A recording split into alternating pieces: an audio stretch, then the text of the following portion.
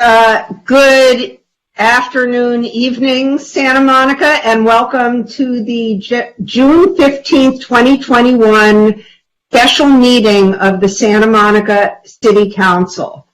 May we have a roll call, please? Councilmember Para. Here. I was going to say, I did see you. Councilmember Davis. Here. Councilmember Brock. Here. Councilmember De La Torre. Here. And Mayor Himmelrich. Here. And I want to begin this meeting in an unusual way because at our last meeting, I thought I was muted and made an unprofessional and irresponsible comment concerning a vote by Councilmember De La Torre. And I want to apologize to him. I've already apologized in writing, but I want to apologize to him tonight for that. As I said, I thought I was muted, but it would be wrong to do it regardless. And so I hope, Oscar, you'll accept my apology. Yes, apologies accepted. And if I vote the other way, it would have been courageous, but it's okay. We're grown-ups and we make mistakes, and I appreciate you saying what you said and apologizing because we're trying to, build unity amongst our governance team, and that goes a long way. Thank you. And yes, and I'm not going to say any more about it, but so nobody can see me; they just see my camera image, right? But let me forge ahead, and then when I have an opportunity, I'll reboot and get my image back. We have, well, let me say, will you call the next item, please, Madam Clerk? Yes, there are continued items. So we have 5A, request of Mayor Himmelrich to appoint council members to the governing board, representatives for the West Side City's Council of Government, COG. And then we also have 5B, which is a request for you also to make a council designation to one representative to serve on the board of Clean Power Alliance. And I think you wanted to do agenda management. Yes, I want to do some agenda management. I want to continue these items. I think we've all been up to our ears in housing element and budget. So I want to make a motion to continue those items to the July 13th meeting when we have a full council. I'll second it. So moved by Himmelrich, seconded by Brock. May we please have a roll call vote? Thank you. Councilmember Para? Yes. Yes. Councilmember Davis? Yes. Councilmember Brock? Yes. Councilmember De La Torre? Yes. And Mayor Himmelrich? Yes, so that passes 5-0. And moving on to the main attraction of the evening. So we have item 8A is review and direction of draft housing element. And just to let members of the public know, we will let you know when we will open the phone lines for this. We're going to first have the staff presentation. So Denise, this number looks wrong again to me. This 458-8423, is that the correct number? It isn't, is it? 312-8173. So let me give members of the public, this is the number when we do open the queues, and the clerk will announce when the queues are open for public input. The number you should call is 310-312-8173. Let me repeat it, 310-312-8173. Thank you. And I guess we have a staff report. You do, and Mayor and members of the City Council, while the clerk is bringing up the staff presentation, I will be very, very brief. I wanted to share, as some of you know from my Twitter feed, which very few people read, I was delighted when I saw recently that a major ranking publication online ranked 4 of our Santa Monica neighborhoods within the top 20 in the country, and 6 of our neighborhoods in the top 6 in the Los Angeles area. I love seeing that. Elaine, I don't want to interrupt, but you're breaking up, and I know you can't see me, but I didn't. So we only heard part of what you just said. So maybe you could, starting with, I was delighted to see. Yes. Thanks, Mayor. If I'm breaking up, I will be really quick. What I want to point out here is that the challenge presented in this housing element is one that you know well, which is how do you preserve and maintain this community that you love, that so many people have spent so much time working to create and maintain, while also living up to your values of affordable housing and support for the many people who currently travel to our city to provide so many of the services that we love and rely upon. I want to say only this evening, because this is not the end of your process, but it is an important midpoint. I want to send my tremendous thanks to the planning staff who have held some 30 public meetings and spent many, many long nights working to bring you this draft, to try to be as responsive as possible to the feedback they've heard from you and the feedback that they've heard from members of the community. This obviously is one of the most important planning pieces that we bring before you, and we take that exceedingly seriously. So since this is my last night with this, I just want to send my tremendous thanks to Jean Yo and the entire planning team for their work leading up to this. We look forward to hearing your comments, incorporating your feedback before this draft goes out. And with that, let me turn to the planning staff now.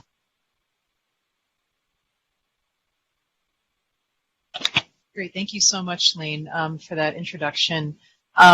Council and Mayor, we are very pleased to be here tonight to present to you the draft housing element update for the Council's consideration.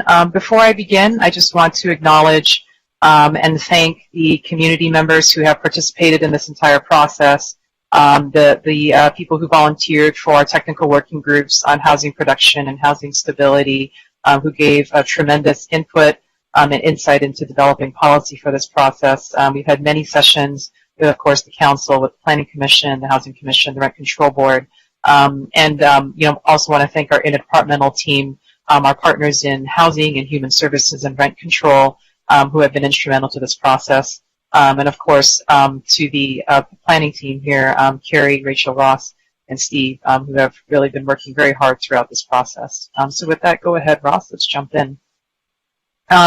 So this is the agenda. What we'll go through. We have the presentation is probably a little bit under an hour, and what we're going to go through is just review with you the components of a compliant housing element in response to Council's March 30th direction.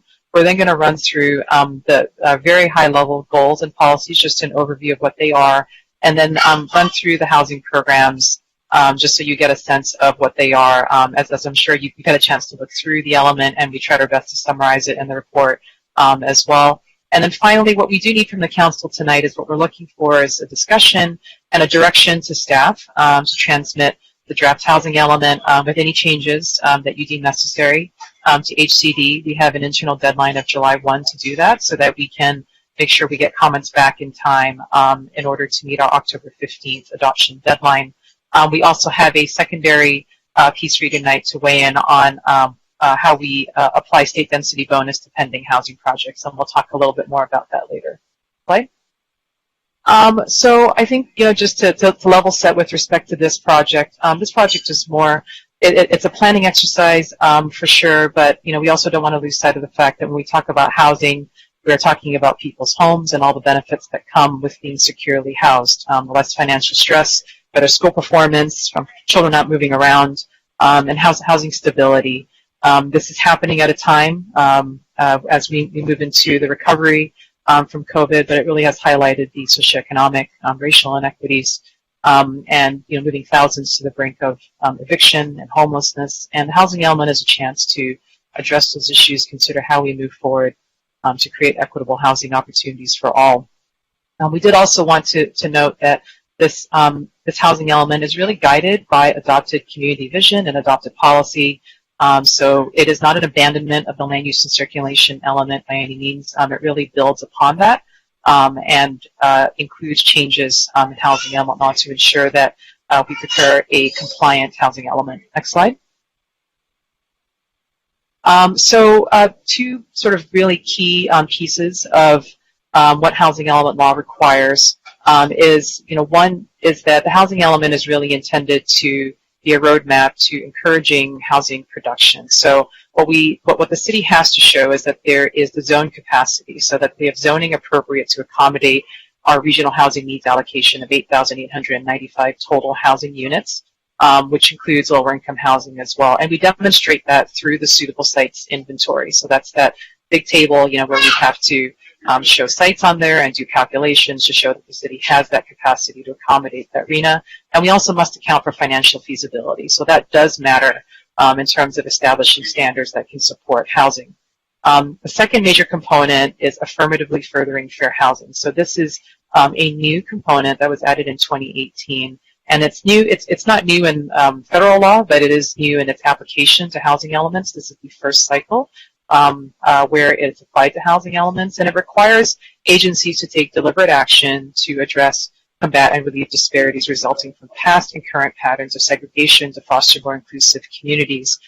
So, this is a new component of housing element law, and we will run through in this presentation, the programs that address that mandate. Next slide. Council discussed the draft concept. So everything you see in the draft housing element here is not brand new information. This builds upon the draft concepts that were presented to Council on March the 30th. And this is a review of Council's direction from that meeting. So I think on the highest level, Council directed staff to prepare a compliant housing element that addresses historic discrimination and satisfies AFFH requirements. We were asked to prioritize 100% affordable housing on city land.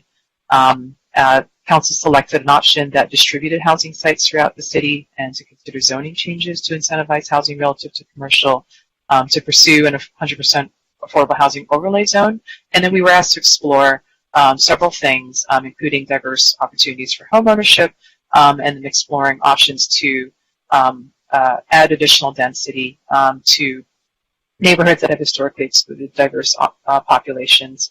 And all of that was within, a very robust discussion with respect to diversity and inclusion in every neighborhood in Santa Monica. Next slide. The Planning Commission took up the draft housing element a couple of weeks ago over 2 nights, June 2nd and 3rd. And as summarized in your report, the Commission had an expansive discussion with respect to the element. Really the focus mainly on ensuring feasibility for housing projects, implementing a state density program related to that feasibility, promoting innovative construction methods, updating standards to ensure that housing is feasible, modifying the affordable housing overlay, so that was a departure from the proposal in the draft, to apply only to moderate income projects, and then to limit the upzoning of R1 to some areas, and kind of a different proposal, instead of the proposed upzoning, really kind of expanding the timeline, to have a broader and more expansive public discussion around what it means to address the impact of single unit zoning in Santa Monica. All of the Commission's recommendations are detailed in the addenda. I believe it was noted as attachment B. I think it's attachment C to the agenda. I think things got a little bit out of order, but it's all of it is in there, along with some staff recommended changes, which were generally typos and the like. With that, I'm not going to turn it over to Steve, who's going to go through the proposed goals in the housing element. Great, thanks, Jean. So the housing element is divided into 5 chapters and focuses on 4 principles, including housing production, housing stability, location, and equitable housing access. So in this next section, we'll be going over the 7 goals that create the framework for how we'll meet our housing needs. And the goals focus on affordable and market rate housing production, affirmatively furthering fair housing, housing assistance, addressing homelessness, balancing housing with other city goals, and assuring equal housing opportunities. Next slide. So goal number 1 is about the city's overall housing production. So meeting our housing target will require new policies and programs to increase housing production. And our policies include ensuring that there are adequate zoning sites for all types of housing near transportation, and also in areas that have historically excluded diverse housing opportunities. To include incentives for housing, affordable housing development, to encourage adaptive reuse, and to promote the use of innovative and sustainable construction techniques and materials, and also to ensure a streamlined housing review process. Next slide. Goal number 2 is affordable housing production. So in efforts to address our high housing costs here in the city, where many of our workers cannot afford to live in the city, our policies consist of finding innovative ways for public and private financing for the development of affordable housing, using available resources, including city-owned land and housing trust funds to help affordable housing providers with production, to advocate to the federal and state to provide funding to produce affordable housing, and to continue to provide development and processing incentives to our housing developers here at the local level. And also to work with our local nonprofit community organizations to find new funding sources. Next slide. So goal number 3 is about preserving our existing housing. So deed-restricted, affordable housing, and also rent-controlled units, as we know, contribute to our housing affordability.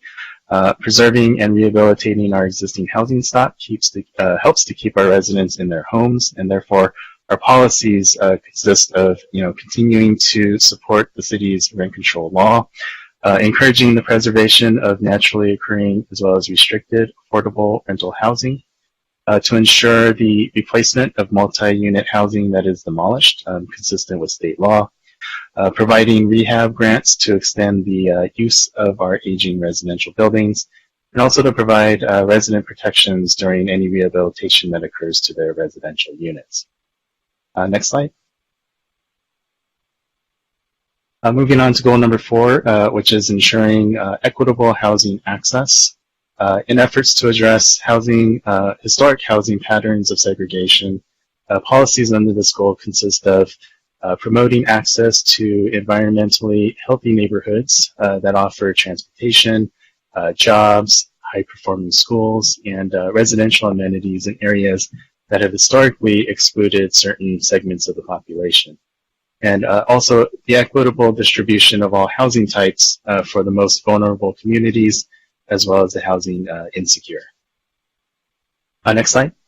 Goal number 5 is to address homelessness. So the city, as we know, has a long history of investing in both housing and supportive services to prevent and address the impacts of homelessness. So the policies under this goal include continuing to encourage regional fair share approach to providing housing opportunities and also assistance to the homeless, and to continue to provide housing and supportive case management services to the homeless population. Moving on to goal number 6, which is to provide housing assistance. Policies under this goal are geared towards providing financial and technical housing assistance in the form of rental assistance, and also outreach to tenants and landlords to increase the awareness of housing programs. And finally, goal number 7 is to eliminate housing discrimination. So the policies include continuing to enforce our fair housing laws established by the city's Public Rights Division, to continue to provide legal assistance to tenants facing eviction, and to continue to engage in community outreach to provide information on fair housing laws. So this is just a brief summary of the proposed goals and policies, and I'll move it along next to Jean, who will next discuss the housing production strategies and programs. Great, thanks, Steve. Next slide, please. So the housing production strategies, we have about 15 programs in the housing element that address housing production, and I'll run through, kind of consolidate them pretty briefly. So next slide, please. The first area is really under the umbrella of housing production, and this encompasses, as you can see, there are 4 kind of key programs One aspect of it is to revise the affordable housing production program. So this is the city's inclusionary program that requires that market rate housing projects provide on-site or off-site or pay a fee for affordable housing units. And the proposal here is to establish a minimum percentage of 10% very low income affordable units in each housing project. In order to determine the FAR, so the floor area ratio that is appropriate to support that amount of inclusionary housing, we conducted feasibility testing for different prototypes of housing models. And so that is an attachment to your staff report. There's an entire analysis from HRNA that lists all of the proposed FARs, and we took the additional step to translate those into an estimate of number of stories and units, just so you can get a sense of what that means. And so what it ultimately means is that there is a need to increase FARs in all commercial zones across the city above existing Tier 2 maximums, except in the downtown. So you can see a map there, all of the areas where this would apply to. And all of those FARs will be higher than the existing commercial FARs. So the commercial FARs would remain the same, but housing FARs would be higher in order to incentivize that housing and to ensure that the housing projects can support the inclusionary percentage requirements of the Affordable Housing Production Program. In order to make this happen, it's also proposed that Tier 2 be eliminated for housing projects. Next slide. This slide is an illustrative example, just to run through some numbers and show you a kind of real-life comparison of what this might look like. This is the mixed-use boulevard low zone. Really applies to areas, for example, like Broadway in Colorado, the eastern end of Santa Monica Boulevard.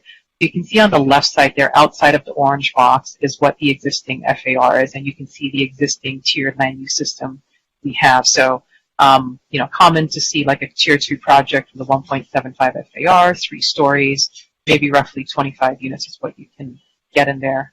What is proposed here, you can see with the elimination of Tier 2, there would be an increased FAR to 2.25. Roughly, means an additional story, and an increase of about 11 units, and then you would get 3 affordable units out of that. So we just wanted to run through that example, and as indicated, there's an attachment to your staff report that is that entire analysis that does this for every single zone. Next slide, please. An additional program is specifically looking at the Bergamot area plan of the downtown community plan areas. These are plan area revisions to revise the development standards to levels that can support the minimum affordable housing requirements. And then specifically within each of them, Bergamot, there is, we received a grant to work on improving the design standards so they're much more user-friendly. They're a little bit confusing to implement at the moment. And in downtown, there would be a reconsideration of that height and inclusionary housing requirement as well to ensure that it aligns with this new system and isn't a barrier to produce housing. We did want to note that any increases to height and FAR in the loose or the DCP do require 5 votes with the council in order to pass. Next slide, please. So after establishing these FARs that can support the inclusionary housing requirements, state density bonus law then applies on top of that.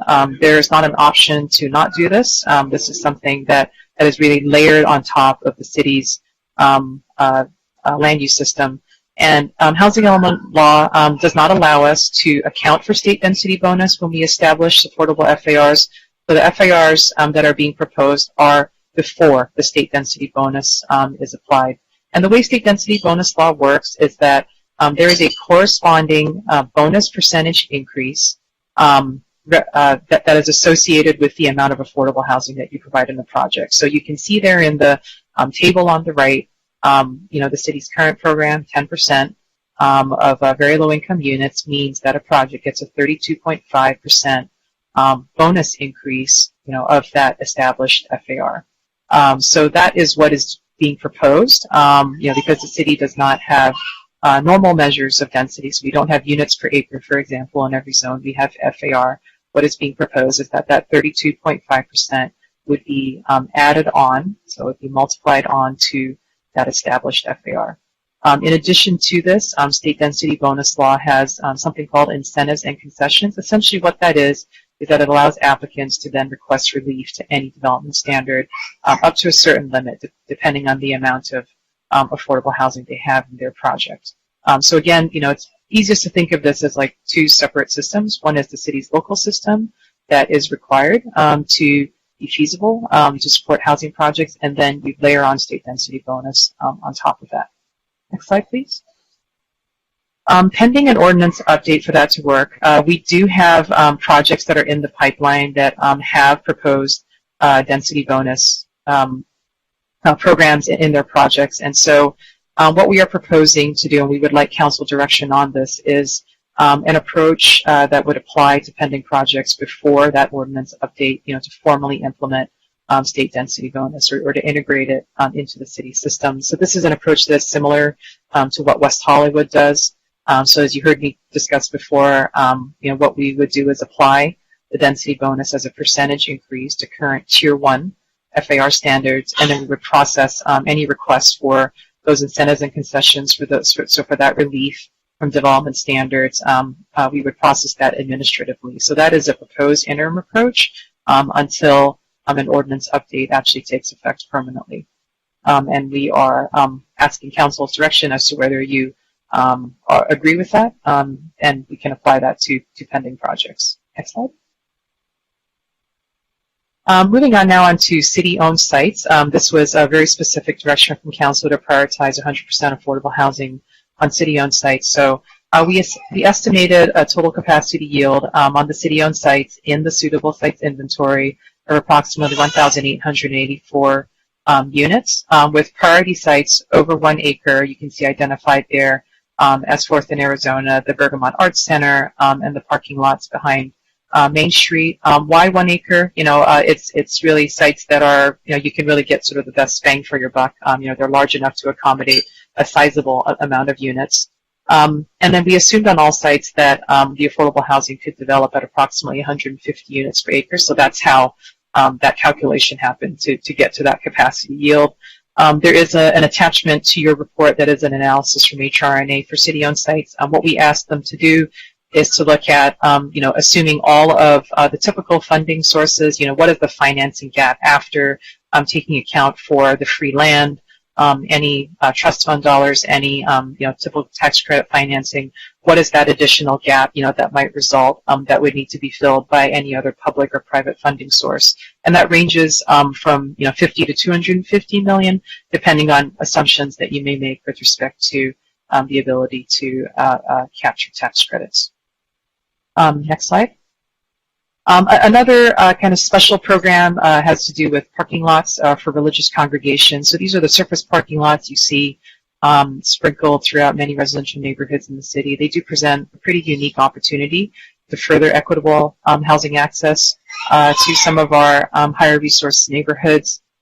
In speaking to the Interfaith Council, we did hear a lot of interest from religious congregations in pursuing affordable housing opportunities. But what they did note is that, in order to make this work, they would like the opportunity to be able to replace the parking and also maybe have the flexibility of, some market rate housing to offset that affordable housing. So the program 4C contemplates that desire to, primarily have affordable housing, but also have the flexibility for some market rate in order to make that work.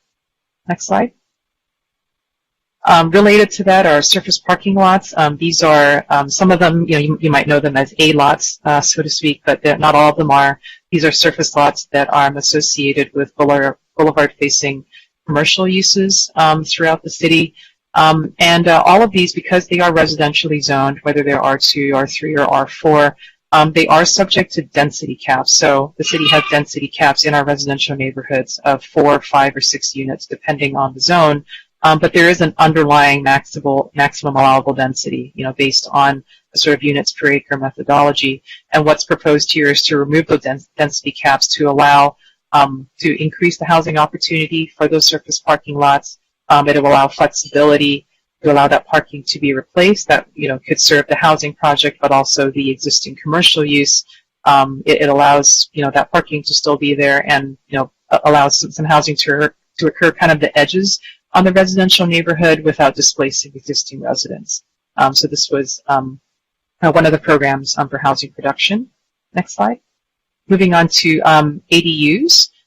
This is an ADU accelerator program, and what is proposed is a simplifying and streamlining of the ADU process. So we did receive another grant to do this, and we're partnering with the cities of Laguna Beach and Pasadena to work on a program, of guidebooks and looking at pre-approved plans and trying to create something that can be replicable throughout the region to accelerate ADU production. Next slide. And we're also looking at a recommended ADU incentive program within the R1 district. So you can see the diagram, of what's being contemplated there. Under current regulations, a single unit dwelling can add a detached ADU and a JADU within the structure of the home. What we are proposing here is the addition of one more ADU that is de-districted as a rental unit, so not as an affordable unit, but just promising that it be rental to increase those rental housing opportunities in the R1 zone. The reasoning for that is that we wanted to find an incentive that would actually incentivize property owners and homeowners to pursue that program. So it kind of ends up being a win-win for everyone, and it helps achieve firmly furthering fair housing goals by providing more rental housing opportunities within the R1 district with units that are smaller and therefore potentially more affordable by design. Moving on to some of our, next slide, different ideas here in terms of adaptive reuse. So this is about existing commercial buildings, being able to repurpose vacant commercial space or existing commercial space. There is quite a bit of that throughout the city as a result of the pandemic, and so is there flexibility to consider using those spaces for housing uses if they're able to do that. It's kind of a low-impact way of creating housing. Obviously would require looking at policy changes, and looking at what barriers are there to do that. Not every space may be suitable for this, but it's a program that seeks to explore that. Next slide. And all of these production programs are supported through a proposal to streamline the approval process. So we currently have an interim process in place that allows an administrative review of all code-compliant housing projects. So the proposal of the draft housing element is to make that permanent so that it would apply to 100% affordable housing projects, including moderate income projects, and also to housing projects that are code-compliant under the Housing Accountability Act. I will note there that the Planning Commission also recommended adding on to that projects that maybe just need a small modification, so they wouldn't necessarily be subject to the Housing Accountability Act, but it could certainly be an additional type of housing project that would be eligible for that administrative process. And finally, last slide, on production programs, really housing for special needs and homeless. These are programs to support the production of housing types like permanent supportive housing, housing for seniors and persons with disabilities, populations that need the sort of supportive services. And really, the emphasis with permanent supportive housing is really seeking regional cooperation. And then kind of a new requirement was the addition of what are called low barrier navigation centers as a by right use. They're essentially an evolution of emergency shelters that we're now required to include in our housing element. So that's a very quick summary of all of the housing production programs in the draft element, and I'll turn it over to Rachel to talk through the SSI. Thank you, Jane. As previously mentioned, one of the ways that we demonstrate to the state that the city can adequately produce housing to meet the RHNA is through the Suitable Sites Inventory, or the SSI. Next slide. So the Suitable Sites Inventory is a required component of the housing element and is basically a listing of potential sites in the city that can accommodate housing. The purpose of the SSI is to show the state that the city has enough adequately zoned land to accommodate the RHNA by income category. I should note that the Suitable Sites Inventory is a housing planning tool. It is not a prediction or guarantee of the future, nor does it obligate the property owner to do anything on his or her site. To prepare the SSI, staff followed the guidance in HCD's Housing Element Site Inventory Guidebook. Sites were selected if they had the same similar objective qualities of properties that have previously been redeveloped for housing. While the city's RENA is 8,895 units, HCD does recommend a buffer of 15 to 30% so that we can adequately accommodate low-income housing. Next slide. So using the methodology that was previously presented to Council, as well as HCD's guidebook, staff prepared an SSI that identifies sites with the highest housing potential. These sites, along with the anticipated ADU production in the next 8 years, will provide a total capacity of approximately 11,000 units, and this represents a buffer of about 24%. This capacity number is based on the revised development standards presented in HRNA's slide deck, and as well as the proposed programs in the draft housing element. Next slide. Staff also modeled the SSI using the existing development standards. At the Tier 1 FARs, the modeling showed that there would not be sufficient capacity to accommodate the RENA.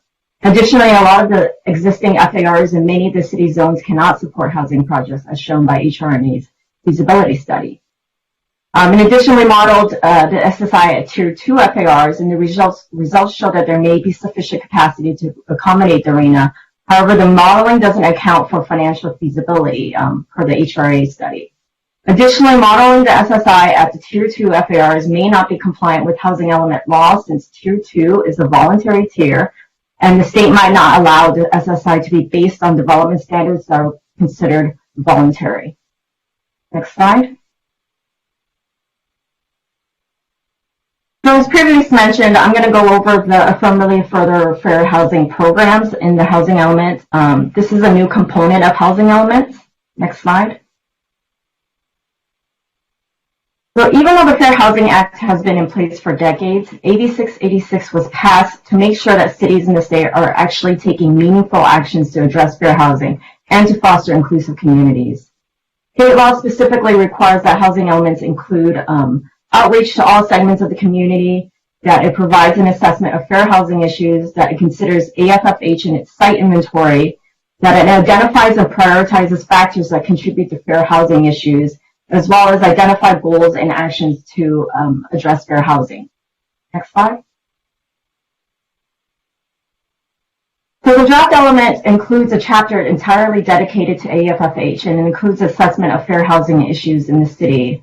As shown in the assessment, the city's established neighborhoods have largely been shaped by decades of discriminatory housing practices, which include single-family zoning and redlining. These were used to keep people of color out of certain areas of the city. In addition, the construction of the I-10 freeway also further segregated communities, displacing hundreds of households from their homes. Today, you'll see that the legacy of discrimination and inequalities remain. Affordable housing has largely occurred historically within the city's historic redline areas. The location of renter households very much correlate with that, as shown in this picture. Next. In addition, non-white households are concentrated along the I-10 freeway, which very much aligns with the redline areas, as you've shown here. Next. In addition, low and moderate income populations are very much concentrated along the freeway as well and in the red line area. Next slide. In more recent decades, the city has implemented a number of regulations and programs to promote equitable housing opportunities. This includes protecting the city's rental housing stock with the adoption of rent control that has been in place for over 40 years. The city also has a number of anti-discriminatory ordinances, including an ordinance that prohibits income discrimination. The city also has tenant protection programs, as well as supportive housing programs that include the POD program, the Preserving Our Diversity program, as well as the Housing Choice Voucher programs. And lastly, we've been a strong leader in the production of affordable housing, particularly with the Affordable Housing Production Program that Jean had talked about. Next slide. Despite the city's strong record in housing, much work remains to reverse the long-standing historic patterns of segregation. In 2020, the city conducted an assessment of fair housing report, and a top goal that was identified in that report is the production of affordable housing. To achieve this goal of producing affordable housing, the assessment identified a number of strategies. This includes allocating city-owned land for affordable housing, reducing permitting costs for affordable housing, reducing parking requirements, exploring zoning changes, as well as leveraging city funds for affordable housing. All right. So many of those strategies have been incorporated in the draft housing element to affirmative fair housing. In addition to the ADU program that Jing mentioned, as well as promoting housing within the parking lots of religious sites, these other programs are being proposed to address affirmative fair housing. And I'll go over these briefly. Next slide. The first is the affordable housing overlay, which is basically an overlay that would build upon AB 1763. AB 1763 was passed a few years ago, and then basically allowed low-income projects, or 100% low-income projects with up to 80% AMI to have an extra 3 stories or 33 feet, unlimited density, and no parking requirements. And so this would apply. This law currently applies to the bubbled areas, the map shown here. Program 2A in the housing element would essentially expand the bubbled areas to the remainder of the city and allow unlimited height. However, this program was not recommended by the Planning Commission. Slide. Additionally, for the areas around the metro stations, the proposed 100% affordable housing overlay in the draft housing element would apply for projects with moderate income levels, which is 80 to 120% AMI. This overlay will allow these 100% moderate income projects to have an extra 3 stories, as well as a 50% density bonus above base FARs with no minimum requirements. They would also have the flexibility to allow micro units. The Planning Commission was in support of the affordable housing overlay for moderate income housing projects near expo stations, except with the recommended change that the project doesn't need to be all moderate income units and that they should be given unlimited density instead of the 50% bonus. Next slide. Another program to support affordable housing is Program 2B, which would basically allow affordable housing developers to have the first opportunity to buy land for affordable housing. This would be modeled after San Francisco COPA program or the Community Opportunity to Purchase Act. And with this program, nonprofit affordable housing providers would receive advance notice when land becomes available, and they would have the opportunity to submit an offer first to purchase the land. Next slide. Additionally, the draft housing element includes programs 4A and 4B, which would promote inclusive activities by inclusive communities by expanding housing opportunities in more areas of the city. Program 4A would add housing as a permitted use in areas where housing is currently prohibited, such as the office campus and industrial conservation zones. Additionally, Program 4B would incentivize housing by upzoning areas that have traditionally not had housing occur, such as along Main Street, Montana, and Ocean Park. Next slide. With that, I'm going to turn it over to Ross, who will talk about the increasing fair housing access in R1 zones. Thanks, Rachel. So as directed by Council on March 30th, staff looked at options to increase equitable and affordable housing access in areas of the city that historically excluded diverse populations and affordable housing. These areas are largely the city's R1 neighborhoods, and more specifically the neighborhoods of North of Montana, which for these purposes includes the Northeast Neighbors neighborhood and Sunset Park, as these neighborhoods, as shown by the table on this slide, have the least amount of diverse housing options in the city as they are largely zoned for single-unit development. When analyzing this option, staff's approach proposed to only apply this possible increased densification on parcels of a certain size that could better accommodate more units.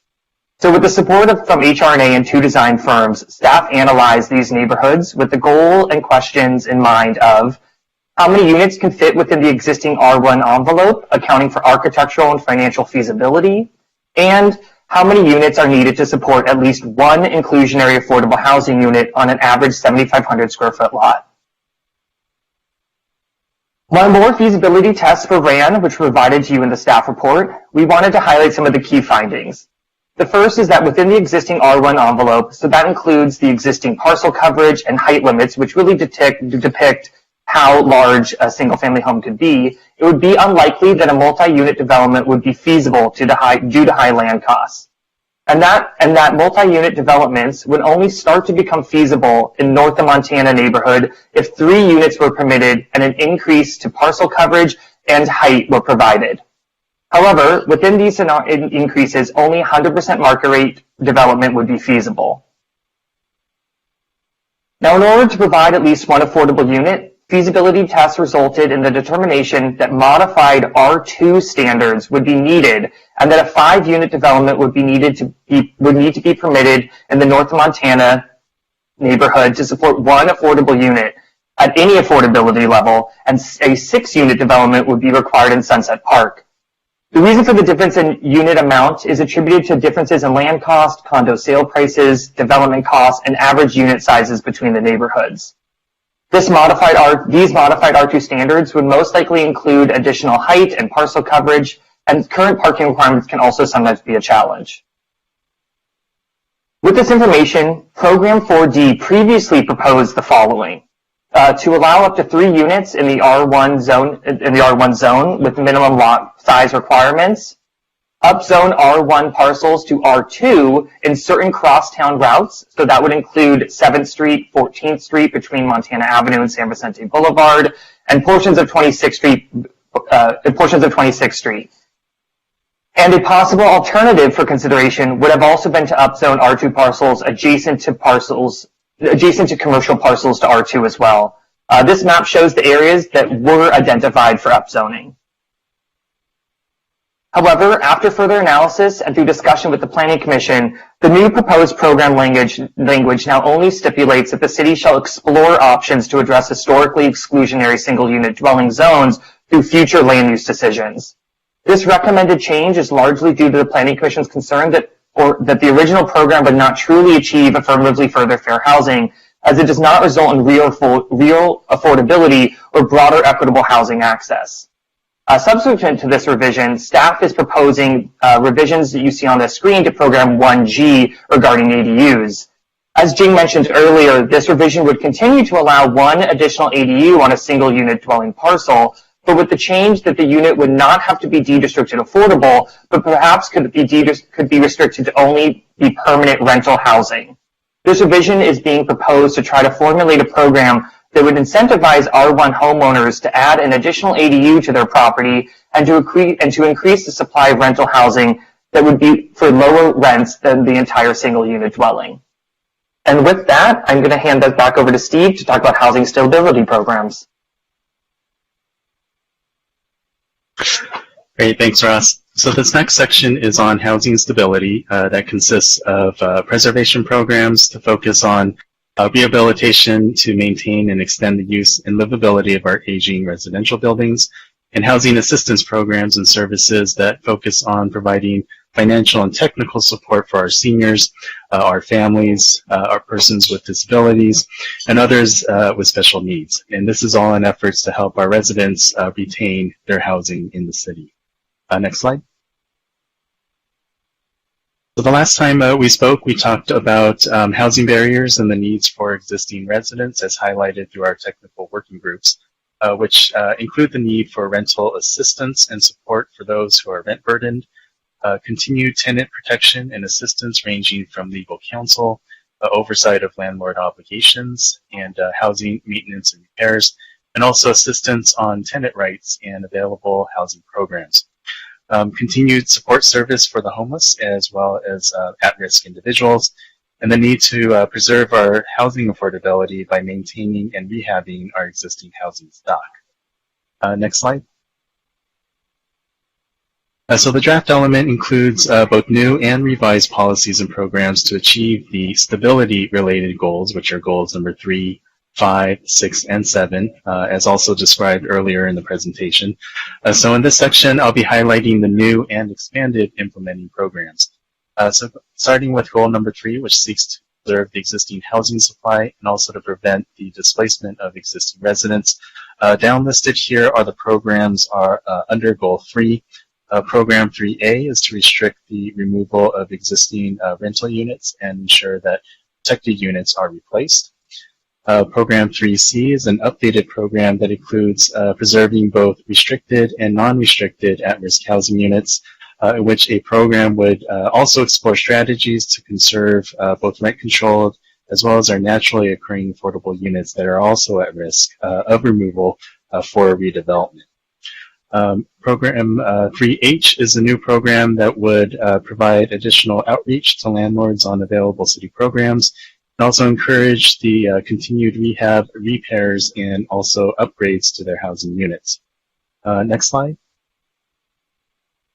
Goal number 5 is to provide housing for persons experiencing homelessness. The city will continue to invest in housing and supportive services to prevent and address the impacts of homelessness as provided in Program 5A. Moving on to goal number 6, which seeks to provide housing assistance and support programs. Program 6B seeks funding sources to support rental housing, rental assistance for vulnerable individuals and also households at risk of displacement. And this is consistent with the city's practice of always monitoring the availability of funding sources on an ongoing basis. Program 6C is to maintain and expand the POD program by pursuing additional funding to further expand assistance to other rent-burdened individuals and residents. And programs 6D is a new program that addresses the resident concerns where the city would provide additional outreach and coordination to in efforts to raise tenant and landlord awareness of available housing programs and resources. And finally, moving on to goal number 7, which is to eliminate housing discrimination. Program 7C is the Right to Counsel program, which the council is well aware of, which is a 2-year pilot program that will provide legal service and assistance to and for low-income residents facing eviction. So that concludes this section, and I'll send it over back to Jean, who will close by providing the focus of the council's discussion this evening. Thank you, Steve. Ross, next slide. That's really the conclusion of our oral staff report tonight. So just a reminder again, what we do need from the council is direction to staff to transmit the draft housing element, including the review of the changes in the addenda from the Planning Commission and any other changes that are directed by the council, and also a direction, on whether council agrees with staff's proposal on an interim state density bonus approach. As a reminder, that means applying the percentage increase to FAR as a straight increase, and then processing incentive and concession requests administratively. Thank you for your time, and we'd be happy to take your questions. I also want to note that HRNA is also on the call, and we have staff also from the Housing Division available. Thank you.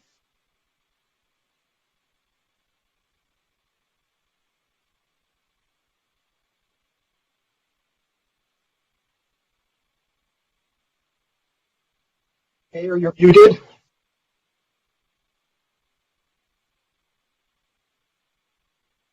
I was going to say thank you very much for making short and fairly simple something that is incredibly long, complicated, and has a lot of granularity. So, council, do we want to have questions from the public? And how many chits do we have, please? Mayor, we have a couple of video callers, and then we just opened the phone lines for the public callers. Okay, so yes, Councilmember Brock. I would take public comments and questions first, and then we can go to our questions. That way we get to hear, we've got voluminous emails on this, but we can hear what the residents want to say. Are there any objections to that? I tend to agree. Good, and we're going to do this public comment as we have been doing it. So, let's go. Okay, our first video caller is Daniel Friedman. Mr. Friedman, you're in the meeting. Yes, hi, can you hear me? We can. Oh, great, thank you so much. Good evening, honorable members of the City Council. My name is Daniel Friedman. I'm with the law offices of Jeffrey Mingles, Butler Mitchell. And I'm here primarily just as a follow-up to a letter that we submitted earlier today. And it's just to ask that the council consider providing some additional feedback to the planning staff, particularly with respect to encouraging residential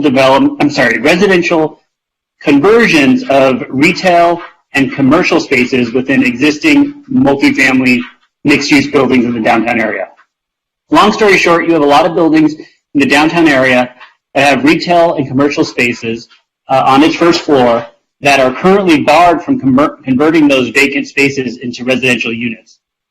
It's a great opportunity to add units in buildings that are already transit adjacent and that already have the infrastructure to accommodate housing. So we hope that as part of this housing element, and I know this was an issue that was analyzed by staff, and so hopefully this is an easy ask, but our hope is that we can you can provide direction to add that as a kind of a more immediate option for adding housing in the transit downtown area. So thank you so much, and I'm happy to answer any questions you may have. Thank you, Mr. Friedman.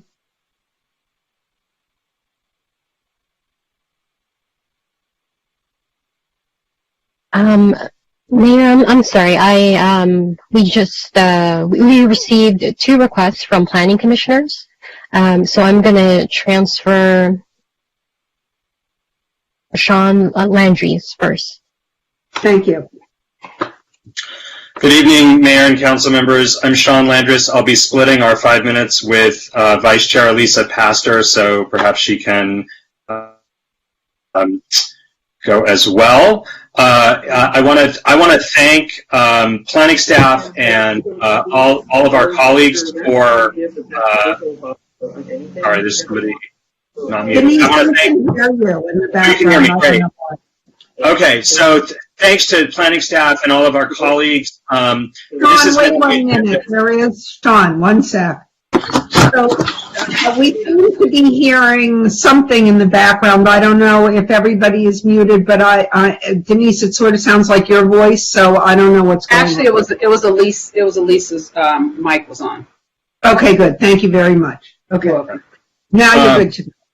Thank you, Mayor. And so we've had 14 meetings on this since mid-November with major presentations 4 times.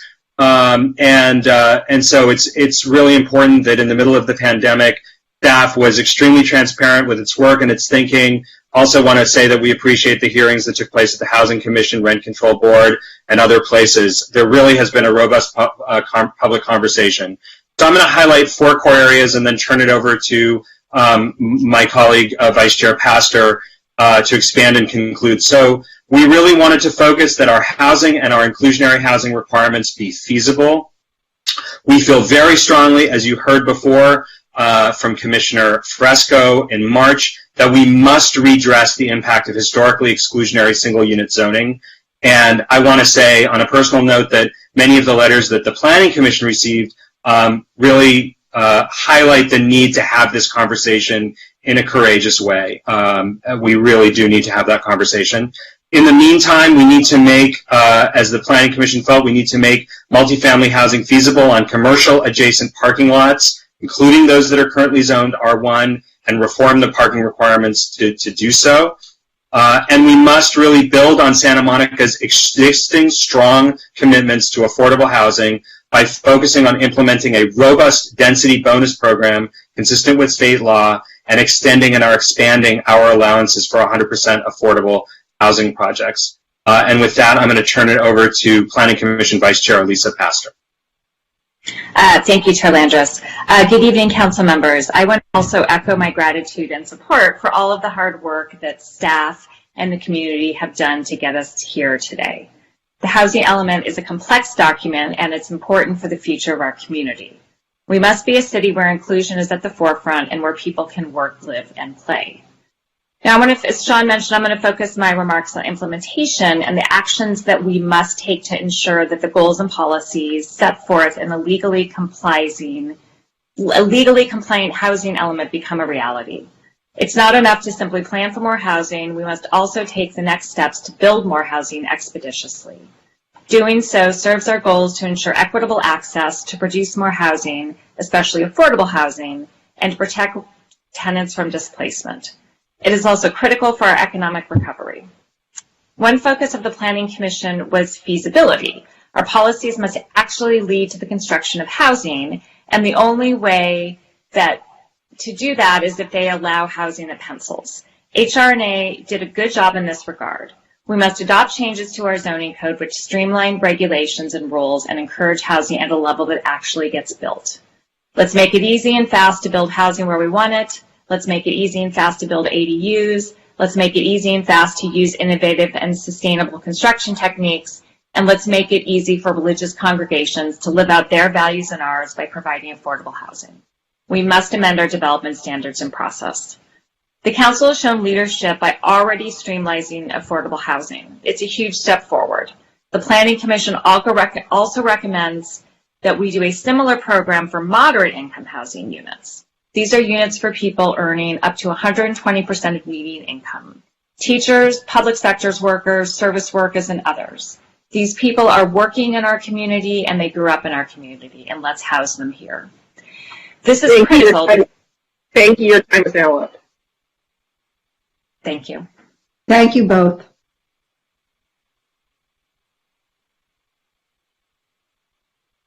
Okay, so our next video caller is Natalia Zernitskaya.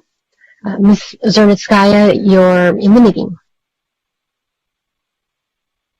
Good evening, Mayor Himmerich, Mayor Pro Tem McCowan, City Council members, and staff. My name is Natalia Zernitskaya. I'm the president of the League of Women Voters of Santa Monica, and I will be speaking on behalf of the League this evening. We appreciate the efforts of the planning staff, volunteer working groups, planning commission, and everyone else who has been tirelessly working on the housing element for Santa Monica. The League believes that all people have a right to safe, decent, and adequate housing. We encourage the Council to use this opportunity to shape our city into a more inclusive and equitable community by planning for sufficient new homes at all income levels. We support zoning practices and procedures that will counteract racial and economic isolation. In your discussion tonight, we urge you to take into account a quote on page 19 of the staff report. In order to incentivize the production of units, cities must take further steps to evaluate development standards that disincentivize housing production, such as parking requirements and lot coverage. Page 10 of the draft housing element confirms that the adoption of the housing element will require amendments to the Luce and the City Zoning Ordinance, Bergamot Area Plan, and Downtown Community Plan to ensure internal consistency. We must keep a focus on funding and further streamlining the creation of new deed-restricted affordable homes, and the city should also enable and incentivize the building of a wider variety of homes that would serve to create more housing availability for current and future Santa Monica community members, which would also improve social and economic mobility among members of communities that have been systematically denied access to well-resourced areas such as ours. Santa Monica has been a leader in renter protections and creation of deed-restricted affordable housing. We understand that the housing crisis is not just a Santa Monica problem, and that municipalities like ours are also struggling with similar challenges and questions. But that just means that we must lead by example and do our fair share in enabling the creation of new homes in our communities. Thank you. Thank you. Thank you. Okay, so the rest of our speakers are our telephone callers, and our first caller is Denise Barton. Ms. Barton, you're in the meeting. Good evening. Good evening. Let's start with the wheel chart on page 54 of tonight's housing element, figure 3.3, population by race 2019. In comparison to the table 3, city by population chart, in the 6th cycle housing element existing conditions report, where the wheel chart is below. The white demographic makes up 64.3%, which in the wheel chart has been raised to 65%. The Hispanic and Latino demographic make up 15.9%, which in the wheel chart has been decreased to 15%. The Asian demographic makes up 9.8%, which in the wheel chart has been raised to 10%. The Black or African American demographic makes up 4.3%, which in the wheel chart has been decreased to 4%. 2 or more races make up 5% and is represented as such in the wheel chart. And other is 0.8%, which has been raised to 1%. Here I have to take issue with your math. Not decreasing the white demographic to 64% and raising the Hispanic and Latino demographic to 16% at least. And where'd the extra 0.1% go? Now, if you look at the 6.8%, not 13% as I said mistakenly in the last week's public input, at the 6.8% decrease in the white demographic and the rise of the demographics in all of the races, says Santa Monica is an inclusionary city. Then reasonable accommodation, I've tried to get it twice. Once for mold at AO Apartments, where I had to move, and no remediation has been done since I was there in the beginning of 2016. Or at my present location, the Chelsea, where white powder is still being put out in the common areas of the building, which Greystar management refuses to address. And my most recent rent check being returned is not at this address. Thank you. Thank you, Ms. Barton. Our next caller is Denny Zane. Council members, thank you so much for your time this evening. I'm speaking on behalf of Santa Monicans for Renters' Rights. I want to thank the council and the staff for their leadership, and I want you to recognize the prior successes the city has had in building affordable housing. In fact, if you were to look at the housing production numbers over the past 2 RHNA cycles, you will see that Santa Monica stands out as a city that has succeeded both market rate and affordable housing, and that is very, very rare among California cities. So I believe you should reject the proposed upzoning strategies that the staff has offered to you. There is no need to enhance opportunities for market rate housing. It does not enhance equity, and it would do very, very little to provide for new affordable housing. Our challenge is much bigger than that.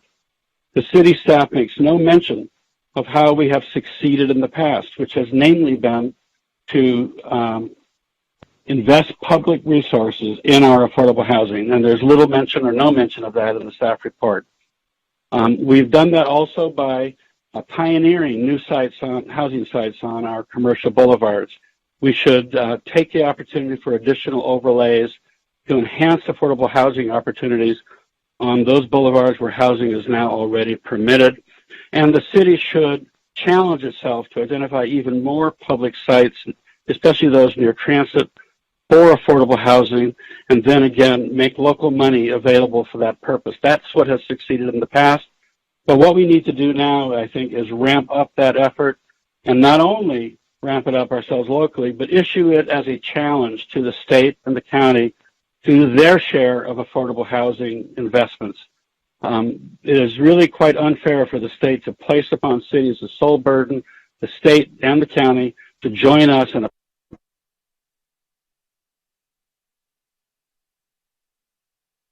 Sorry, your time is out. No question. money Oscar. into We're going investigations. straight through. Thank you, Denny. You can ask at the end, Oscar. Okay, our next caller is Kathy Knight. Yes, this is Kathy Knight. I'm a 30-year resident of Sunset Park, and I support affordable housing in our city, but I think we need to do it in a fair way. Santa Monica is already one of the most densely populated cities in LA County, 10,663 people per square mile. We're a very, very small city in terms of area with a large population.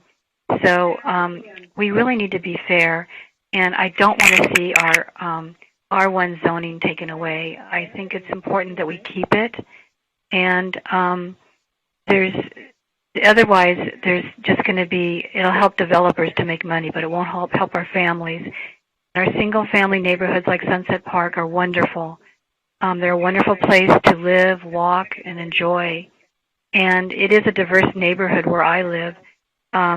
It's people of all backgrounds, Latino, Black, Asian, white, they're from all over the place. And it's a wonderful feeling. And I live in a small 1,300 square foot housing built after World War II, which most of the places are. They're not big, huge mansions. So I think we really need to enjoy and protect our one neighborhoods, and we need lots where there's not a big cement building like there is at in my neighborhood right now. There's a big, huge cement building that's just horrible. It takes the whole lot up, and that's what will happen if we don't protect it. And we need places. We need homes, small homes, where there's places for yards, trees, gardens. The trees clean our air for breathing. So we really need to, I just want to ask you to please, please, please help protect our R1 zoning and single-family housing. Ms. for Knight, your time everybody. is up. Thank you. Thank you, Kathy. Staff, we have a background noise problem. I don't know where it's coming from, but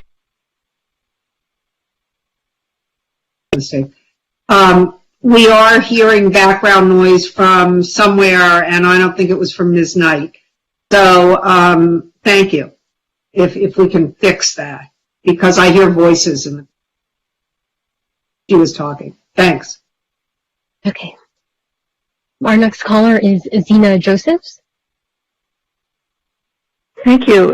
Speaking only for myself, I appreciate the planning staff's work on this, and have to admit I found parts of the staff report a bit confusing. But number one, I oppose rezoning R1 to multifamily. The state already allows 3 housing units per R1 lot, original home ADU and junior ADU. Number two, I oppose the 100% affordable overlay that was proposed for north of Montana and northeast Santa Monica and Sunset Park. Number three, I oppose the overlay that would apparently allow 4-story or taller housing projects all over the city, but only produce 3 affordable units each. Number four, I oppose changes to the minimum percentage of inclusionary affordable housing in market rate projects that should remain at 20%. Number five, I oppose eliminating parking requirements for housing projects. Forcing families to take the bus to shop for groceries or to commute to jobs that are not along bus routes is neither practical nor fair. Number six, I support the revised quantified objective with 40% affordable, but I'd like to know where the funding will come from. Number seven, I hope the city is getting credit for the previous housing element when we exceeded the SCAG allotment by 236%. Regarding the assumption that densification will result in greater diversity, Wilmont is number 1 in density, but number 6 in diversity. Pico is number 1 in diversity, but number 5 in density. Sunset Park is number 7 in density, but number 2 in diversity. So there's apparently no correlation. Number 9, regarding densification and affordability, a single-family home in Pico neighborhood was recently replaced by 3 condos, each of which sold for $2 million. It's not exactly affordable. Thank you very much. Thank you, Zena.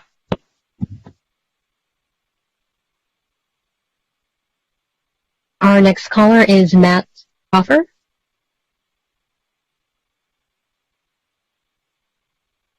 Hi, good evening. Thank you, Mayor and council members. This is Matt Stauffer here. I'm speaking on my own behalf tonight as someone who commutes more than an hour each way into work in Santa Monica.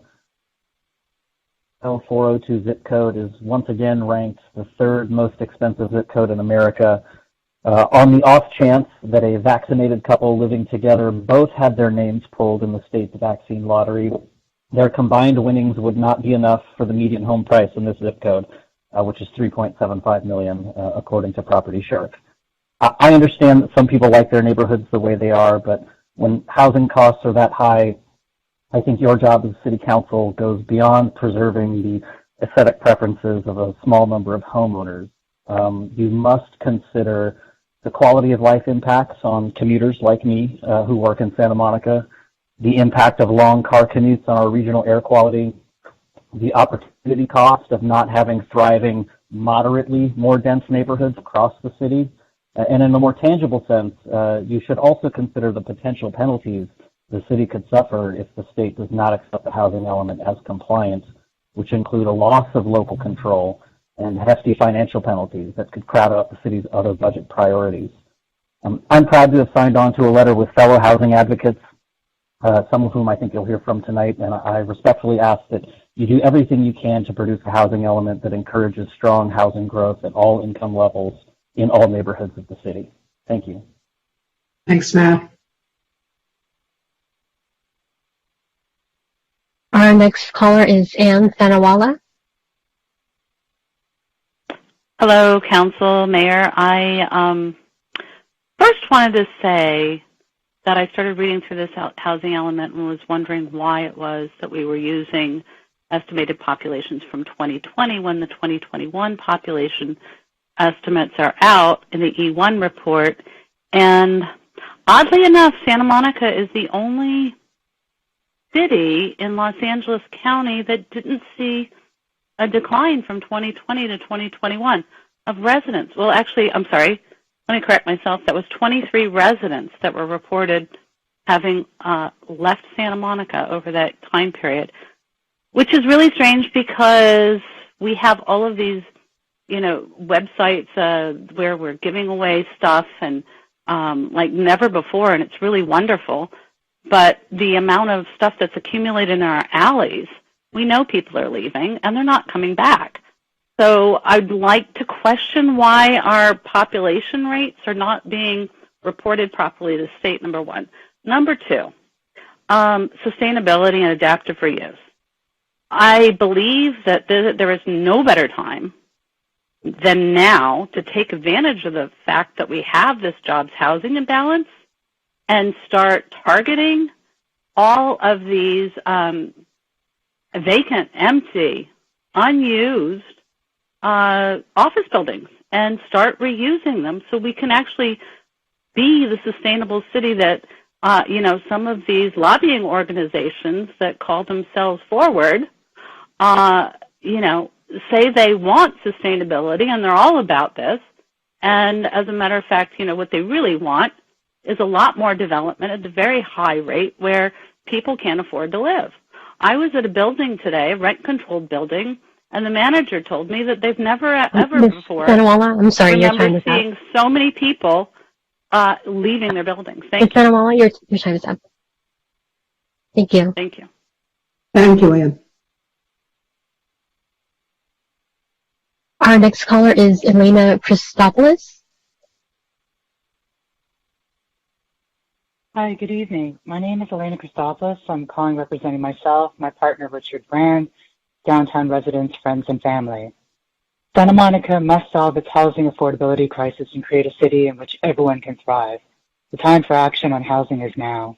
It also includes listening to the renters of this city, which make up 71% of our population and not just single-family homeowners. I know so many people who have had to leave a wonderful city. How many more will have to leave before you start to take meaningful action? We need a transformative, high-quality housing element that creates the housing we desperately need and it distributes across the city in order to end continued systemic segregation. We need to legalize multifamily housing in all neighborhoods, every single one of them. That means we need to upzone, period. We need to adjust zoning to ensure that affordable homes are also produced outside of historically redlined neighborhoods.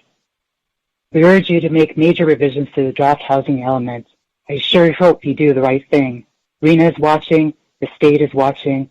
Let's act like a progressive city, if in fact we are one. Thank you. Thank you. Thank you, Elena. Our next caller is Jason Matbaum. Hi. Speaking solely on my own behalf, I want to just focus on how afraid I am at some of the absolutely horrific language being used by some of my neighbors who oppose zoning R1. Many of these comments sound like they could have been copied verbatim from a Tucker Carlson Fox News scaremongering segment that Democrats want to destroy the suburbs. Many even directly saying that upzoning would destroy our neighborhoods. Neighborhood character is a well-known dog whistle for phrases like the sea of redlining. And while that's a consistent theme I've seen in many of these, some go well beyond that. One commenter to the Planning Commission essentially called for shipping the mentally ill and the homeless out to concentration camps in the desert instead of building more housing. Another apparently did not even recognize her renters as her neighbors. She stated that as a resident, I know my neighbors and we all get along. I am close to Montana and directly behind a unit that was just reconverted to apartments. The tenants don't take care of the property and the owner isn't there. The dichotomy of residents versus renters makes it clear what she means, which is a doubly shocking sentiment in a city that's majority renter. Another commenter expressed a similar sentiment, saying that the rezoning would bring more crime and increase in strangers, again suggesting that the new rental tenants would not be real residents. I've seen this go on and on about how the neighborhood would be destroyed and property values would be decreased, none of which makes sense unless you think the rezoning will bring the wrong people to the neighborhood, which many of the commenters explicitly state is what they think, because apparently they think rezoning will somehow increase the number of homeless people in the neighborhood, which again, all reads like remaining Donald Trump or Tucker Carlson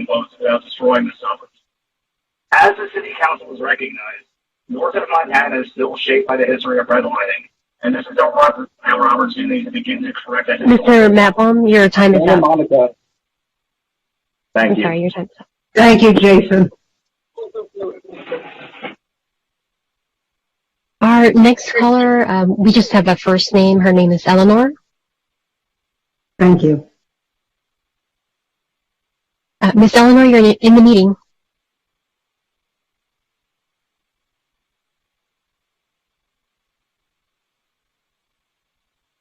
Miss Eleanor? Okay, I'm going to go to the next caller. We'll try and bring her back. Our next caller, You're doing Carl a great Hansen. job, Maria. Great job, Maria, by the way.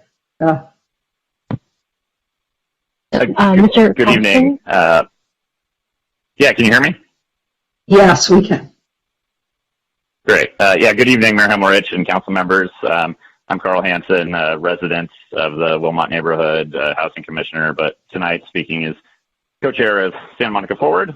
Forward submitted a letter to you, which should be in your packets, outlining our thoughts on the housing element update and recommendations.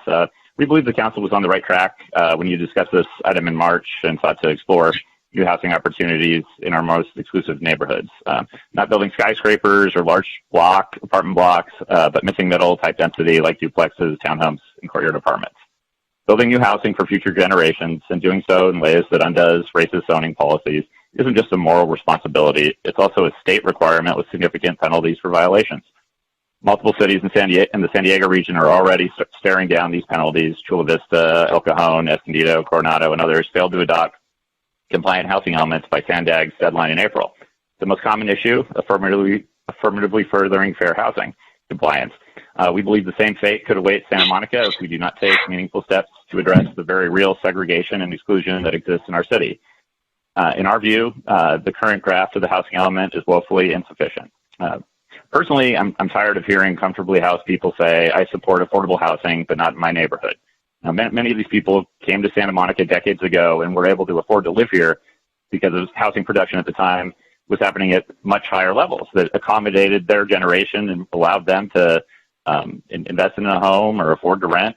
I'm also exhausted by those who are framing this, the provision of adequate housing as a burden from the state, which the state should handle. Changing our zoning to allow for more housing isn't a burden. It's common sense, and we have the power, or you have the power, to do the right thing tonight. Thank you. Thank you, Carl. Our next caller is Michael Soloff.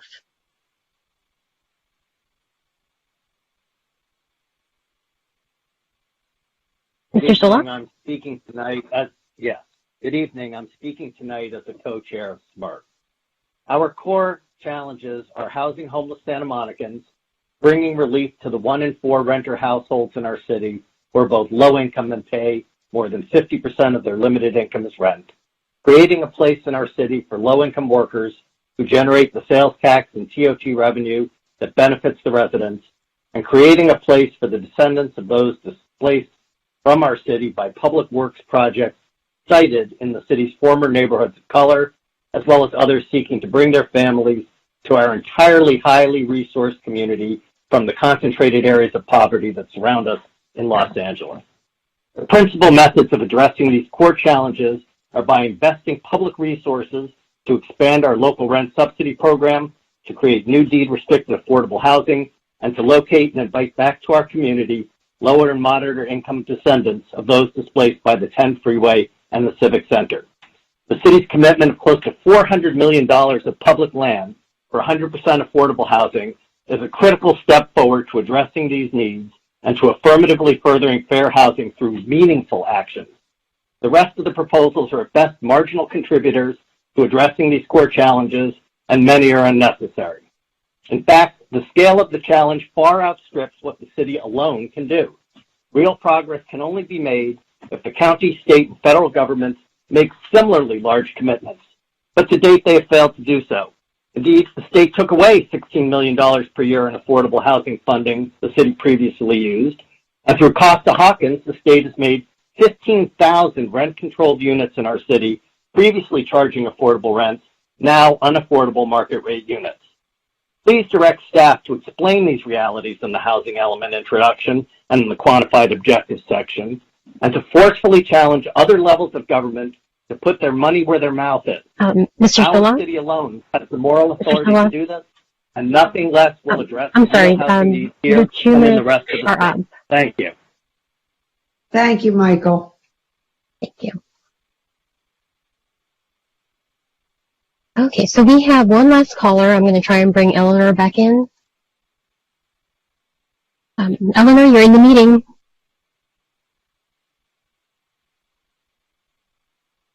Is there an Eleanor on the line wanting to speak on the housing element? Okay, I don't think she's on the line. Let me try my big voice. So there is an Eleanor who called in and wanted to speak to the city council. We're ready to hear your comments, but you aren't responding to our request that you appear on the line.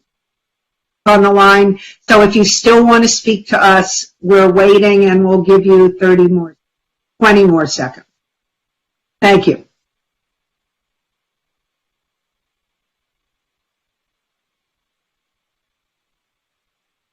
Any luck, Maria? No, she's still on the line, and this was a telephone caller. And we're at 1 minute now. Okay, good. So we will close the public comment at this time, and now we're ready for questions from council members and council. I think we'll do questions first and then comments so we can hear the answers to each other's questions. So who would like to begin? No one? Okay, I guess I can start. I have my questions, right? Let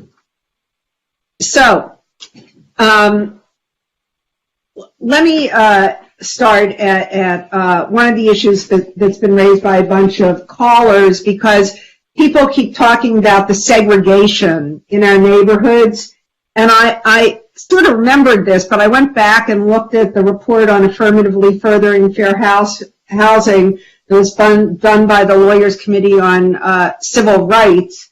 And under the section segregation integration, which is on page 31 of that report,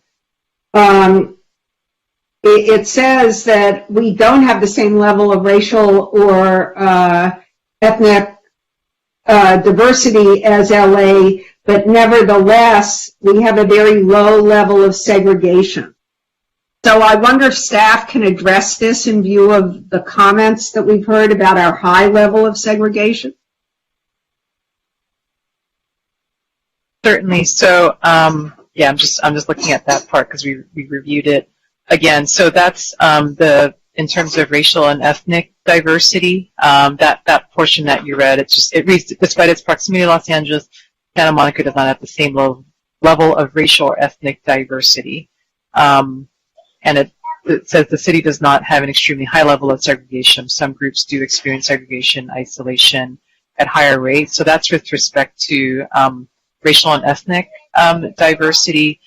When we've spoken about segregation, it's with respect to housing segregation as well. And so when we layered on the patterns, as to where ownership and rental housing occurs, there is segregation that has followed along from those past practices.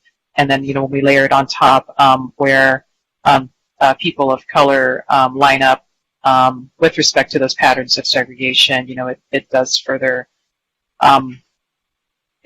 show that disparity between who's owning, who's renting, and so that's really how we looked at the data in combination with the assessment of fair housing. But I'm making a different point. I understand that we have economic segregation due to the different prices for housing, rental housing, et cetera, and in different neighborhoods. But when I read this, it says, and now looking at page 32, I think, it says, Santa Monica experiences low levels of segregation.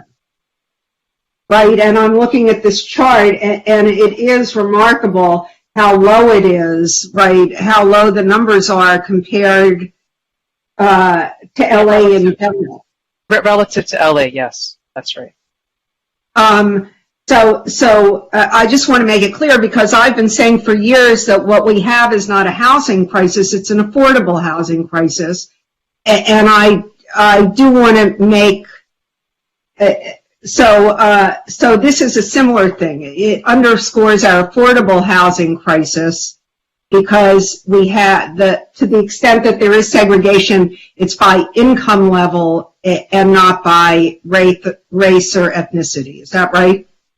I think it's because that particular assessment is relative to the county, which has a much higher degree of that. So that was it's spoken in those relative terms, but I think that's correct in terms of your statement. Well, so Jing, if you want to join me on this issue, I'm looking at the dissimilarity index, and in any community, at the chart in the first 0 to 40 is low segregation. Mm-hmm. It doesn't say in LA or anywhere else, right? And I assume that this is a HUD number that HUD uses, right? Mm-hmm. That chart.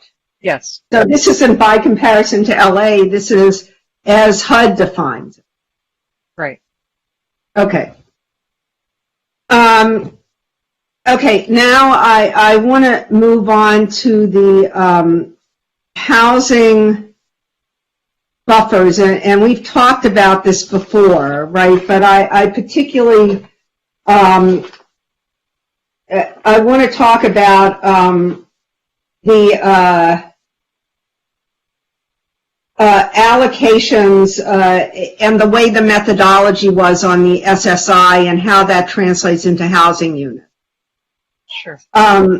So when I did my own analysis, and you have a total buffer percentage of I think 24%, is that right?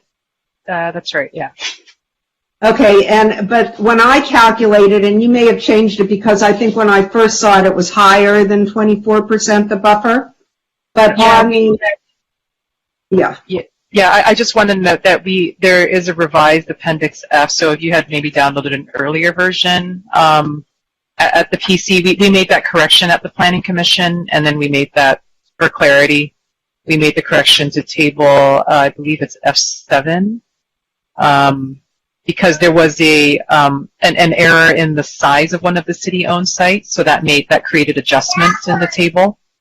So if you see the table F7 that has the summary capacity analysis, that is the correct number. Okay, and I'm aware of that, and I want to go back to that in a minute, but I see a buffer percentage, and I'm not looking at table 7, I'm looking at what I did because there are just so many papers I can handle at one time. But in that one before that revision that you put in, the buffer percentage on market rate units was 57.9%, and the buffer percentage on affordable units was 8.9%.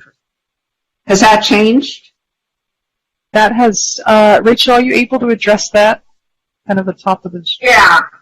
Yes, I can address that. Yeah, it has changed. The reason why is that, for the default, under HCD's guidebook, the default density, we're actually technically allowed to count all of those sites as low-income sites. But for the table, we did not calculate all of them as low-income sites. We kind of applied a more conservative approach, which we assumed, I think it was like 30% is market rate, and then 70% would be low income, instead of applying the strict calculation of low income default density that's recommended in the HCD's guidebook. Does that make sense? It's very nuanced. That doesn't answer my question. I'm sorry, Rachel, but my question is a little different. So I want to get to the methodology of having a different arithmetic calculation on affordable units and the calculation on basically market rate and the way that was divided. But right now I'm only talking about the buffers because as I understand it, HCD requires a 15 to 30% buffer, and they recommend higher buffers for affordable units. And the reason you have the buffer is because as units fall off the SSI, right, they need to be replaced by other units. And I'm guessing in our experience, as with most people, more units fall off the affordable side than off of the market rate side. So I added up, look, there are 1,580 in the chart I looked at, and I understand that that's not exactly it, but when you take the number of buffer units on the market rate sites, I see 1,580. And on affordable, I see a 550 unit buffer. That's right. Well, that's 57.9% on market rate and 8.9% on affordable. And it seems to me we need a higher buffer on affordable. The market has year after year after year not needed a buffer rate. Really. I mean, I just don't understand that. I mean, it's an adjustment that could be made if I think it's, as Rachel was explaining, like before we can get into the methodology on the adjustment, is because Santa Monica's densities are well over that 30 units per acre. You could, in theory, count all 11,000 units as being appropriate, for lower income housing. But, we tried to take an approach that sort of, put some reality on that, obviously. So certainly if there was a desire to shift more of a buffer onto that, we could do that in the table. I think that we're going to need it on affordable housing more than we will on more. That's my only point. And going back to the methodology, and I'm going to move on to the density bonuses in the middle, but so for the affordable units, you took the site size, assumed 150 units per acre and multiplied. Is that right? That's right. But on the market rate sites, you assumed they were market rate, right? So I didn't see any sites that were designated lower income, which would have also qualified for the 150 dwelling units per acre. Isn't that right? No, so for the purposes of the suitable sites inventory calculation, so excluding the city-owned sites, the reason we took that approach on the city-owned sites was because of that very specific direction that, to prioritize the 100% affordable housing on city-owned sites. So in looking at projects, not even in Santa Monica, because affordable housing in Santa Monica hasn't really been at that level, we looked at projects, within City of LA, actually, to see what was possible on larger sites, because it's just, again, we haven't traditionally seen sites that large, right, unless they were city sites. And so that's where the 150 units per acre came from. For the purposes of the SSI, we followed the guidebook, HCD's recommended guidebook, in terms of, how to come to a realistic capacity analysis. And so that was an application of the FARs, the proposed FARs, for each of those sites. And then, it was kind of the math calculation by multiplying those FARs and then converting those into units. So you're saying that, but the FARs are our Tier 1 FARs, correct? They are, well, in the revised proposal, there isn't Tier 1 or Tier 2, it's just the FAR for housing. So, yes. Okay, but it is not our Tier 2 FAR. Right? It is not no, it's not the existing Tier 2, no.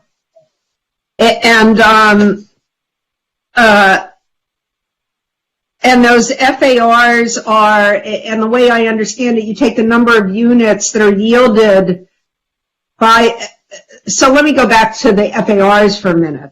So we have not had a Tier 1 project for a very long time, I think, right? That's a housing project? Yeah, the only one I can think of off the top of my head was one in Bergamot. How long ago? Maybe... Long time. 10 years. I remember that one. 3 years, yeah. And it was a proposal. It was never built, isn't so? No, it doesn't. It's not constructed yet, no. It was never constructed. So, so my understanding of what HCD is asking us to do is not take numbers that don't have a relation to what we do and stick them in this SSI, right? We should take numbers that are reflective of the kinds of projects we build here. Now, I understand you didn't do that with the affordable, right? And I know that our density, our units per acre on most of our affordable sites are higher than 150. Tell me if that's wrong, but I'm pretty sure it's right. I don't think that is accurate. We looked at it again this afternoon, but I don't think that's right in Santa Monica. So we may want to talk about that later, because I've spoken to people from Community Corps, and they say that their bigger projects are more in the lines of 200 per acre when they do, when they have a larger site. But taking that aside for a minute, on the FARs or the kinds of densities we use to create the SSI, these are what we're using are densities that we've not seen in the city for 15 years because we are so dense. No, that's not accurate. So we have seen projects we have seen tier 2 projects occur in the city. But I do want to note that they went through when the AHPP had the 5% option. It was very common to see tier 2 projects, housing projects, when you could do 5% on site. Since that 5% option has been removed, we really haven't seen tier 2 projects come through, right? So with that minimum 10%, what we are seeing now is applicants are submitting housing projects, but now have pending density bonus requests to make those projects work, essentially. And so that is pretty consistent with the results of the HRNA analysis in terms of what applicants are asking for and what came out of that analysis in terms of what is necessary to support the city's minimum inclusionary requirements. Under the AHPP. Under the AHPP, that's right. So I think and this may be a question, it may not be a question. So if we kept our AHPP, but modified some of our height and FAR requirements within it, right, would we need to do density bonuses? So as we explained, density bonus is a density bonus layers on top of the city system. It's not a choice to not do it. We have to give, or applicants are entitled to that bonus if they provide the on-site affordable. So I would put that aside for a moment and then just think about the city's kind of, let's call it the base system, right? Our basic land use system. So we're required under housing element law to establish standards that will actually result in housing. And we've done that analysis following council's direction to, not sort of increase it, to a level that is, potentially, not comfortable or not appropriate for the community. So in order to do that, there's sort of like a linear relationship between the inclusionary requirement and the amount of market rate necessary to support the amount of affordable housing that, we want in that project. And so, that's why we asked HRNA to study different levels. So council had an understanding that if you wanted, 10% or 15 or 20, right, it would just increase the FAR necessary to support that amount of affordable. So that's why, our proposal is to keep it at 10%, which is what it is today. And the resulting FARs means approximately, one additional story in our commercial zones. Now, that being said, state density bonus law, as I indicated, it's not a choice. Once the city establishes those FARs, the applicant then is entitled to that percentage increase in state density bonus. So it's extra. It's just something that they are entitled to, and we cannot account for it in the housing element. That is completely extra. It's the city's base land use system has to work on its own without density bonus. But our base land use system with the tiers already has a density bonus built in, because for more height and more density, right, we give you, we give you more height and density, and you give us more affordable housing.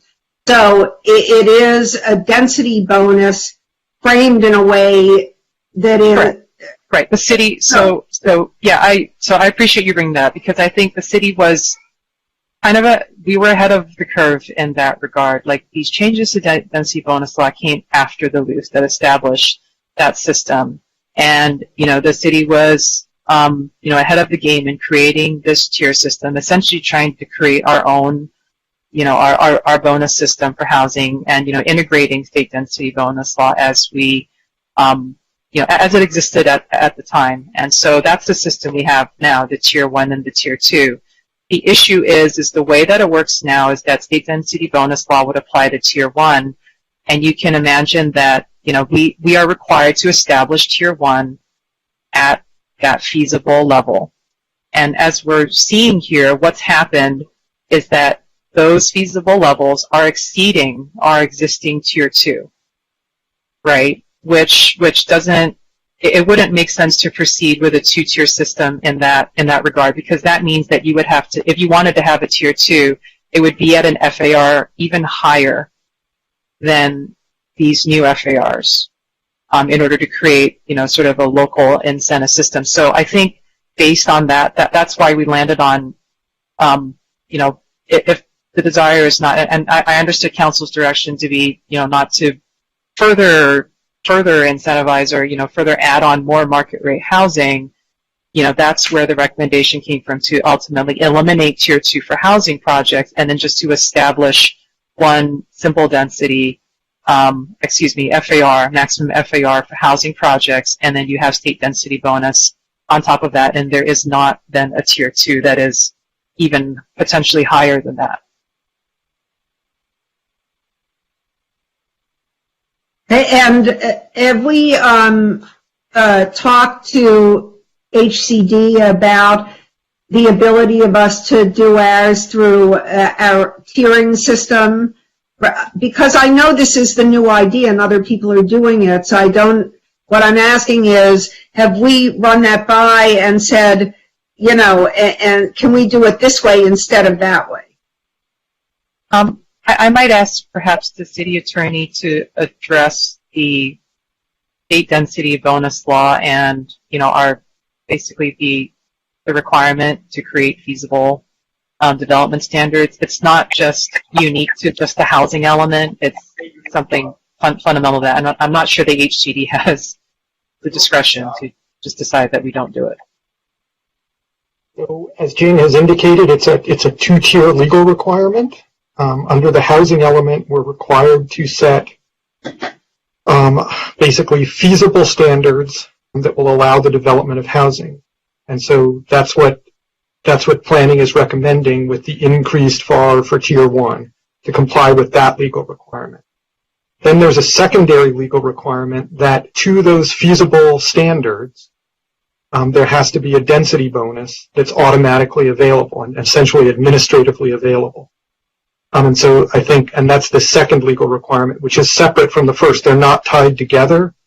And so I think that, as Jane has pointed out, potentially, if you maintained your 2-tier system, the state density bonus would apply on top of both of those, which would then result in, and Jane, correct me if I'm wrong, but that would result in the potential for even more increased FARs, even for the tier 2 projects. And so planning has acted in accordance with the direction that they believe they got at the last meeting, which was essentially to find a sweet spot that would render come up with feasible standards to allow some level of affordability without then the state density bonus causing huge increases in height and FAR. And so what Jane I'm asking, so George, what I'm asking is... Yes, I understand. Would HCD say we don't have to apply the state density bonus law if we just do a 2-tier system where we're essentially doing that? The state density bonus law is not worded that way. The state density bonus law is just something that applies on top. There's no suggestion. However, we haven't specifically asked HCD that question unless Jane has asked that, but there's no indication in the law that HCD would allow that. Well, so based on our conversation, we did touch lightly on density bonus law versus our tier system. I didn't get the sense it was verboten to have a tier system versus a density bonus law. That was why we said, and that's how. You can have a tier system, but then the state density bonus law arguably would apply to all of those tiers. In other words, if you build a tier 2, you're still going to get a state density bonus analysis on top of that. Maybe, look, I think we need to ask a question. I don't think that we should just assume, because what the density bonus law does that our tiers don't do in the same way is totally dilutes what our affordable housing is. In other words, we have it pre-cooked and they don't. And that's why the tier system, in my view, is better than the density bonus system, and why we should try to keep it if at all possible. That's all I'm saying. And I don't want to give up something that's so certain versus something that really dilutes the affordability requirements without checking first, because I care about the affordable housing. I understand that, but again, that system is going to end up, and Jane, correct me if I'm wrong, but as the law works with the feasibility requirements and the state density bonus law, following that system is likely to end up with more market rate units than we have been directed by council that you want. That was precisely our concern. And I think, Mayor, if I hear you asking is whether the city can create our own bonus system instead of state density bonus law, just for my own clarity, is that the question you're asking? Well, it's sort of, I mean, we have our own sort of bonus system in the sense that we have our tiers, and my question is, if we tweak the tiers, you know, would we need to have to apply state density bonus law, which I think is very dilutive. Yeah, so I mean, well, there does not appear to be any exception from the state density bonus law for a pre-existing tier system. And so I think this is why you see other cities moving to a system where they're, like West Hollywood, where they're basically applying the state density bonus law to a set FAR. Right. No, I hear what you're saying. I'm just asking if the conversation has happened. And I believe it should, even if it shouldn't. So,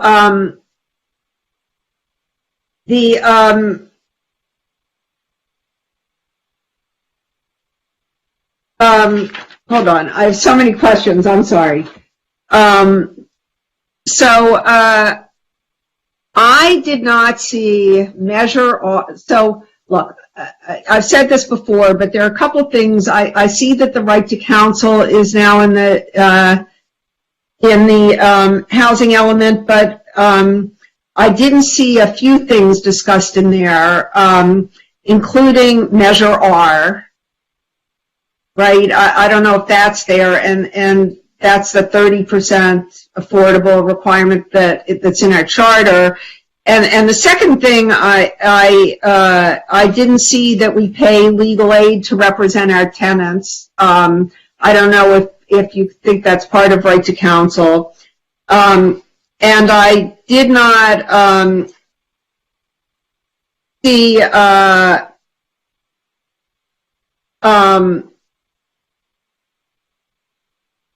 I'm sorry, I'm getting I'm off point, but I think we need to emphasize all of the many things, every single one of the many things we have done to create more affordable housing, and taxed our residents have taxed themselves to do it, right? I think that's important to say, right,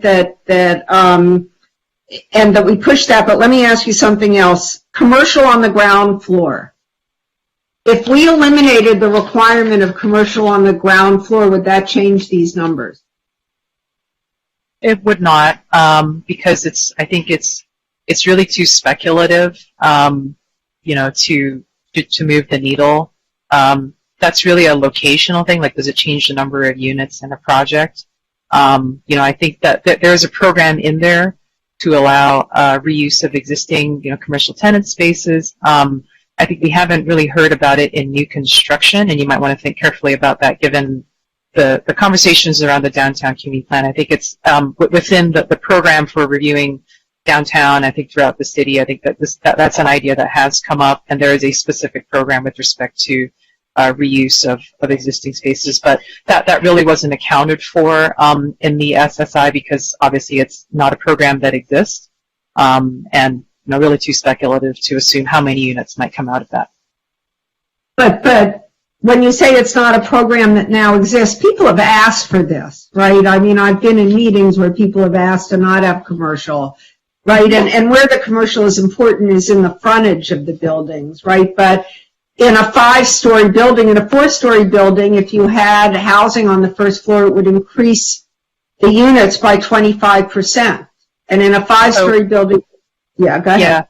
Yeah. So I mean, this was discussed pretty extensively in the course of preparing the downtown community plan, and it actually does not allow residential on the ground floor at the moment. Part of the reason was really quality of life in terms of the design of units that we were seeing. You know, there was units kind of between the elevator and the trash room, you know, kind of squashed in different areas there.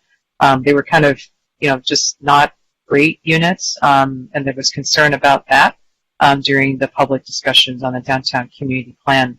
That being said, it's not that it's not allowed on the ground floor. There was a pretty targeted strategy to allow them within what's called the neighborhood village zone within the downtown, so 5th, 6th, and 7th Street, where a lot of the housing you know, has been built in the past decades in downtown. That is allowed in any of those mid-block locations, and the commercial is really on the corner. The correspondence that you received is really talking about what's known as a transit adjacent zone, which is the area that is closest to the downtown station, has the highest densities. And the thinking there in the DCP at the time was it's kind of the highest activity area. You know, we want to maybe keep those ground floors more active. However, you know, circumstances have changed. We are where we are. And, you know, I certainly wouldn't be opposed to, you know, reconsidering that and looking at that again in terms of ground floor residential, you know, given what we know now about the commercial market and, you know, the desirability of those units. Well, and I think that there's a great opportunity for live work on the ground floor, by the way, because I think that you could have craftspeople, tradespeople, artists, etc. on the ground floor, so you could have an active street presence, but still it could be somewhat residential. We did that at Belmar, I think. So ADUs, right? I mean, these ADUs are not going to be affordable. So why don't we put them all in our market rate? You mean, why do they not? I'm not sure I'm understanding what you're asking. Well, so when you put in ADUs, I think 2/3 of the ADUs are market or affordable, and 1/3. I mean, I'm not quite sure how you did that, but my sense is that most ADUs will not be affordable as we define it. So when we look at your breakout of ADUs, why shouldn't they all be in the market rate or the? Because you're not going to be restricted. Yeah, I understand. Yeah, Rachel, correct me if I'm wrong, but I believe we applied the SCAG pre-certified percentages to this. Is that correct? We did. That is correct. Yeah. So SCAG did a survey across the region, and they allow ADUs to count towards a certain percentage of each income category, and so that's what we did. Was we applied those percentages. And where do we need the units more, in the market rate or the affordable? I'm just asking. I mean, you understand what I'm saying, right? Yes, I mean, of course, and we could make adjustments, you know, per council's direction, but we applied the formulas basically that was given to us by SCAG, and that is allowed per the guidebook, and so we could certainly make adjustments as necessary if you think that we're being too favorable towards the lower income categories. Well, I just don't think that they're going to have. Yeah, look, I want real affordable housing, not affordable housing that we say it's in that category, but it's not affordable. So let me ask you, in addition, so in prior housing elements, when we did our suitable sites inventory, did we have to segregate between between sites that were for market and sites that were low income? Because I thought we did. We had to designate low income sites then. Yes, we did. And did we designate low income sites, or did we use the sort of percentage system you're using? So you had to do it. I'm just looking backwards at prior table. Give me a moment here.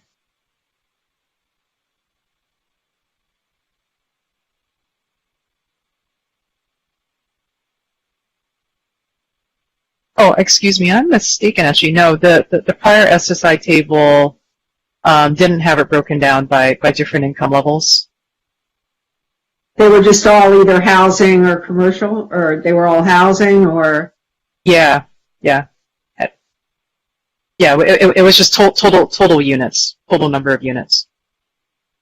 Without any, the affordable housing breakdown for the SSI didn't come later, and the application of the default density concept didn't come until just recently. Yeah. Oh no, she was asking about the fifth cycle. The fifth cycle table didn't have that breakdown. Right, correct, because state law didn't require it at the time. Right, exactly, yeah. So, but correct me, am I correct that we could designate sites other than the ones we've designated as city sites that are for 100% affordable? I'm expecting that we'll have sites that aren't city sites that will become affordable housing, and particularly, I hope, moderate housing, right? So my question would be, shouldn't we be designating at least some sites, because right now it's only the city sites, as low-income housing, which would get us the higher densities that we get with the city site? So I think it's important that the SSI, how you get to selecting the sites. The methodology is laid out in Appendix F, and we went through a very objective analysis of filtering, and obviously looking at projects, the kinds of projects that have developed in the past as housing projects, what qualities allow those to happen, and physical characteristics, size of the sites, access, those sorts of things. We filtered out, designated landmarks and things like that, right, that are less likely to turn over. So I think it's, our sort of best assessment as to what is sites that have the highest likelihood or highest potential to accommodate that housing. It's important that although what is shown on the SSI is an assessment of that, it doesn't mean that there are not other sites that could turn over during the time period. The crystal ball, often is not perfect, and right. So that's, I think it's helpful to think about it that way. I don't know that we could arbitrarily just start selecting sites. We want to make sure that it lines up with the methodology. I think that if there is the desire to have sites, let's have a discussion about the methodology, about, the qualities we want to include, so that we are consistent in how we assess this, and it's not sort of an arbitrary selection of include this but not that, or, at least some understanding as to how we got there, because we will need to explain that, in our submittal as well. Well, I get it, but in our affirmatively furthering fair housing, in our attempts to spread various income levels throughout the city, it seems to me that we should be designating certain sites in the old redlined areas as low-income housing. And I think I understand that. I think we looked at we certainly looked at those different areas around the city. However, if you have sites that are too shallow, they're not able to sustain parking, or access. Like those are things that we have to take into consideration in terms of being consistent in the methodology of what sites have those qualities that could have the highest likelihood to accommodate housing. Sorry, George, looks like you popped up there. I just wanted to point out that the kind of analysis that Jing has been referencing is required by the law. So for non-vacant sites, before we can designate them as suitable sites, there has to be a consideration of factors including whether existing uses constitute an impediment to additional residential development, the city's past experience with converting existing uses to higher density residential development, the current market demand for the existing use, an analysis of any existing leases or other contracts that would perpetuate the existing use or prevent redevelopment, development trends, market conditions, and regulatory or other incentives or standards. And HCD has put out a booklet that provides an analysis method that they expect to be followed for that. And I believe that's the methodology that they've used in identifying those sites. So that same analysis would have to be gone through for any other sites that are non-vacant that are going to be selected. Well, forgetting any sites that haven't been selected yet, I'm just talking about the existing sites. We have to, so I know we designate, we have our city land, but there are other sites that perhaps should be designated for low-income housing, not just, because we want, we would like to see more of it, but also because in terms of affirmatively furthering fair housing, those sites are in areas that people are saying are exclusionary. Yes? Right. So I'm not sure how we would arrive at that conclusion that, any one specific site is guaranteed to be 100% affordable housing.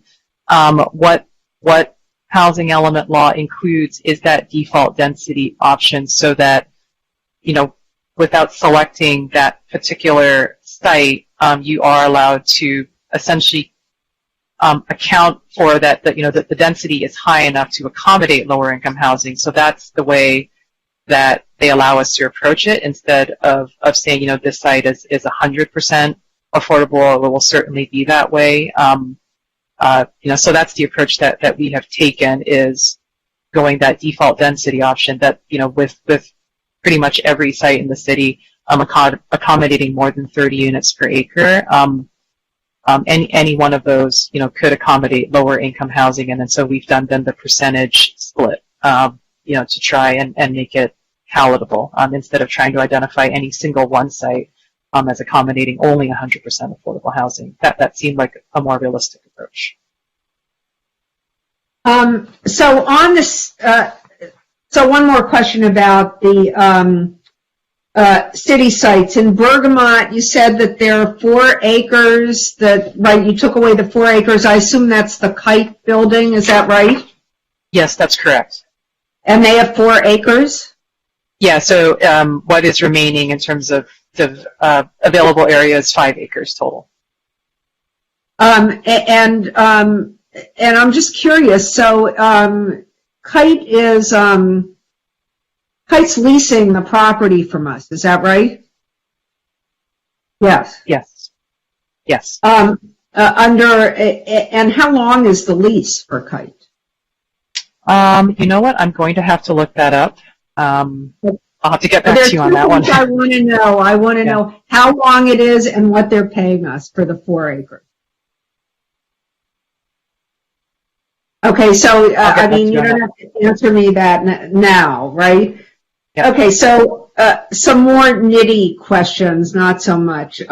So looking at the breakdown, you have actually 188 units of market rate units on city-owned sites. Was that a mistake?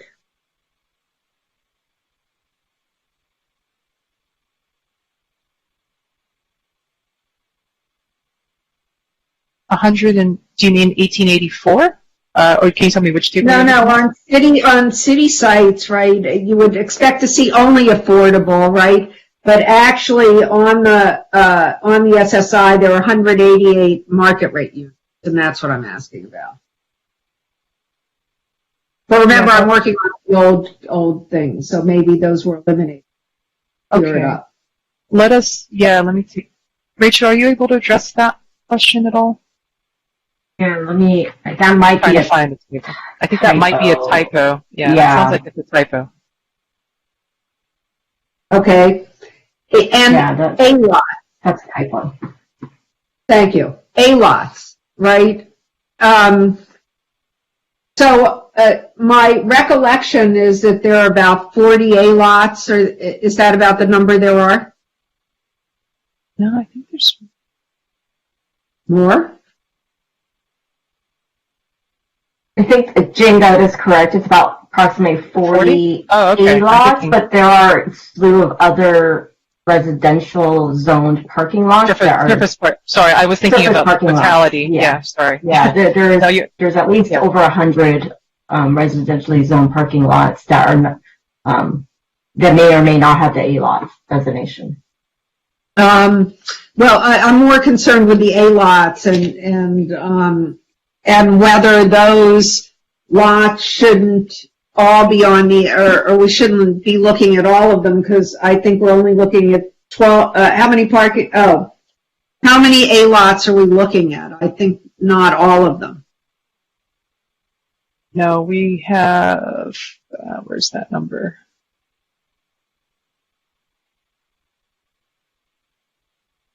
For the A-lots, how many A-lots are on the SSI, Rachel? I have that number here, yeah.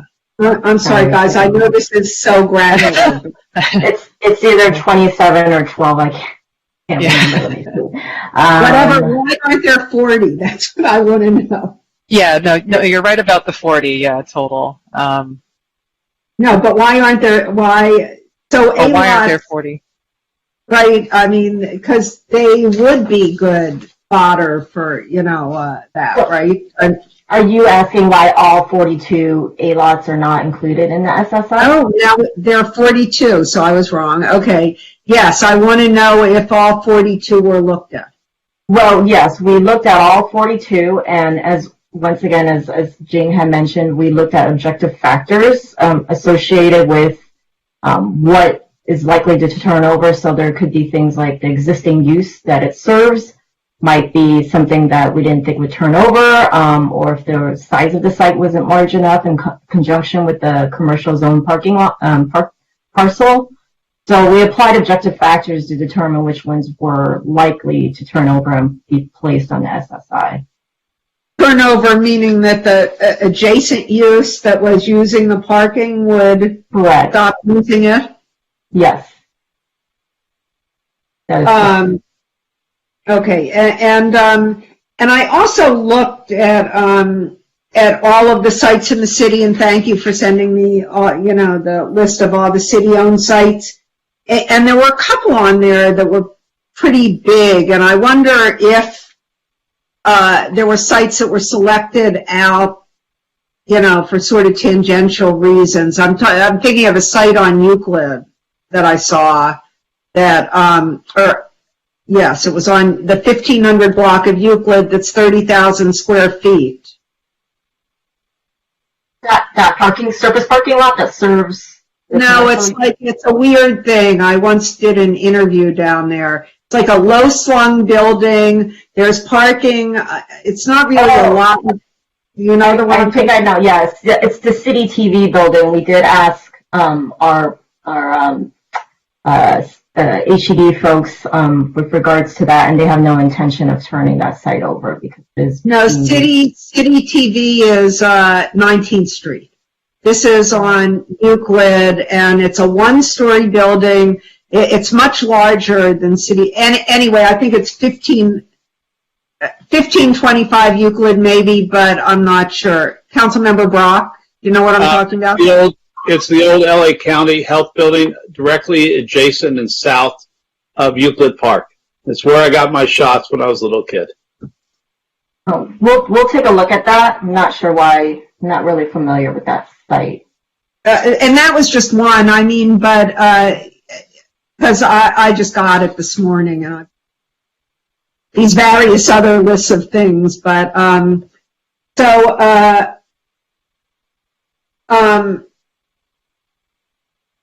okay, I think that does it for me for the moment, although I may have more after hearing other. So, who's next? Councilmember Davis. Okay, thanks. I'm going to try not to plow some of the same ground. Just so staff understands that when I talk about deed restricted affordable, that to me is different than affordable. Affordable is sort of a relative term, so compared to a $5 million house, a $1 million house might be more affordable. But I just want to make sure that's clear. If I get sloppy with my language, I apologize. So one of the things Mayor Himmelrich asked about was segregation in the city. And I know in the housing element starting on page 27, you laid out a fairly detailed history of the fact that our neighborhoods, I think the word, the shades of racism, deeply rooted in federal, state, and local housing policies. I mean, that still is the case, right? We may be doing better than Rancho Palos Verdes or Hermosa Beach, but we still have neighborhoods that were created to exclude people of color. Isn't that right? Yes, that's what we were showing through the maps, kind of, the walk through time and the effects that you see today. It's really rooted in that past. Yeah, and I want to make sure nobody's saying that anyone who lives in one of those exclusionary neighborhoods is a racist or anything like that. What we're talking about is a history of institutionalized racism that's led to the housing patterns that we see today. Is that right? Right. So I want to talk about the R1 since that's the area that, was in fact one of the areas that was created to exclude people of color. And as far as I can tell, and correct me if I'm wrong, the only real program we have to try and allow greater diversity in that neighborhood is this ADU accelerator. Is that right? It's a little bit different than the accelerator. It's the additional ADU. Okay, the additional ADU. Yeah. I thought those were two. Oh, right. Right. And the additional ADU, someone can build so long as they commit that it will be a rental ADU. Is that right? They can't use it for a home office or something like that. That's the proposal. So that precisely, so it doesn't become kind of like the rec room or something. Yeah. Okay. So one question I have is, who can they rent it to? So, for example, could they rent it to their son or their mother-in-law or their best friend's daughter who's going to UCLA Law School? Or do we require them to put it on the open rental market? I don't think that we can dictate who they rent it to necessarily. It's it would just be required to be a rental unit. So I don't think we were contemplating specifying exactly who that would be. Okay, so in theory, someone could build this second ADU and say, I'm renting it to my daughter or my mother-in-law, right?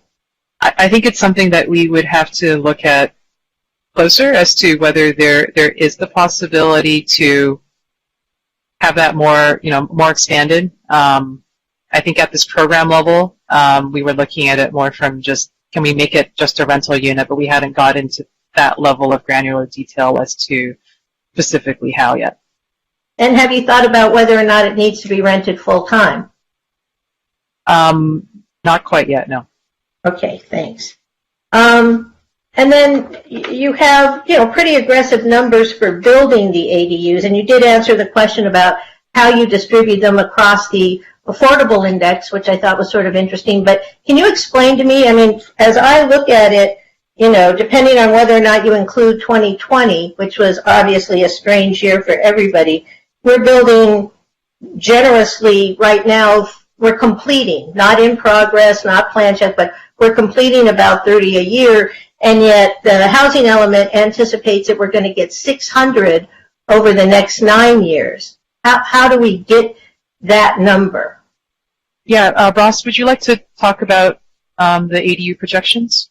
Yeah, sure. So HCD gives us the ability to use current trends to project ADU development over the next 8 years. They also gave the option that if you had data prior to 2007 or 2017 and prior, you can use those numbers and multiply that by 5. Unfortunately, we only started tracking ADU production in 2018 when these new state laws came into effect. So using the ability to use current trends is why we included the in-progress units as part of our yearly average and multiplied that number by 8. HCD could very well come back and say, no, you can't use those in-progress ones. You can only use, permits issued, which would actually average to around more 44 units per year. So the 600 could end up being required to be lower, but we do feel like we have the data to show that of the interest in ADUs. So that's ultimately where the 600 came in. Also, we did 600 because we wanted to take into account the potential decline of maybe ADUs in single family, but then the increase of ADUs in multifamily, which can allow, 2, 3, even more units in them. So we tried to kind of balance those numbers. So that is ultimately where the 600 number came from, but it could very well be adjusted.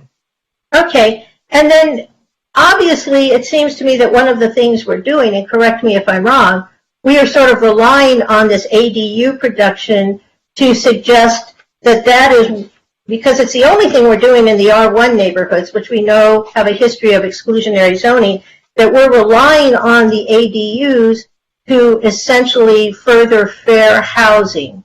Since we can't control who rents them, since, as Mayor Himmelrich pointed out, they're not likely to necessarily all be extremely low income or low income units, because they're not going to be rent controlled and we're not going to deed restrict them. Isn't it just possible we're building a lot of ADUs, but that they're not going to increase diversity in the neighborhoods where they're built? I mean, it's possible. ADUs are really kind of tied to the affirmatively further fair housing. It's providing hopefully more rental units in areas of the city that might have 0 rental units or very few rental units, which is why I think the new proposed program of requiring that if you were to build a new ADU, it had to stay rental. We could, obviously look into what those requirements may be, who it gets rental to. I'm not sure, what our limitations are on that, but at the moment that is kind of the program on the table to kind of bring more rental opportunities into the R1 neighborhoods. Right, but, I think it's obvious, not necessarily renting to people that are going to diversify the neighborhoods unless we put some restrictions on who they can rent to, but that's for another time. I'm going to skip over some of this stuff. One of the things you point out about ADUs is that they're quote-unquote affordable by design. And by that I think you mean that because they're smaller, they necessarily would rent for less than, say, a single-family home in the same neighborhood. Is that right? That's correct. Would the same be true of a duplex or a triplex, which, assuming it's, in a single-family home neighborhood, but a duplex would rent probably for less than a single-family home, right? Because, again, it's affordable by design. Yeah, 2 units might obviously, since due to their size, due to 1 unit, you could assume that maybe each duplex would be less. ADUs are limited though to at max 1,200 square feet. So I think that is still smaller than what we would see if you just took a single family house and divided it into 2. Well, how about if you divided it into 4 or 6?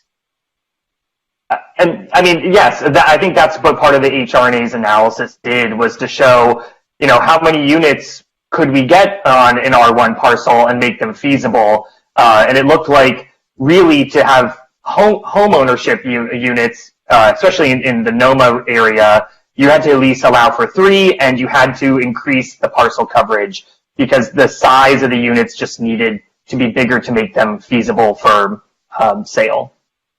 Well, how about, for example, if somebody built a quadplex, lived in one and rented the other 3 out? I think given we looked at it from an ownership perspective. I might ask Paul or Thomas if you can address. We did look at or discuss the idea of them being rental, but I think there were limitations on that. Paul or Thomas, are you available just to address that piece? Good evening, council members. Paul Silburn with HRNA Advisors. I'm not sure I caught the full question, but if the issue was rental versus selling the additional units that our architect colleagues imagine could be fit within the development envelope, you'd be talking about monthly rents that are just off the charts to make it financially feasible.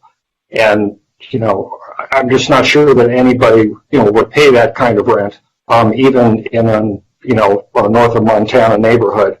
But you'd be in the same situation where you're not producing any affordable housing. You'd just be increasing the number of units, but at a very high price point. Well, Mr. Silburn, you say we wouldn't be producing affordable housing. I understand we wouldn't be producing housing at below market rate. But do you have any sense what the rents on a duplex or a triplex in north of Montana would be compared to the rent for a single-family home?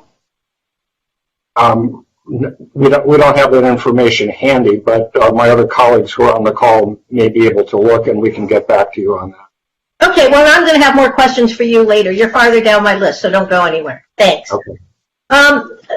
Another question I have about ADUs is sort of a perceptual issue, and I'm going to call it, because I couldn't figure out a better way to express it, the poor door issue, which it seems to me that if we're going to rely on ADUs to create more affordable, and again, I'm using affordable in a relative sense, not in the deed-restricted affordable sense, but to produce more affordable units, you're basically going to create a situation where the rich person lives in the big house in the front, and the poor people get to live over the garage. Is that really the look we're looking for? So I think that, we have proposed a revised program in response to the very robust discussion of the Planning Commission, feedback from the community, and I think what we wanted to provide is an alternative for the council to consider. Certainly, if there is grave concern about this approach, there is all the information before you in terms of what was the original proposal, that you can consider as well. Ultimately, this will be submitted to HCD, and they will let us know, right, whether we have met the mark in terms of the AFFH requirement.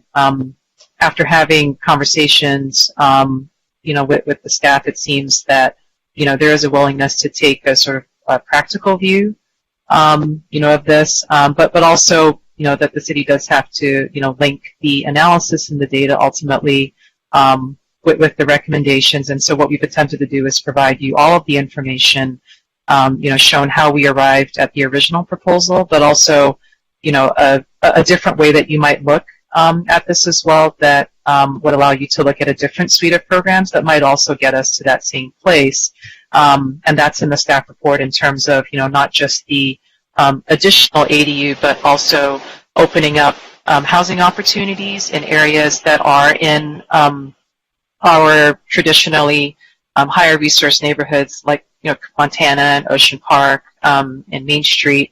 The program to allow more affordable housing and much more relaxed standards for housing on those parking lots of religious congregations, which many of which are in some of our highest resource neighborhoods, and also adding housing as a permitted use in zones that simply don't allow it, again, in areas where traditionally housing hasn't been accommodated. So ultimately that's all of that is available for council's discussion in terms of, I just kind of wanted to share that this is, viewed in that context of all the information and really, some choices before you if you'd like. Yeah, and I appreciate that. And I don't want to get sidetracked, but you mentioned, for example, religious institutions building housing in their parking lot. And I know we have a few that are located in the Sunset Park area. I'm unaware of any religious institutions that have a parking lot that would be suitable for development north of Montana, but that doesn't mean they're not there. Are there any there? I was actually thinking more of Wilmot, actually, when I was okay, talking that. Well, yeah. Right, but I think as Ms. Josephs pointed out, that's a higher density area and probably maybe even, I don't know if it's more diverse or not, but so you're thinking like of the Baptist church in those areas, those parking lots that are surface parking lots, that sort of thing. I think Right. the Methodist church has one. Okay.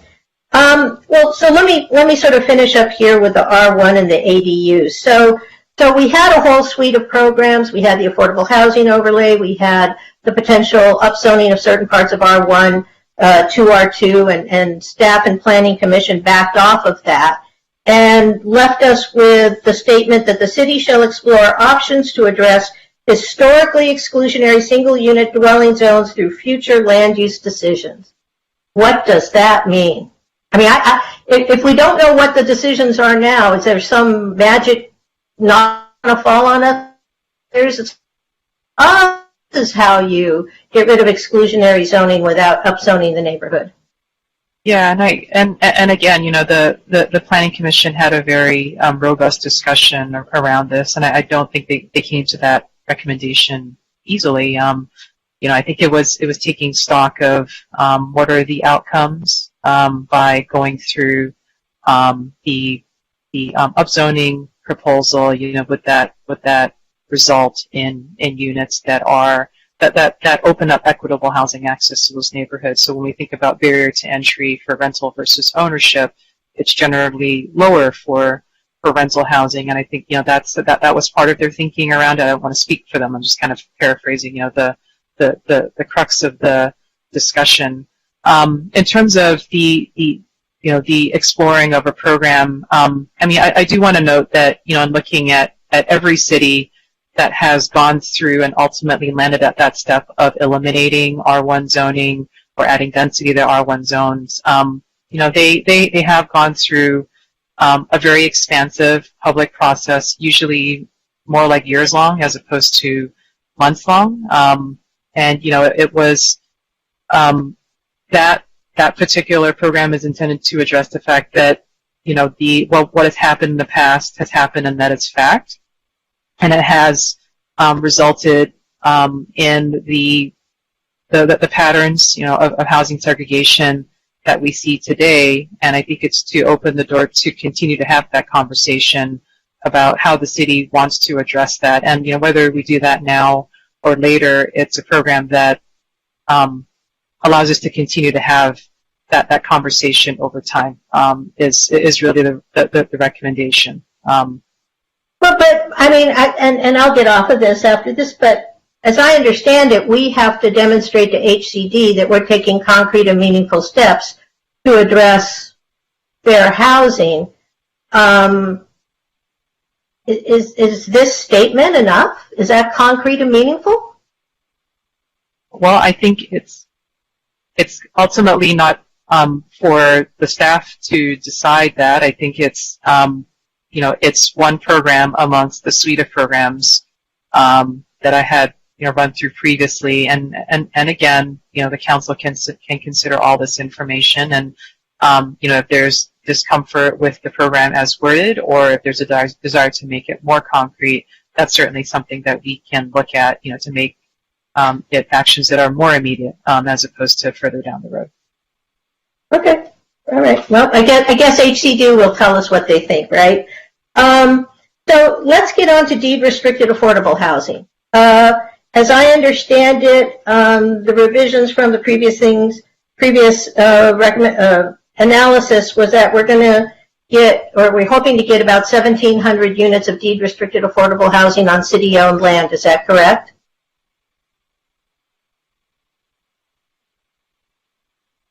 Jane, you're muted. And Thank you.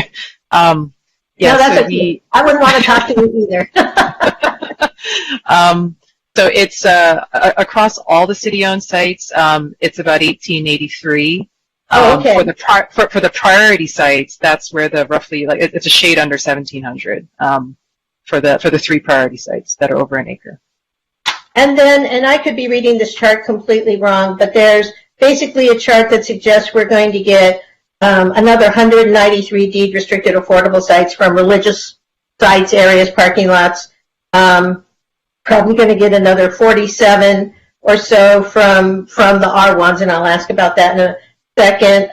396 from affordable ADUs, and then another basically 3,800 from remaining categories. Is that the proposed, and I know this word will set people off, so I won't say upzoning. Is that the proposed rezoning that comes up in terms of both rethinking the downtown community plan and the loose? Is that where those additional units are going to come from? For the all remaining categories? Yeah, that's largely, that is largely all of the other basically commercial zone properties. Yeah. Okay, and I just want to make it clear, I think you said this in your presentation, but if we want to revise the loose or revise the downtown community plan, we need a supermajority of the council, is that correct, which is 5 votes? You need 5 votes, that's right. Okay, and if we don't get the 5 votes, do we fall out of compliance? I think that we would be at risk of not having a compliant housing element. Okay, thanks. So I want to ask a couple of questions about this specific sites or suitable sites inventory. And I was accused the last time we did this of getting too granular, but my curiosity is getting the better of me, so I'm going to go ahead and ask. For example, on the suitable sites inventory, we have the 14th and Wilshire Vons. Makes sense. Got a big parking lot in the back. I think that's one of the R1 lots right there at a major transit intersection. But, for example, we don't include the Gelsons at Ocean Park Boulevard in Lincoln, where I think that property owner has actually in the past, is my understanding, expressed some interest in redeveloping that. I mean, how are we, I'm just trying to figure out, because that's a huge site, it might be, a suitable site for some significant housing. Why, is there some, like, you have to have expressed interest in the last period of time, or you have to take in some concrete steps other than sort of mused about it? I'm just trying to figure that out. I think it was, Rachel can address it. Yeah, go ahead. Yeah. Again, when we go back to the objective factors that were applied, we looked at whether or not a site had multiple tenants. So that's one reason. Another reason was, if we looked at a site and there was a recent tenant improvements, which Gelson's did move in fairly recently. And so that was a reason why it was probably not categorized as a high potential site. It could have been a medium potential site. Okay, that's helpful. Thanks. And then, so we take our suitable sites inventory and we put it in a map of the city. And you've seen it because we've had members of our community do that. You overlay that with the redlining map of our past exclusionary practices. And it's a little disconcerting that the vast bulk of suitable sites lay within the formerly redlined areas. Is that going to present a problem under either the fair housing requirements or just generally under the housing element? Well, I think what is, certainly what you are stating is correct when you overlay that over the red line areas. But as we look at current demographics and just current data, for example, Ocean Park was also a formerly redlined area, and it's certainly one of a very high resource neighborhood, as it is now. So some of those patterns don't necessarily carry through all the way to today.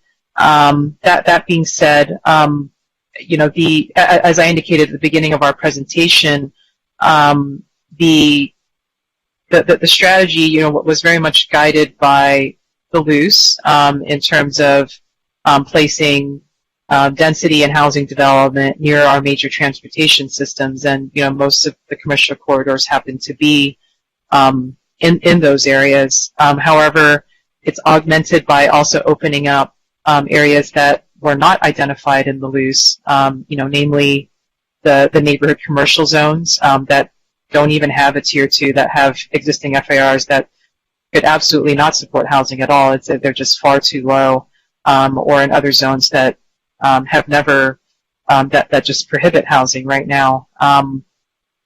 So I think we looked at it from certainly looking, like I said, at the past and understanding how those practices have influenced what we see today.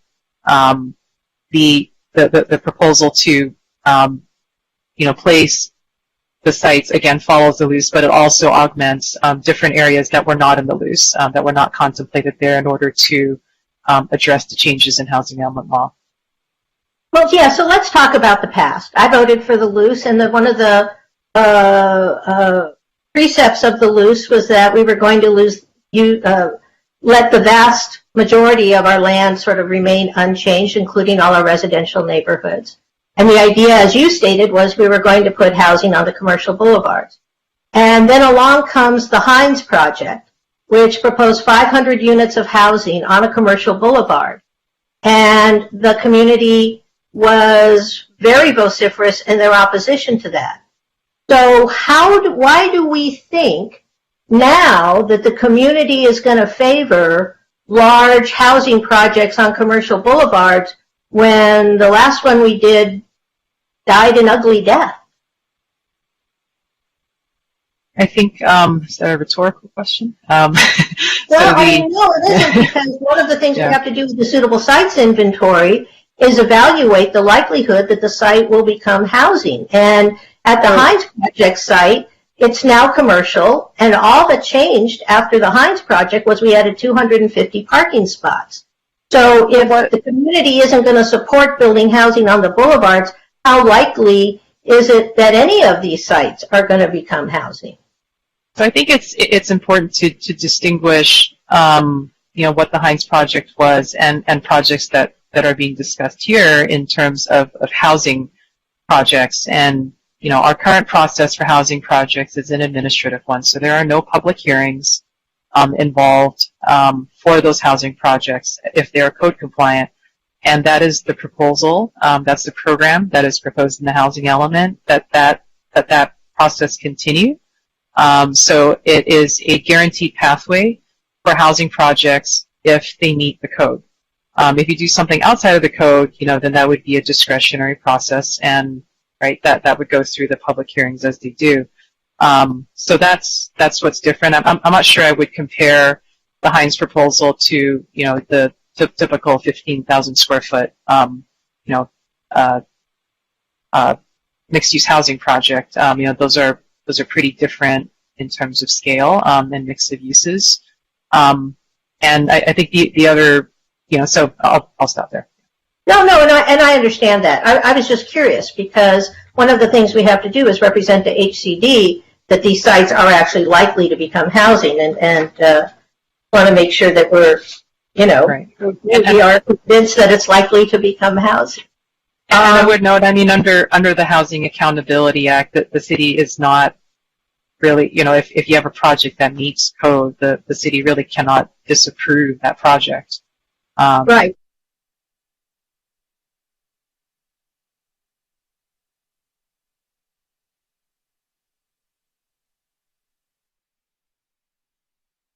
Want to make sure that we're, we are convinced that it's likely to become housing.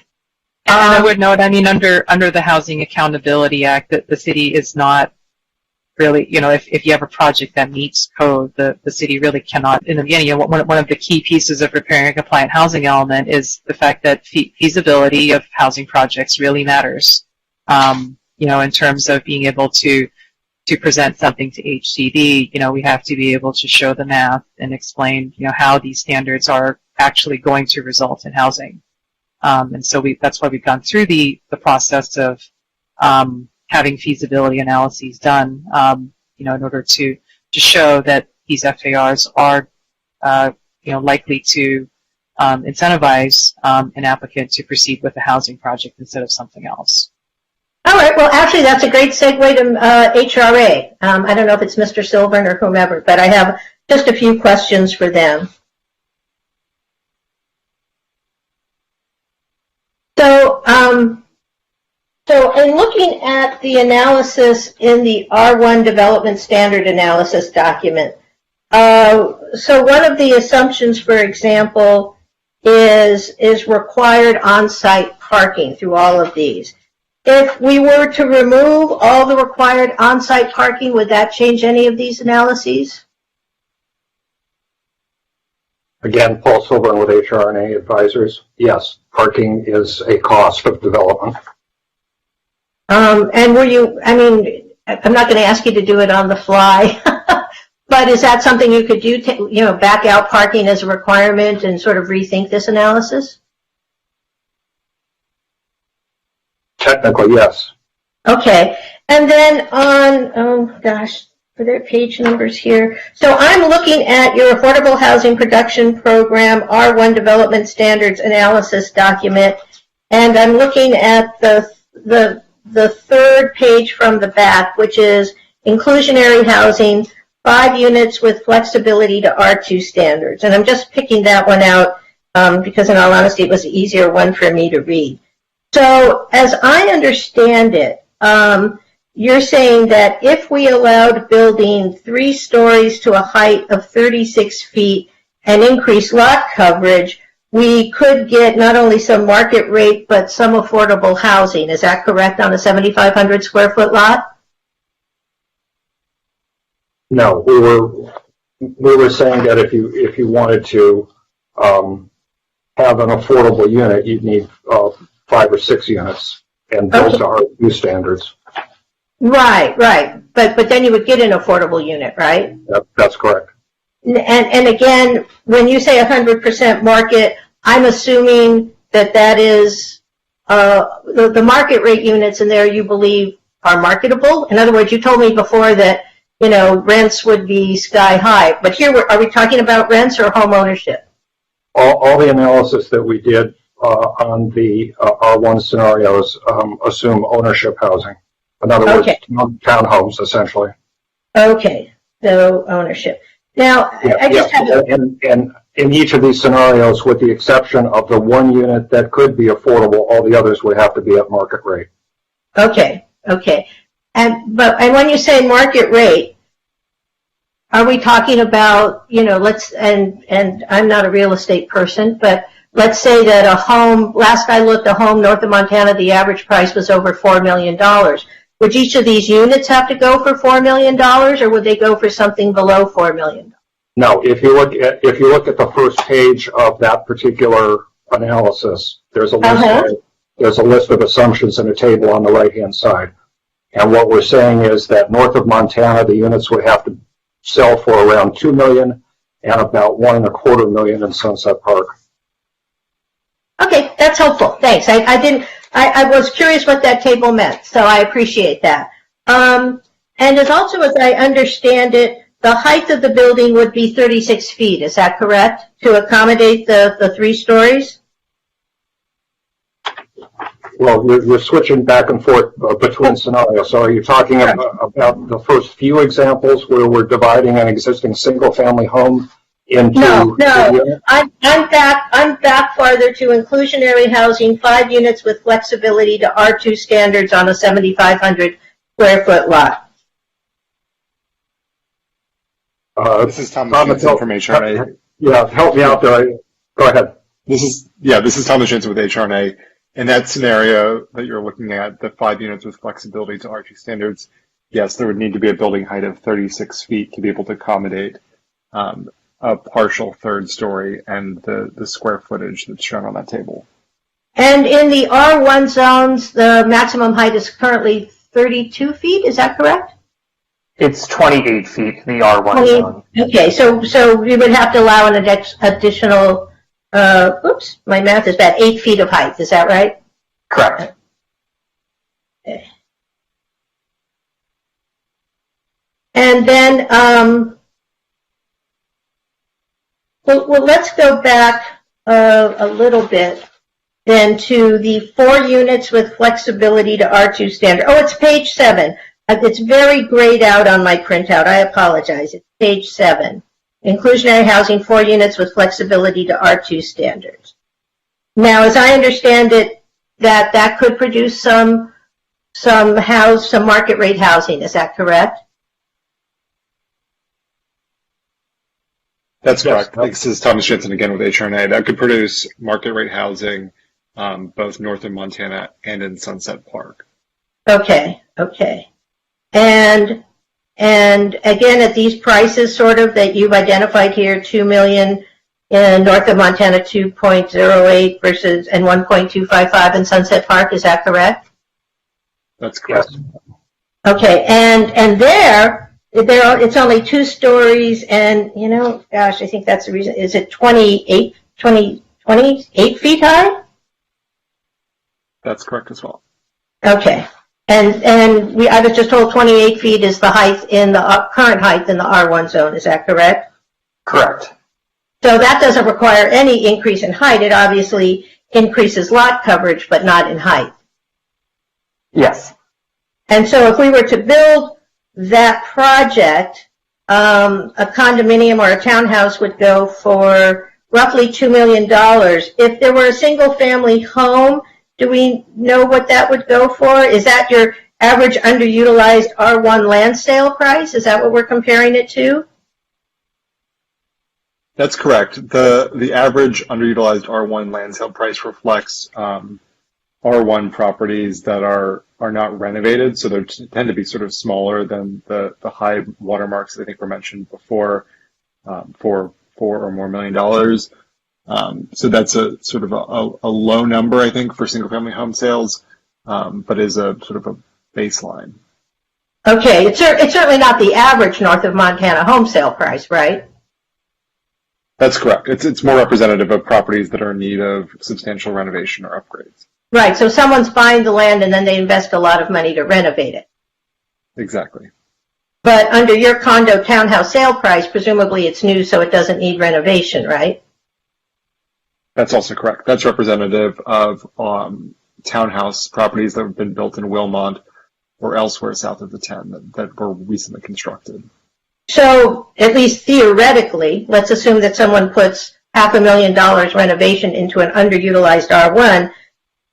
We're talking about reducing the cost of for ownership housing by about $1.5 million under that scenario, right?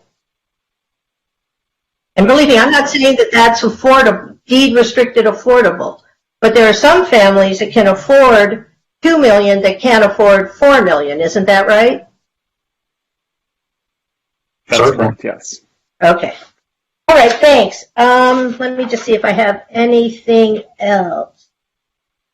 And as you were doing this analysis, I noticed that you still, for example, in the R1 area, maintain, for example, the 20-foot setbacks. Is that correct? Are you talking about the front setback? Yeah, right. Yes, I think that is what they use, that is roughly the average, even though in the R1 zone districts, sometimes the front yard setback changes block to block, but that's kind of the rough standard.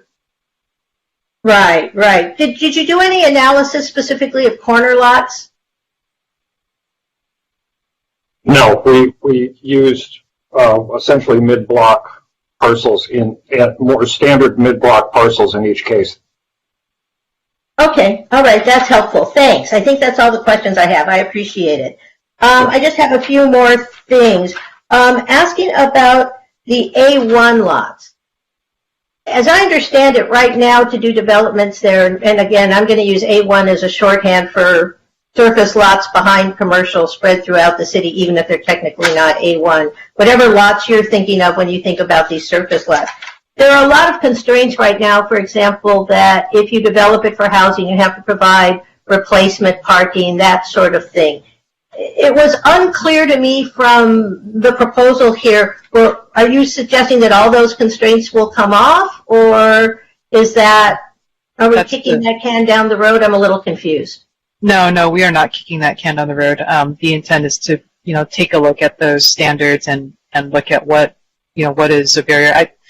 I think we're aware of probably a handful of cases, where it's all of those constraints have kind of prevented or made infeasible housing developments in that residential site. I think the biggest thing is sort of because they are associated with existing commercial uses, it would seem that there is some validity in loosening up that restriction that says you can't have any of that commercial parking in there for any reason, because that may be what makes it possible, for that to turn into a housing site if they do want to replace the parking but also have the residential development on top. That's just one example of the kind of restriction that we would be looking at. Right, and there's actually quite a few restrictions on these lots because they were created to be, for lack of a better term, buffers between commercial and residential, and often they abut residential or abut an alley that then abuts residential. So, in order to make it worth anyone's while to development, it would seem to me that we would have to lift a lot of those constraints because the replacement parking, for example, gets very expensive after a while. Right, exactly. Okay. And then just a couple more things. One is, so one of the things you mentioned about, high opportunity areas was upzoning Montana and Maine. Are you talking about actually building housing on those commercial boulevards, or are you only talking about the parking lots behind commercial there? No, we're talking about on those boulevards, yeah, in addition to the parking lots. Okay, and I was a little unclear what kind of zoning you're proposing there. Are we talking about 4 stories, 5 stories? I'm just trying to get a sense of what that would look like. Yeah, it's actually, I can bring it up. I may have missed it. I apologize. No problem. It's in the attachment of the FAR analyses. Oh, okay. So you can see page 3 of attachment E, the FAR HPP analysis. So you see there for neighborhood commercial, like Montana, for example. Right. Proposed there is 3, translates to roughly 3 floors, 1.75 FAR. So currently it's 0.75 in that zone. So that's an example. And you can see all the other NCs that's proposed. Right. Okay, so that's what those numbers are talking about. Those would have to be I'm assuming those are targets to make the housing projects commercially is not the right word, but financially viable. Correct, right. And so if we didn't zone up to that level, then we wouldn't get any housing there. That is right. That's the crux of the HRNA analysis, is that these are the FARs necessary for it's looked at from a housing developer's perspective. What the FAR would need to be for them to, most likely proceed with a housing development. All right, great. Thank you. Those are all my questions for now. I appreciate your patience. Okay, thank you.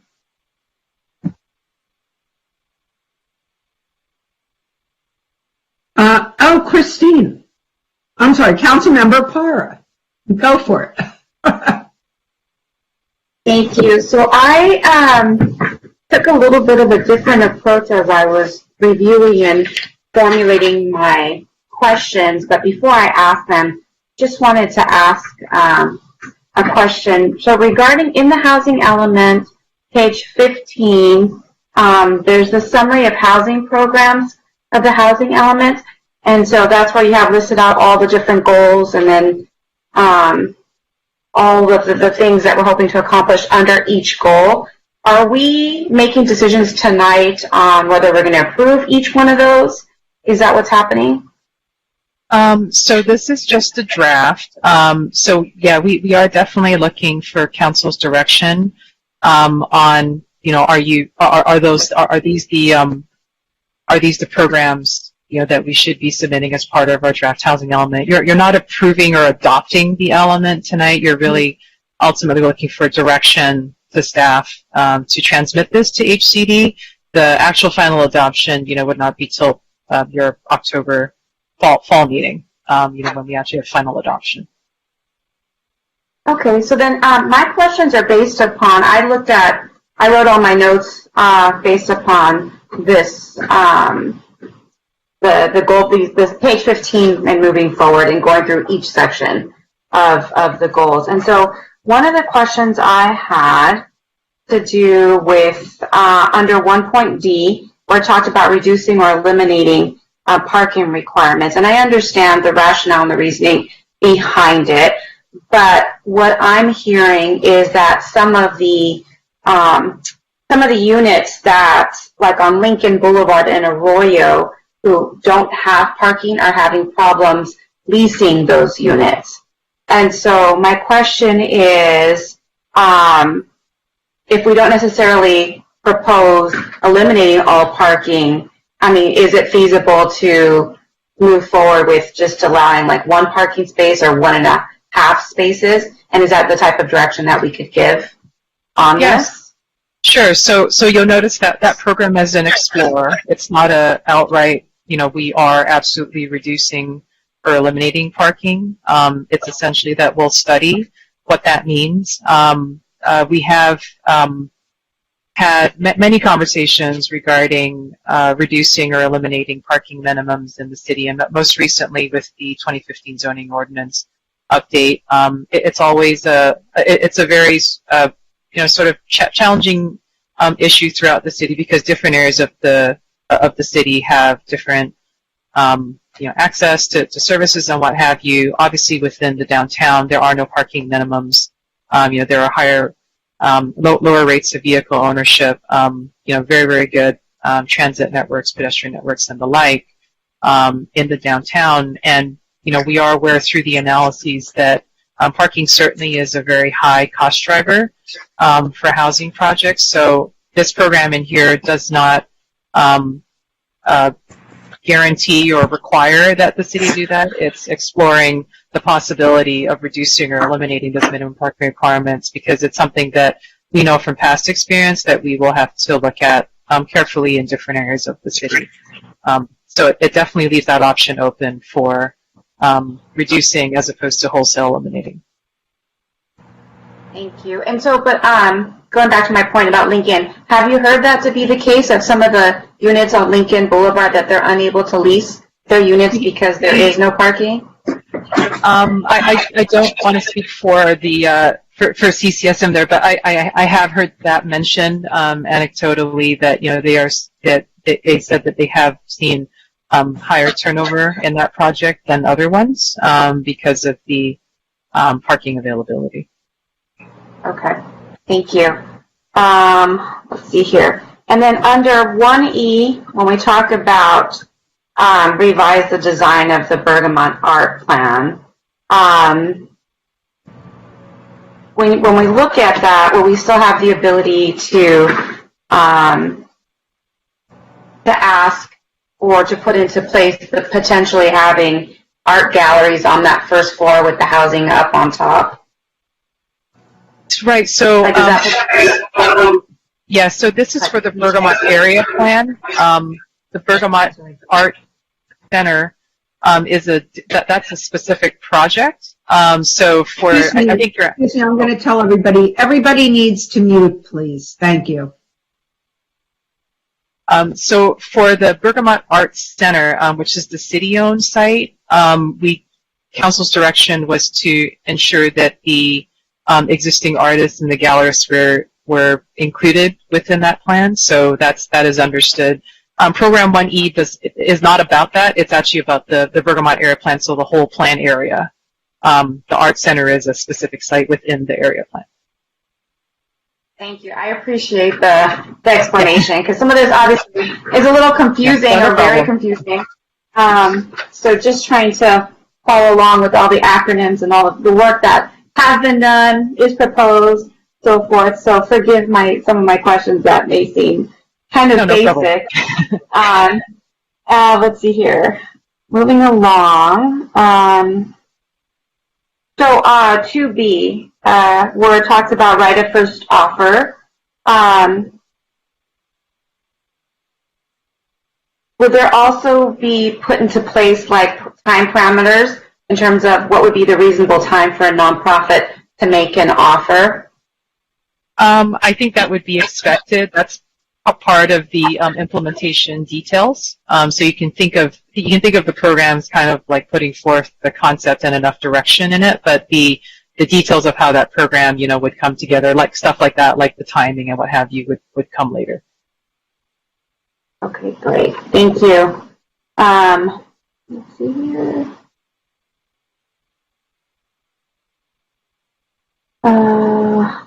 That's a comment. I'm sorry. I wrote like comments and questions all in the same place.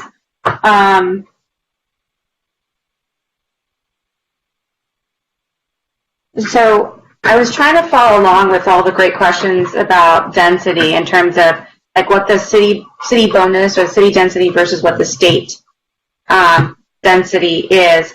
And I was trying to follow, but I'm a little bit confused because I know that the city offers some bonuses.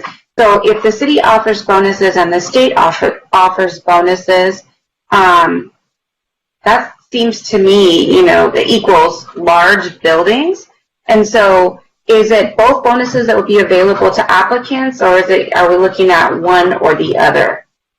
So what is being proposed is essentially the removal of that local tier system, right? So we have a 2-tier system right now that was intended to, really kind of bake in that bonus between our Tier 1 and our Tier 2.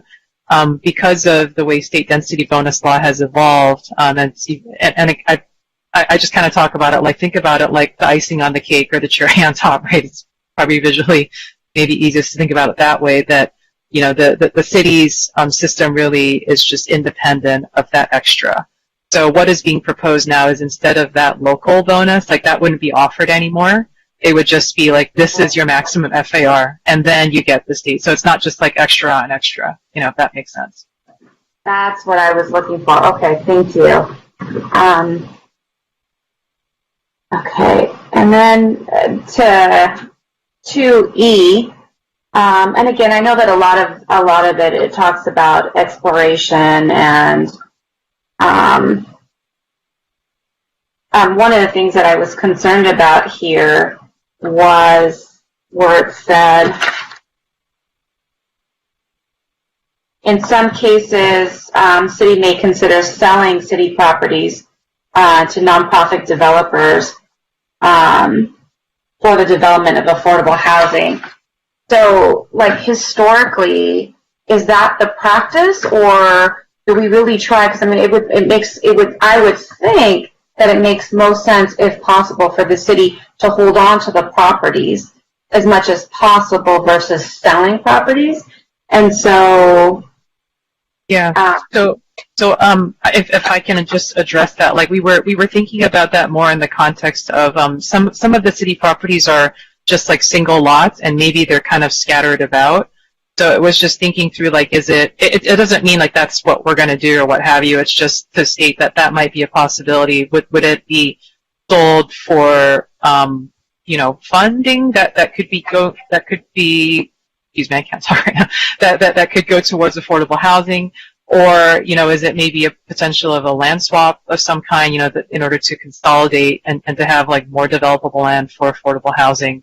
But I mean, historically, we don't sell property. It's usually a long-term lease. But we have, I can think of, it wasn't for affordable housing, but for example, the Fire Station No. 1 site, that was kind of a land swap with a private property owner to get, a consolidated piece of land for that fire station, just as an example.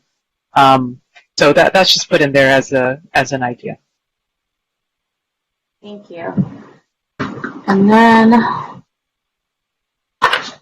moving along. Okay.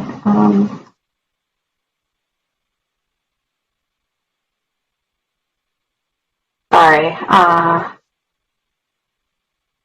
When we look at, I think it was, no, that's not it, sorry. A lot of my questions, I think, were answered in terms of, because I had questions regarding ADUs and whether, they were going to be rent controlled or deed controlled or not, but that was all answered. So, Christine, you don't have to rush. I'm going to give you a second. I have one more question. So, if you don't pick up everything here, don't feel rushed, and and just take your time, okay? Thank you, Mayor. I think I'm good right now. I think if more comes up, I'll highlight my questions for if I have a second round. Thank you. I'm done.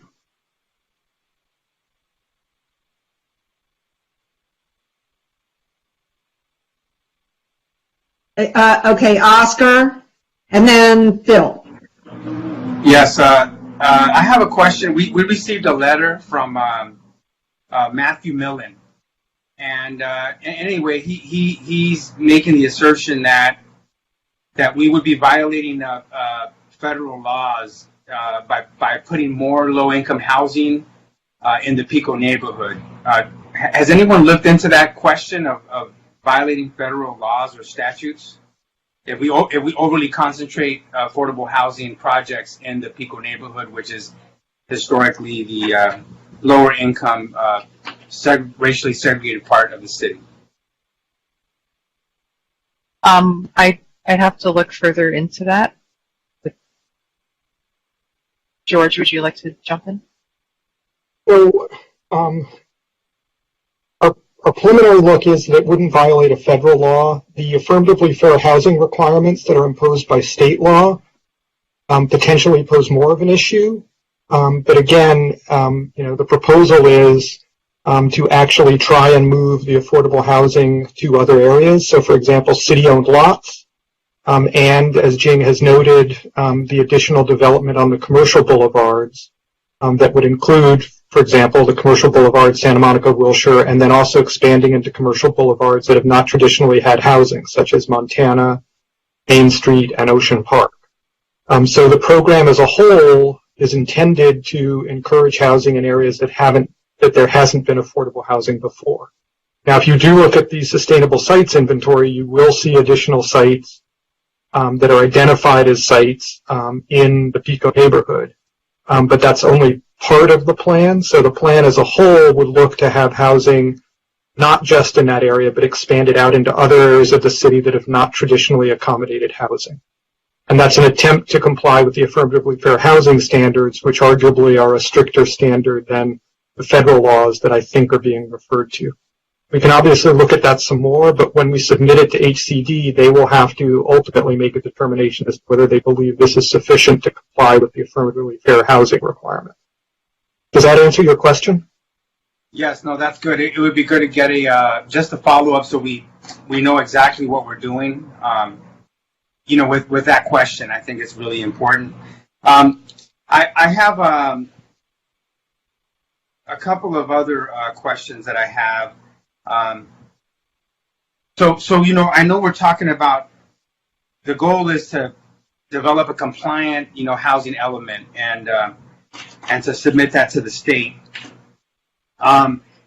And so we're talking more about, where affordable housing should go. And I have one question because I haven't really seen this and I've been thinking about it lately in terms of environmental justice issues in our city.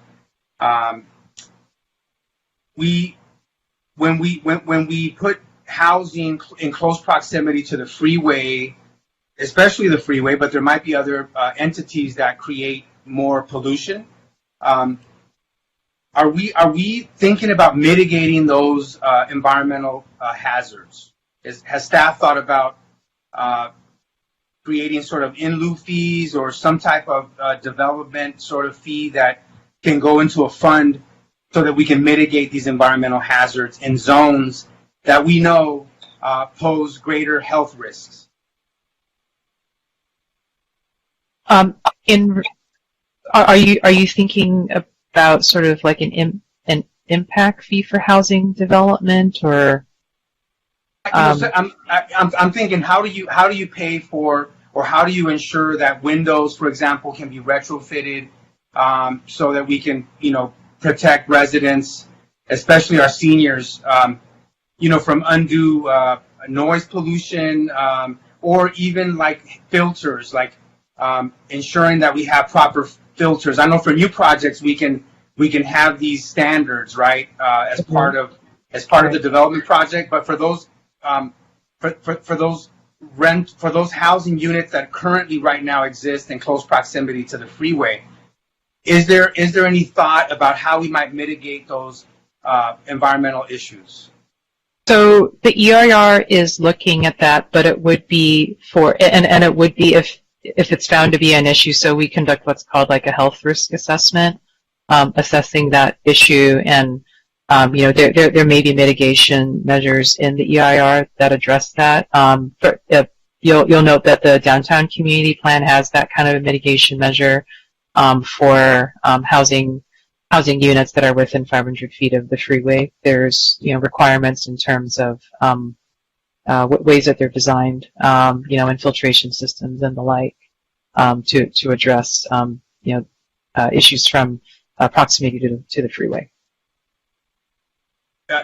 Yes, I know that there's.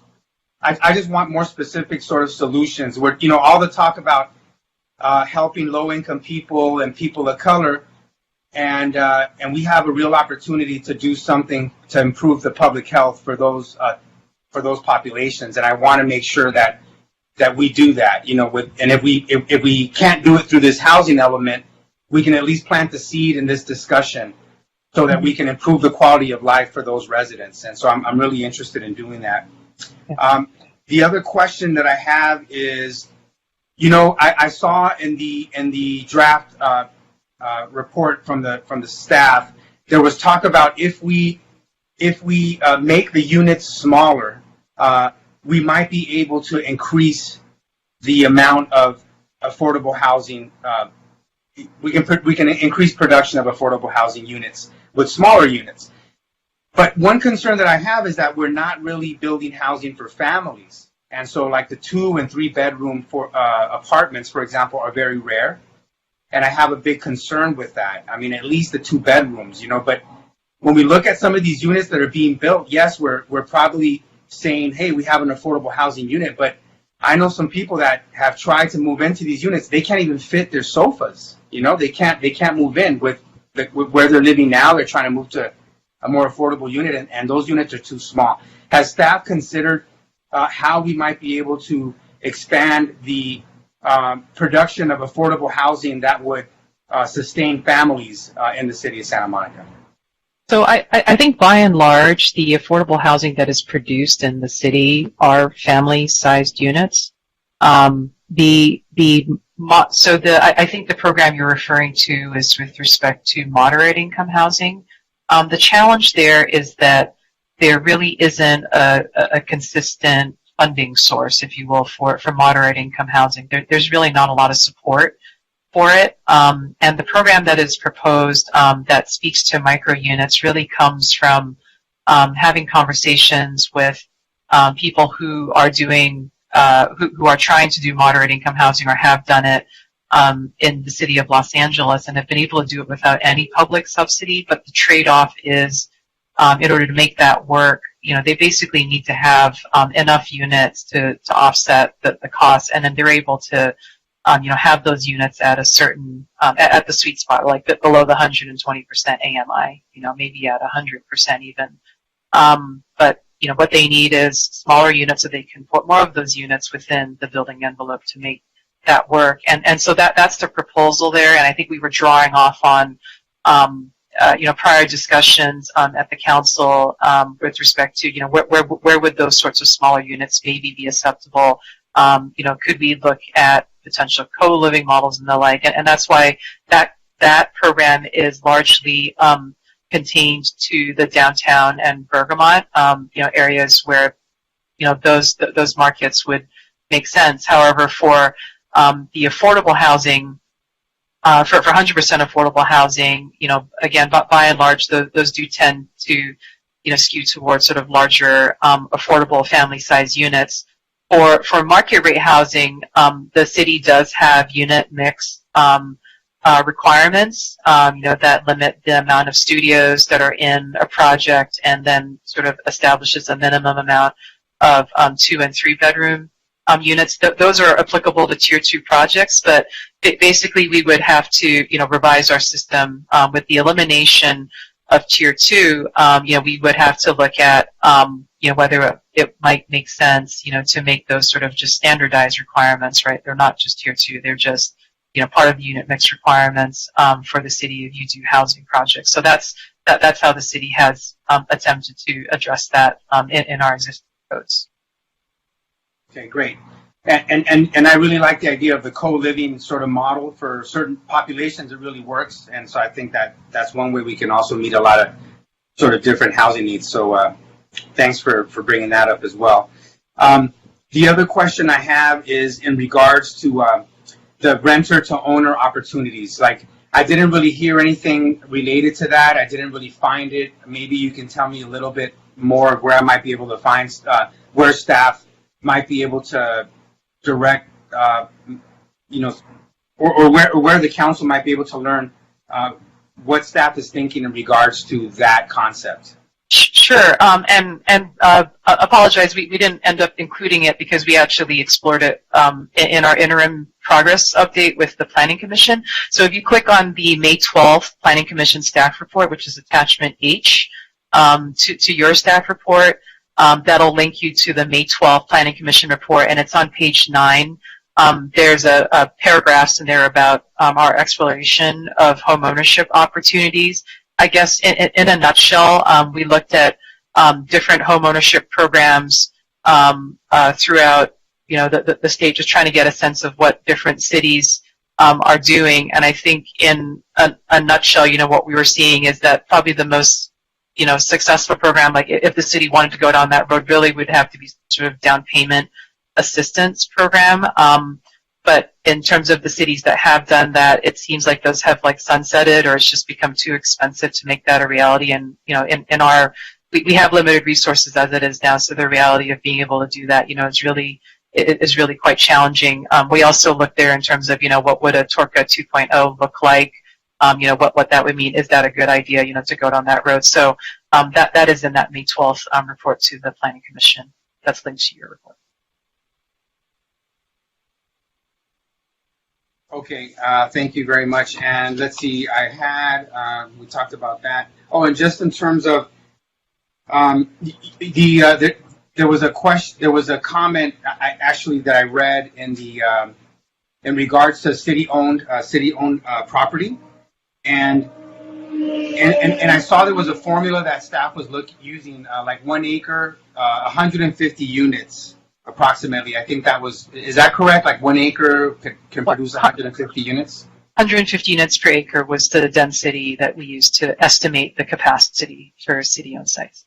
Okay, great. And is that capacity including like courtyards, gardens, setbacks, any amenities, like in terms of the design? We're not just talking about like a housing project, right. Where we're looking at also other amenities that would improve the quality of life of those tenants, correct? Yeah, that was based on actual, constructed projects, so it would have accommodated all of those features. Okay. Okay, I have no other questions. That's for now. Thank you.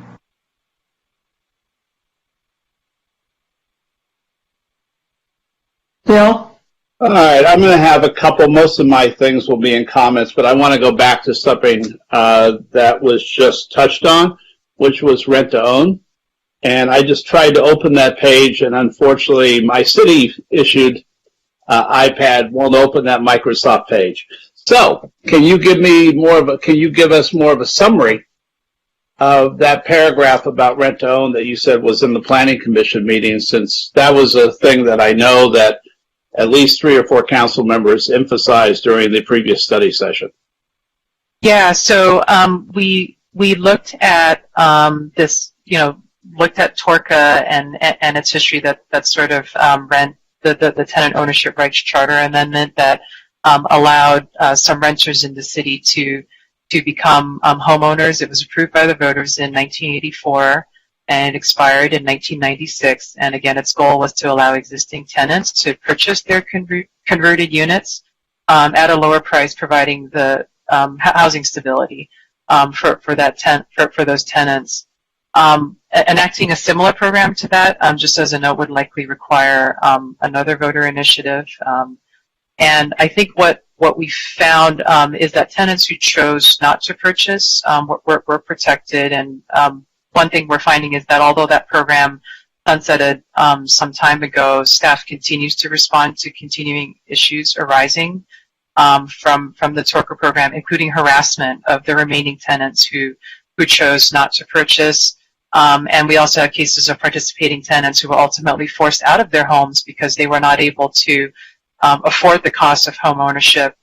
Things like assessments that came up over time. So, I think in prior discussions about this at council, I think that was really flagged as a concern, as it ended up, ultimately people maybe didn't quite achieve its goal as intended. When we brought this to the Rent Control Board, this idea of a rent-to-own scheme, they were extremely concerned with a goal to create ownership programs out of existing rental stock.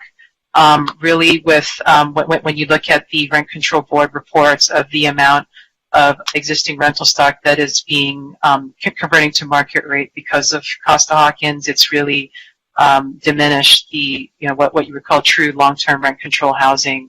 I can't remember the precise percentage, but it's very low. It's like 73% of rent control units have converted to market rate, so that's diminishing rapidly. And if we were to enact this kind of a program, it would really truly accelerate the loss of those units potentially. So they expressed great concern. And I think while initial tenants may initially benefit from that purchase, the subsequent sale of their unit over time, you've converted that unit into an ownership unit over time, and does that end up again increasing the cost of housing across the city, as opposed to having a stable stock of rental housing. So another thing that the city did at the time of TORCA was that the city actually provided loans to low and moderate income participating tenants. But remember the real estate economics of 1984 are extremely different than they are today. Loans, you could purchase a place for $100,000 or something, right? So the loan from the city, you think about that, was substantially less. If we did it today, you're looking at obviously a substantially significantly more funding injection if the city chose to provide that sort of assistance. And given limited resources, it's really a policy decision of do you take those limited resources and expend them on a fortunate few, or do you have it distributed among trying to help as many people as possible to try and find housing stability within Santa Monica. So I think that was really an assessment of looking at the possibility of a TORCA, a second version of. So my understanding, maybe I'm wrong, but I thought LA Housing Department has a rent-to-own program for Section 8 where your rents that you've paid count toward your down payment. So I want to be clear. I want to help renters, and I actually want to keep rental stock. And I'm I'm dismayed by the amount of units that have gone to market rate. However, I also want people to have a chance to own in the city. So I think Councilmember Parra, if I can speak for her, and I both brought that up because we were very concerned about people who would end up being lifetime renters without the opportunity to move up with either our assistance as a city or to do whatever it is they're doing in LA that appears to work. So I don't know if you looked at that, but I'd appreciate you going back and looking at that. And I have 3 friends in the city who all bought their apartments and never sold them, still live in them. And every conversation I've ever had with them, they felt blessed to have that program. So I would rather us not just discount it out of hand. I think we made a big point of that in our study session. Yeah, and we did look. I would have to look at my notes again because we did look at the Section 8 rent to own program, and I could come back to that for you. I'd like to see something at least in the report or in the program rather than just erasing it. Yeah, and I think presenting it to us. Yeah, and I don't think we're trying to dismiss it. We really did look at this pretty extensively in terms of looking at what would be a realistic program to create home ownership opportunities, and looking at a lot of different cities across California, that you're either through like an inclusionary program. So we do, if condo projects are built in the city, they have a choice to make them either renter or ownership housing. And we do have a handful of units that are deed restricted at moderate income ownership. So that has been an avenue for some folks to get into home ownership at that moderate income level. The trade-off is of course, when they sell their unit, they don't get the same gain as, if it were a market rate unit. And that's just always the natural tension in that regard. We've looked at community land trusts as well. That's a model that has been looked at in Santa Monica, but it's not one that's been found to be feasible because of the very high land costs and trying to find qualifying buyers. And then finally, the sort of last stream is through that down payment assistance program, that really is, I think what came out of this was, it's sort of the most direct way to support home ownership would be through down payment assistance, but really there's no funding source, that the city has to support such a program at this time. And again, the costs of home ownership in Santa Monica are simply very, very high in 2021, and that's the reality of it. So I think the desire to create home ownership opportunities are, the most viable we see is through that inclusionary, that the moderate income, inclusionary program, where we are creating units when market rate condos are coming on the market. Questions for you on, and some of these will be probably in my comments, but question, and I know someone went over this, and now we're 2 hours and something into questions, so I'm losing track. I apologize. 1C, and I'm on the summary of housing programs for the 2021-2029 housing element. That's what I consider our crib notes, cheat sheet, whatever. Yeah, it was that way. Yeah. Hey, I understood that and went for it. 1C. I think someone talked about this already, A-lots and combined commercial and residential parking into the A-lot parking if a residential program went with that. Where did that end up? Or is that still a question? Yeah, the surface parking, the surface parking lots. That is right. Right. Would become, we would hope, would become housing. Yeah, and that's one. Those stores, let's say J. Jill, 11th in Montana, has an A-lot, their parking lot behind it. That could become housing, and we would welcome that. My question, though, is J. Jill would say, wait, we're losing all of our parking for customers. So would they be allowed to have customer parking underneath the residential area? Presently that's not allowed, if I recall. That's right. Yeah, under current zoning rules, that's not allowed. The commercial activity cannot intrude into the residentially zoned property. So that's what we were talking. Like that's the type of thing that would be, looked at as part of this program in terms of that being a barrier for that housing to proceed. So J. Jill, for example, could keep their parking and have it replaced, and you could also have parking for the residential. So do we need to give you that in comments, or is that self-apparent? It is encompassed in that program. Yeah, it's already.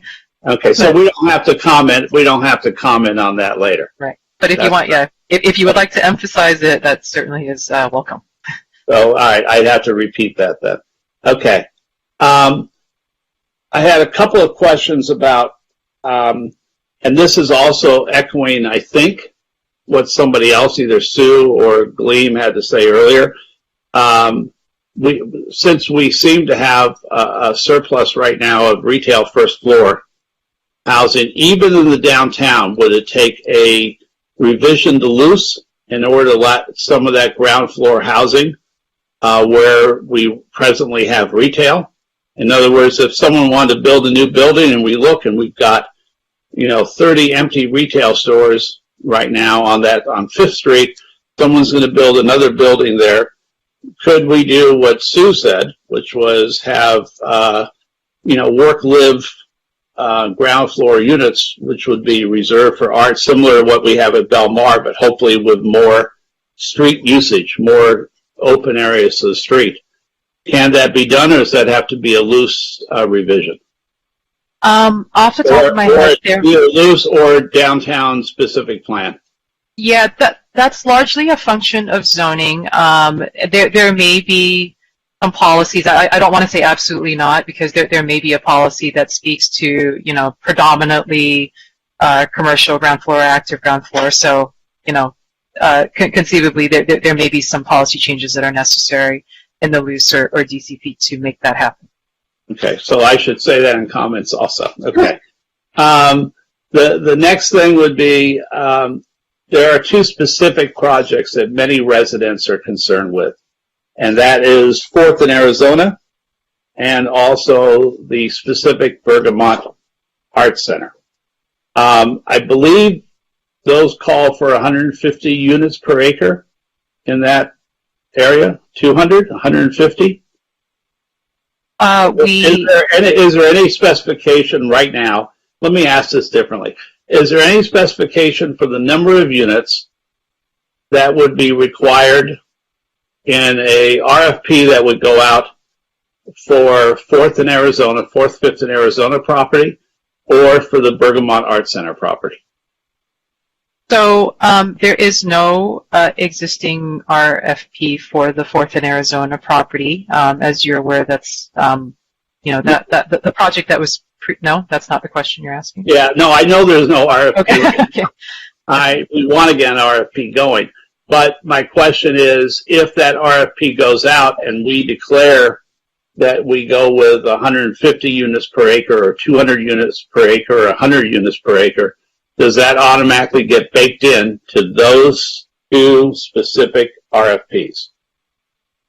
So that's a process that the council would have to go through, in order to put an RFP out there and to establish, under what the expectations are, what the objectives of that site are. For the Art Center, I do want to note there still continues to be an exclusive negotiation agreement with the Worth Group, so that is not, a surplus or available at the moment.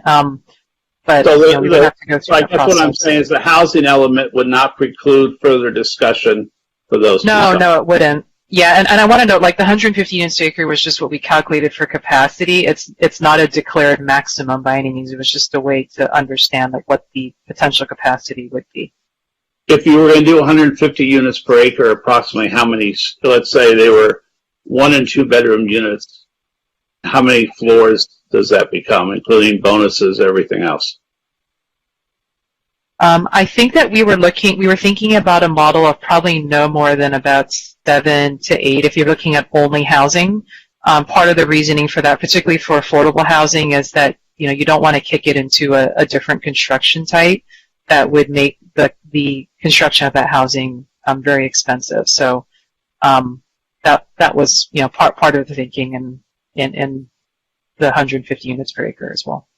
On 2D, in that same cheat sheet, my question would be on the update density bonuses for consistency.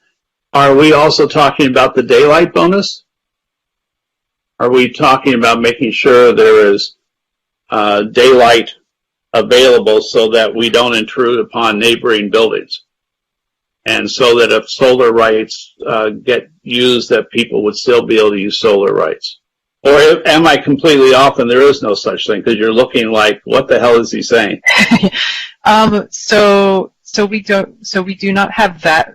So that we have a standard in the zoning called the daylight plane. That is not 2D is about state density bonus law, so that's something completely different. The daylight plane is an existing standard already in the zoning ordinance that is intended to address these transitions largely between larger mixed-use zone properties and adjacent residentially zoned properties. So that already exists? Yes, that already exists in the code. Okay, so we don't need to say anything else about that. Okay, thank you on that. We were talking about religious sites and city-owned sites. My hope is that those would only be used for affordable housing. is that specified now, or is that something we would need to mention in comments to have it specified? Sure. So, or is it already there, or can it not be specified? yeah. So council already gave direction to us to prioritize city-owned sites for 100% affordable housing, and that's Program 2E. It's commit to the production of affordable housing on city-owned, publicly owned land. So that is already a draft program in there. I don't think we need. If you're fine with that, then you don't really need to say anything more about that. With respect to religious, I'm going to interrupt for a minute, just because my question also would be in those. I want that way, but can we also make sure that we do? If we have to do first floor businesses on city-owned land, that they be specified also to be affordable. So incubator storefronts and affordable business storefronts to allow some of our homegrown businesses to have a chance to get established. Is it legal to do that? Is it something we could do? So if you have to do as part of your property and you have to do that first floor retail, with 5 floors of apartments above it, is there a way that we can incentivize or require not only the live-work areas, but also make sure that we are trying to incubate Santa Monica businesses and help them get started? And I see George leaning forward to say, what are you talking about, Bill? As a legal matter, we would have to look at that. Restrictions that are limited to local businesses potentially implicate the Commerce Clause. And so we would have to look and see if there's a way to provide incentives for certain type of businesses that are desirable without necessarily limiting it to only Santa Monica businesses, which is what we posed the issue. Okay. And I may be overly specific. I understand that. But I think you get the intent. I do, and I think that's something we'd have to look at to make sure that we could do that legally, but that would be a change from having a 100% affordable housing project, because you'd now be making it a mixed-use project with housing on top. So the priority that exists now is to make those 100% affordable housing projects, which is what's reflected in 2E, as opposed to mixed-use projects on city land. Okay. And 4A, well, on 4A, sorry. My question would be, where you talk about, where it doesn't really talk about industrial zones, so this is multi-unit housing in all zones, what would be the effect if we only said industrial zones? So the Olympic to Colorado corridor, or the Santa Monica Freeway to Colorado corridor from, let's say, 11th Street up through the retail areas, Nebraska, Kansas, etc. If you said you could do housing there and only permitted in that zone. So I'm giving you a weird question. Let me change that. In other words, right now, that particular zone does not permit housing, if I recall. And yes, George? I think this may be a misunderstanding and I think it's worded in a way that makes it confusing. The title potentially is confusing, and Jing, correct me if I'm wrong, but this is actually only an amendment to permit multiple unit housing in zones where multi-unit housing is currently prohibited, where housing is currently prohibited. Where housing is just prohibited, that's right. Yeah, so I was about to. This is basically limited to the office campus zone. In other words, that office campus park, office airport, the industrial conservation zone, and the creative conservation sector zones, which I think are the zones you're talking about. And that's what I'm asking, to let there be housing there. Right. And so that's what this program does. It's not putting multi-unit housing in all zones. Okay. But it would allow housing, like you said, the airport zones, the industrial zones, the office campus areas. That's right. Okay. Not the airport. The airport is not currently part of this, because it's still the airport. That office campus park next to the airport, yes. I'm thinking specifically, for instance, I know there are some condos that abut the closed streets right by, let's say, Euclid, 12th, Euclid and 12th, if I recall, that abut the Colorado close-off there. So you enter from Olympic, and I know there are a couple of buildings of condos or industrial lofts in that area. So I wanted to see if, as we lose the industrial and office zone, that's a zone I would like to see become more housing oriented. Yeah, that is industrial conservation. Okay. All right. Then that helped me. You answered the question before I asked it. Okay. Yeah, and I wanted to note on the title of that, I think we picked that up in the addenda in the corrections because it's all zones is confusing. So we changed it. We're changing the title too. Okay. Did we receive that? Yeah, it's attachment. Okay. I'm just. Attachment C. That's all right. I'll make a comment on that later. Okay, I'll rest because I think we've all asked almost every question that could be asked, but I think the mayor has another question. You actually haven't, and I do. So I did forget one thing, and I have two additional questions. So my first one is in lieu fees. So what I wonder is, in view of our desire to produce more affordable housing and the version of market rate houses to affordable housing, I wonder if we shouldn't expand our in lieu fee program, including charging a fee that's more reasonable in order to create funding for us to create affordable housing. Yeah, certainly that's something we would like to look at. I think we were looking at San Jose recently updated their inclusionary housing ordinance, and it has some really interesting mixes of fee and units that we need to obviously spend more time with and take a look at. So I think that would definitely be something we would want to do. But that's not on our chart, is that right? I mean, I just didn't see it. Okay, good. Yeah. Because I think that could be a good program for us and increase our funding for affordable housing. On the affirmatively furthering fair housing, and I'm following up on Councilmember Davis's point about the one, or maybe your point, Jing, about the 1.2 million, 2 million, or Rachel's units on in R1, whether it be in Sunset Park or NOMA. And my understanding of affirmatively furthering fair housing wasn't really calling for that a $1.2 million home or a $2 million home, even in an expensive area like ours, would not affirmatively further fair housing. But maybe you can talk more about that. Yeah, and that was really where the Planning Commission was coming from in having their discussion, was whether having units at that price point, was what was truly addressing the AFFH mandate, and that's where they pivoted towards a different program, than the production of market rate ownership units.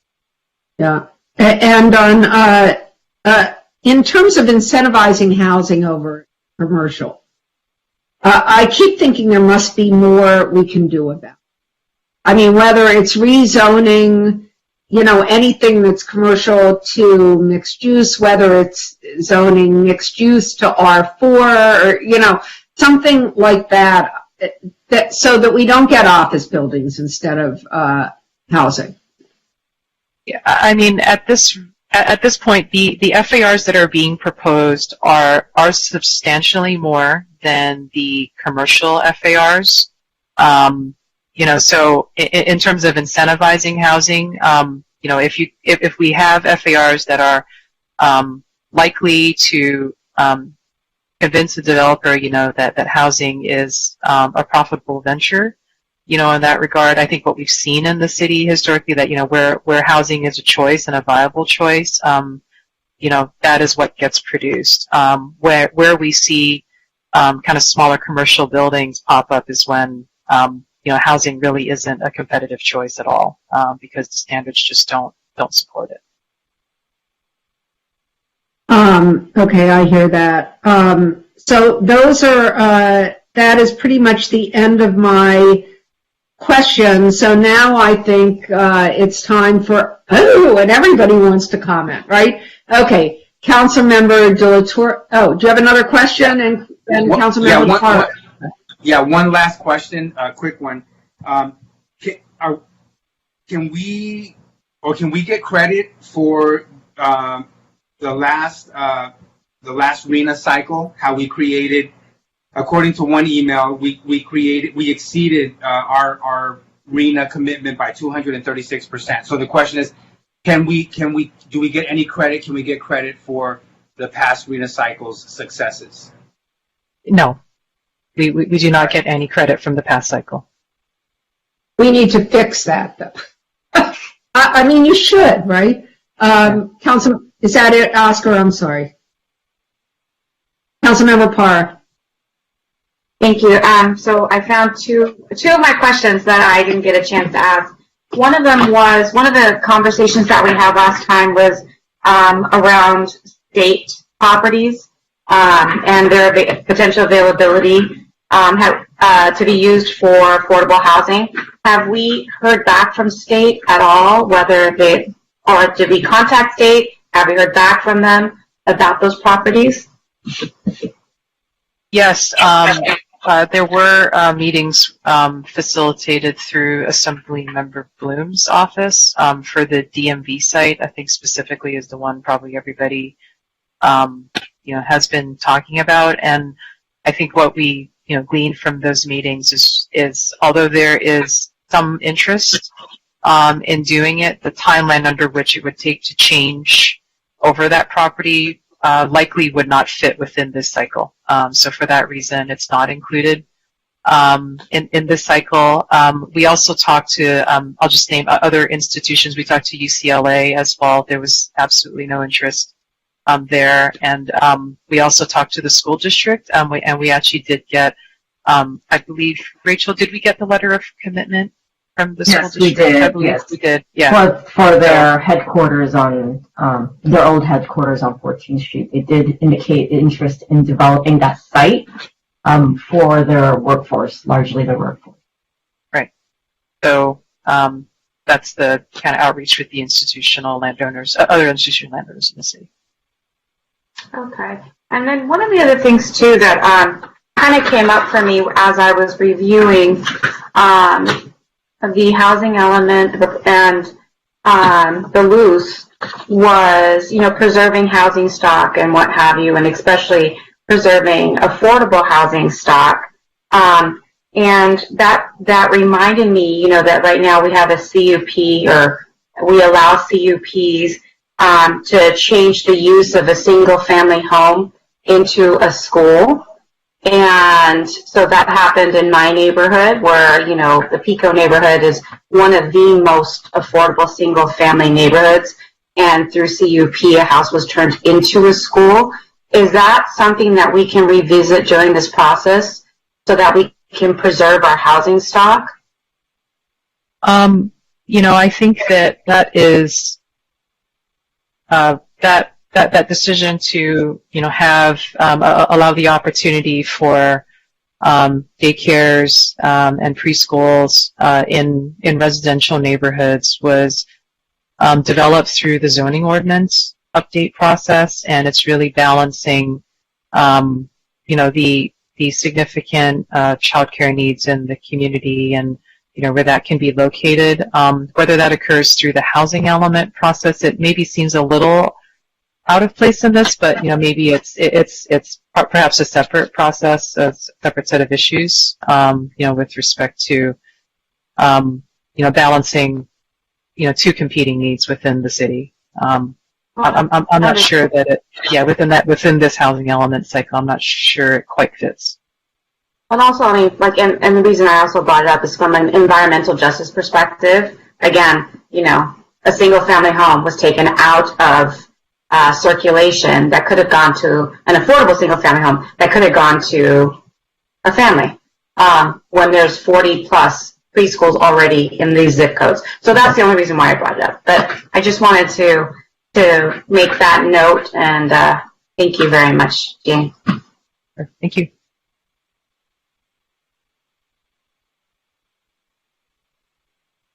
Every time I mute, I forget. Councilmember Brock, you ready to comment? No, I have a couple of more questions that just came up.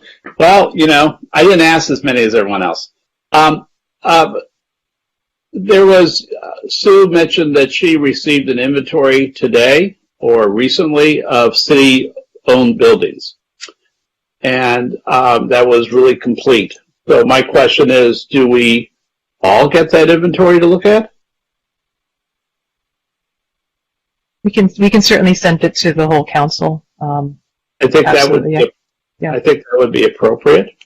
And as far as the SMMUSD headquarters, I think you just answered with workforce housing.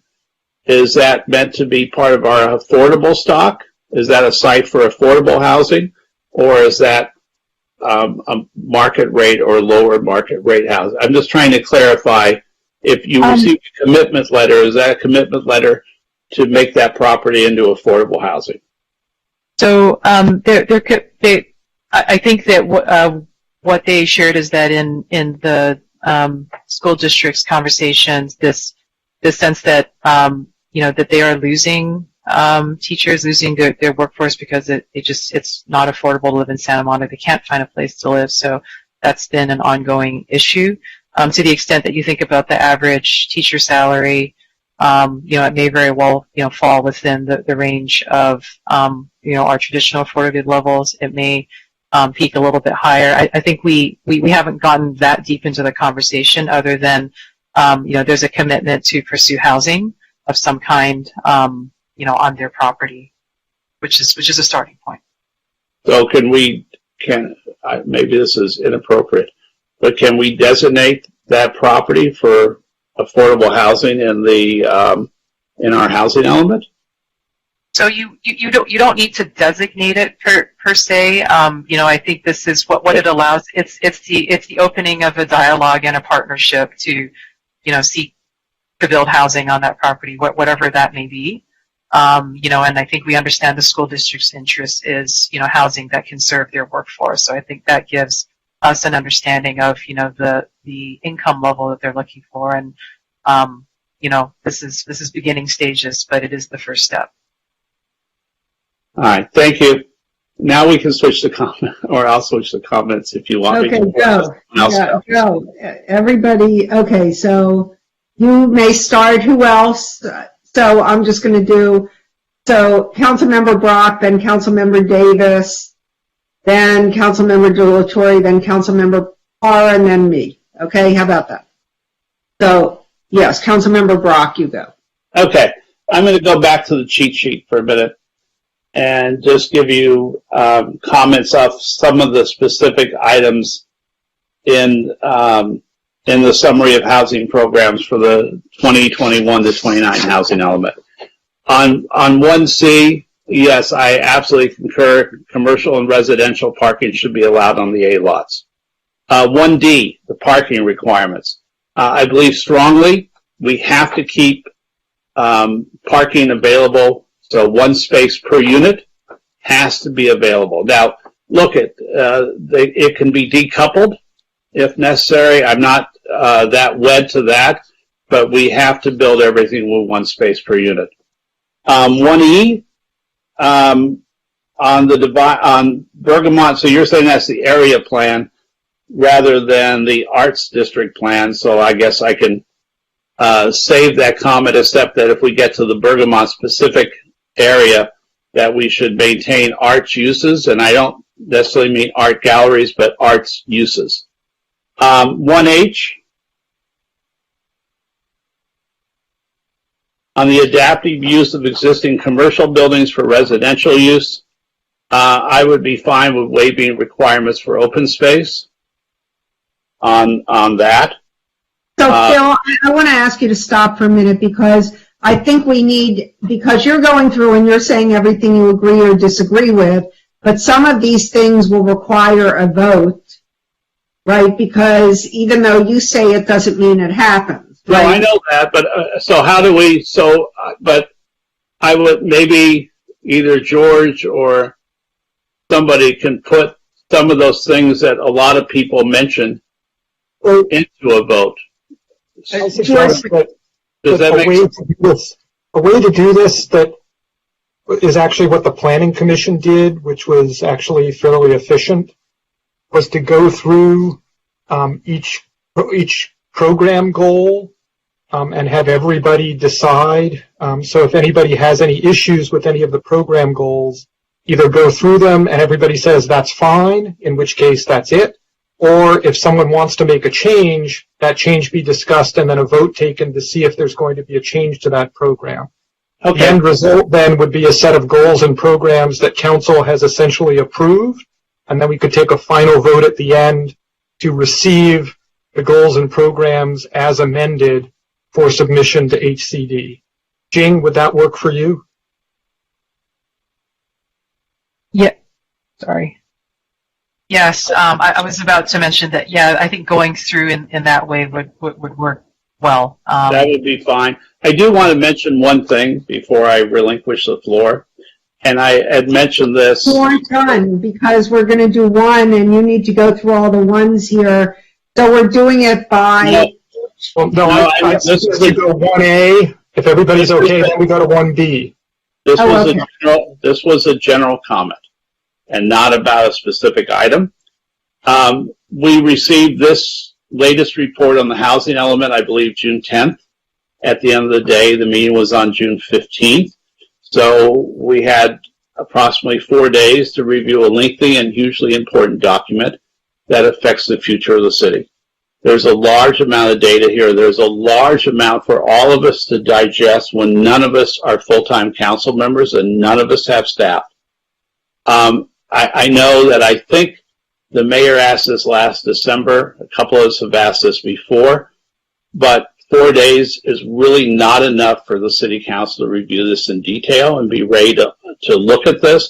And it's also not enough for residents to really get into this and deliver comments that are actually informed rather than just general comments. So I'm going to ask once again that if it's not an emergency on a study report or a study session, that a voluminous report be given to us far enough in advance in our meetings. That's all. Thank you. Yeah, go ahead.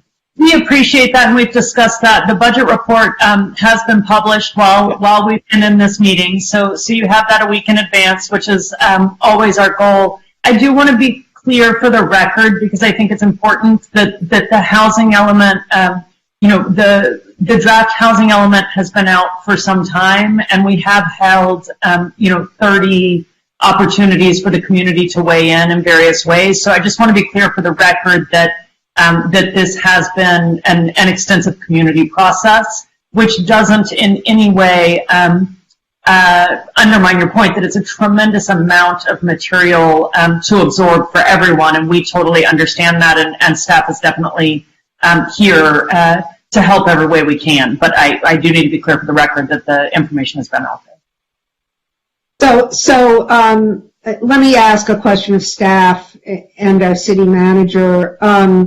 So we're going to transmit something today, but my understanding is we don't go into final until October, and that we have opportunities to look at the draft, right, or to make tweaks to the draft along the way after we receive some input from HCG, et cetera. So I want to talk about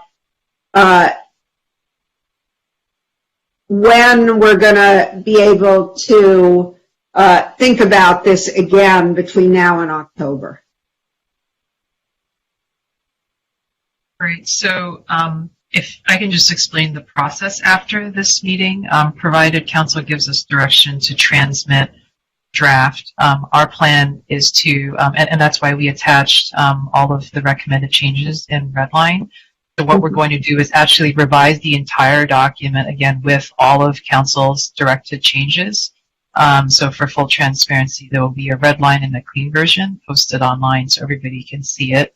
And we'll, of course, then transmit that clean version to HCD. HCD then has a 60-day period to review that document, and that's why we set that July 1 deadline for ourselves so that we could get those comments back in time, and it wouldn't put undue pressure on both staff and the City Council to try and scramble and absorb all of those comments before. You can imagine between September and October 15th is not a huge amount of time.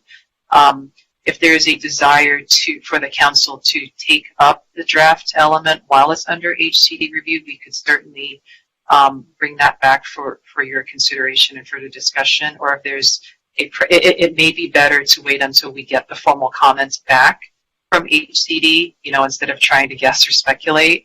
And then, what we could do is once we get those comments back is to have kind of what we did with the Planning Commission, because they requested it, was that it was tight, but we did a progress update with the Planning Commission before they got the draft housing element so they could see where we were at. And I think that might be a way to proceed after we get the HCD comments, is to come back to council for a study session of some kind so you can see what HCD said.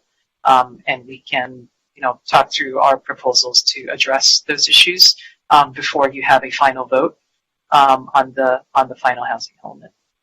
I don't have specific dates in my mind yet, but that would be an idea. Yeah, thank you. No, but and we've had a conversation. So Jing and I actually talked to the fellow at HCD that I first talked to in 2013 about our earlier housing element, and I assume we're going to keep speaking with him or whoever it is at HCD who's working on it, right? That they call and we call, and that's how it goes. That's right. Yes. Okay, so this is a living, breathing process. It's not like it goes away. Right. Okay, good. Okay, so I think that maybe let's go through each of the goals one by one, see if there's any disagreement. And I have some general comments after we're done that. Everybody can hang up if you want, except for Jing. But no, you can't because we need a quorum. But okay, let's start with 1A. Does anybody have an issue with 1A? Seeing none. 1B. Seeing none.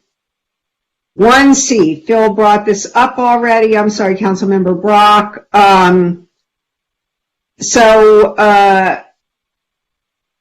Did you disagree with 1C, Councilmember Brock? I believe I was just trying to get clarification, and okay. I want to make sure that we can combine the commercial. So yes, I do want to make sure that we combine the commercial parking with the residential parking on A lots that have residential. Okay, thank you. And I think we've gotten that message loud and clear. Okay, now 1D. Reducing or eliminating minimum parking requirements for housing projects in transit priority areas.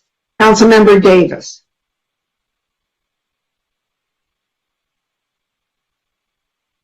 Minimums completely. That doesn't mean people won't build parking. It just means they don't have to build a minimum amount of parking. I suspect I'm going to get outvoted on that, but I think we should eliminate parking minimums in transit adjacent or related areas. And then if people want to build parking, they certainly can. And in fact, in downtown, that is what happened. Even though we eliminated parking minimums, parking has been built. Because lenders generally require it. Councilmember De La Torre.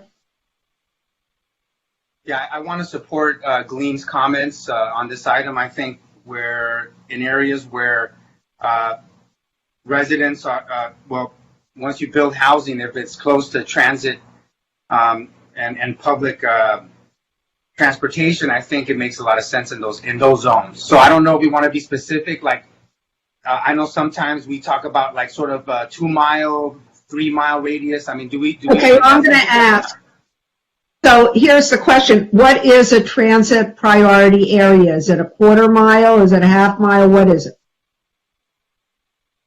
It's the half mile from a major transit stop. Is that good for you, Councilmember Delatorre? I would be okay with a mile, you know? I mean, a mile walk is what? Usually what? Maybe 15 minutes? 10 minutes? How old are you? Councilmember Brock. Obviously, I disagree. I believe that, first of all, our entire city is almost a transit corridor, because if I recall, transit corridors are where two bus lines intersect. So it's not only the train line. For seniors, if they are still ambulatory, they need a car to get around. For the workforce, they could be within a half mile of a transit stop, and then their job changes. We want people to be here and stay here. Now look at, I don't mind if the parking is decoupled from the apartment, but I believe that one space per unit is a prerequisite. We have not yet changed to a transit society where people will take public transit, because it's too difficult. Jobs aren't in that corridor, and you can't force someone to be in that job for the rest of their life. So I think it would hamper our retention of residents in our city, and I want to see residents stay in our city for long term. So for seniors, for students, for people, look at, if they don't believe they need a car, if they can use a e-scooter, if they can use an e-bike, if they can take the train, more power to them. I'm all for it. Then they don't have to rent that parking space, and someone in the workforce could rent it during the day. But so we're still using parking in that way, but I will vote against anything that decouples, that stops us from having parking for one space per unit. Thank you. Well, so Phil, let me understand your position. Is your position that you want to require every building to have one space per unit in transit priority areas? Well, we're not talking about just transit, but the yes, we problem are. is, That's what 1D is, transit priority areas. okay, so then I need from planning an exact circumference area of what are considered that transit priority area versus what areas of the city aren't. Do we have some sort of map that shows that? Because it's just the 3 light rail stops. That's a different story. But I know that Wilshire and 14th, for instance, was an opportunity site when opportunity sites were big, because it had 2 bus lines or 3 bus lines that intersected. So that would then take that area up to Montana, for instance. Another area would take the south side of the city. So can planning give us more of a definition of what areas specifically are those? Yeah, Ross is actually just going to bring up it's actually in our presentation. So, Councilmember Delatorre, you can talk while they're bringing. Yeah, just really quick. The item as it's written, item 1D says the city shall explore reducing or eliminating minimum parking requirements. So really, this is just about them doing the research and coming back to us. It doesn't say definitively this is what we're going to do. It just says the city staff is going to explore eliminating minimum parking requirements or reducing them, and I think that's a reasonable approach. But just for the record, I agree that in those areas where we now have public transportation much more accessible to residents, it just makes a lot of sense. If not, we end up in places like, for example, we're dealing with the pollution emanating from the freeway, and then all the idling that's going on. There's just a lot of traffic now in these parts of the city. So I just want to find a way to minimize that, so it's good policy to protect the health of those residents that live in close proximity to those transit priorities areas. Councilmember Davis. I just want to say that one of the reasons this is important in the housing element is because parking adds tremendous cost to every unit you build. And so by eliminating parking minimums, you create the opportunity for much more affordable housing. Although it doesn't solely apply to affordable.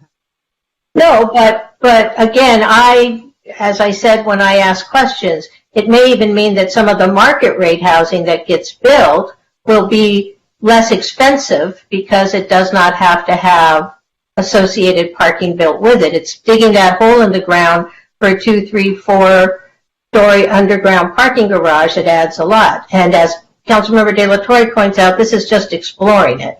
But I believe that we should explore getting rid of parking minimums because they add so much to the cost of housing, whether it's deed-restricted affordable housing or whether it's just non-deed restricted affordable housing. So I agree with Councilmember De La Torre, by the way. Well, Councilmember Brock? I was wondering, if we could see the map, and then They put it up a minute ago. Yeah, I was wondering if you could keep it up for a minute. And my comment to Councilmember Davis is if you think that market rate housing will lower the cost of their rental because they're able to not give parking, I'm sorry, I think you're mistaken. So which are the, I'm looking, is the transit... Can you blow that up? Yeah. So the area is just ignore the green coloring, but just basically everything in the bubble, the blue bubbles. So the outline. The city, right. It's a good chunk of the central spine, if you will. But yeah, so everything within the bubble is. So it goes. Can I ask? It goes north to the bubbles go north to Wilshire, or right in that area. What street is that? I'm sorry. That is Montana. So it's up to Montana, and then south, it looks like to the city limit on Lincoln. That's correct. And all the way to the ocean. Right. On the south side. So it is a huge chunk of our city. And in fact, actually everything it's everything that's not R1 filled, basically. That's what it is. Yeah, because that encompasses what looks like Kansas, Nebraska, Centinela, that entire area, and to Ocean Park Boulevard as well. In the east end of Ocean Park Boulevard. It hits right, because of the city of LA, that's the Bundy station. Yeah, I just think that is, I'm for us finding ways to help people to not drive as well. So I'm all for that. I think forcing that to happen, I think, didn't we hear that one of the community core buildings is having problems keeping rentals because if people don't have cars, in a lot of cases they can't get to their jobs. And I know the statistics show that if someone has a car in LA, they're able to get a better job. And I hate that that's the truth. I'd like to see that statistic, Phil, by the way. I think I saw it at least twice in the last week. I'll look it up for you, Sue. Thank you. Okay, well, Councilmember Parra, I guess right now we're 3-1, so you're the tiebreaker.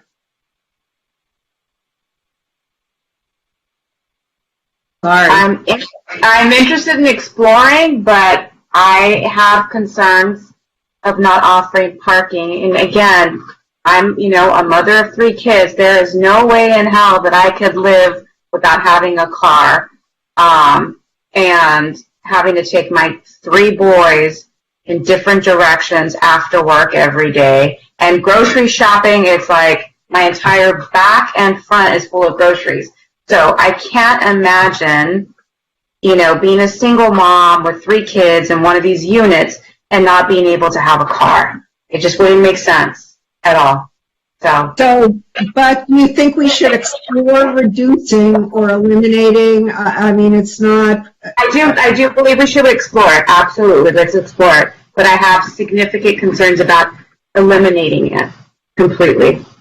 Okay, so 1D is 4-1, I guess. I'm not even going to count votes. When we get to 4, it's in, and if we don't, it's not. Okay. 1E, Bergamot. Revise the design and development standards in the Bergamot area plan for easier understanding, that's for sure. F, and to support housing production. Anyone opposed to that? The no.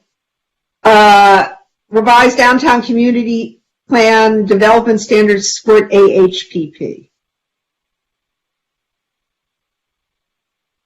Well, so let me ask you, staff, a question. We have a project in the downtown area that is under the former the current AHPP standards with 30% affordable on-site, the New Bonds project. So does that mean they'll be able to build less affordable in that project? I think that this opens the possibility to look more carefully at, when a requirement like that makes sense. That is a tier 3 project. It's not typical in terms of what we see in downtown.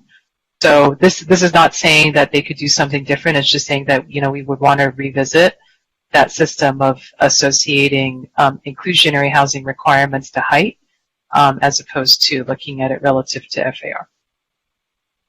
I thought that was both height and FAR. Am I crazy? That building is both. It complies with the height, but the DCP's requirements, the inclusionary housing requirements, increase with height, not with FAR. So there's not a relationship between FAR and inclusionary requirements. So my problem with this is shall modify.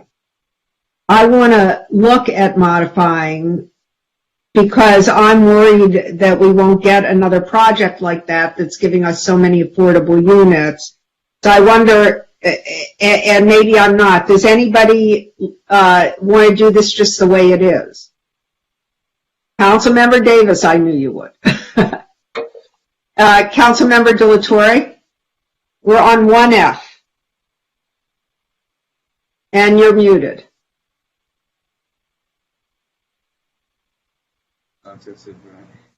Yeah, I think it's a reasonable thing to keep. I mean, I think staff has it right.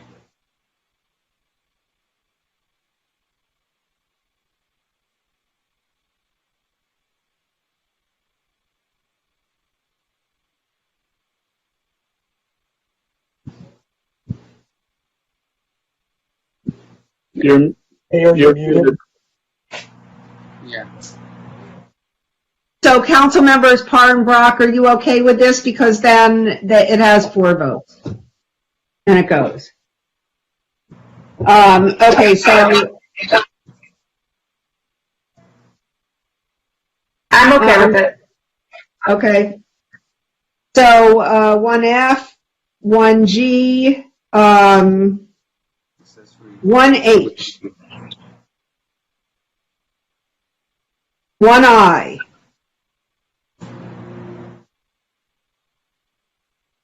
Okay, moving on to 2. 2A, establish a citywide affordable housing overlay. Councilmember Brock. I have a definite problem with that. I will vote no. Is that still in here, Jing? I thought that the Planning Commission had removed that. So the Planning Commission recommended removal of the 80% AMI housing overlay. Their reasoning for that is because it's already covered largely under AB 1763, and it wouldn't then expand the 80% overlay to essentially the R1 areas in the city. They did recommend keeping the moderate income overlay.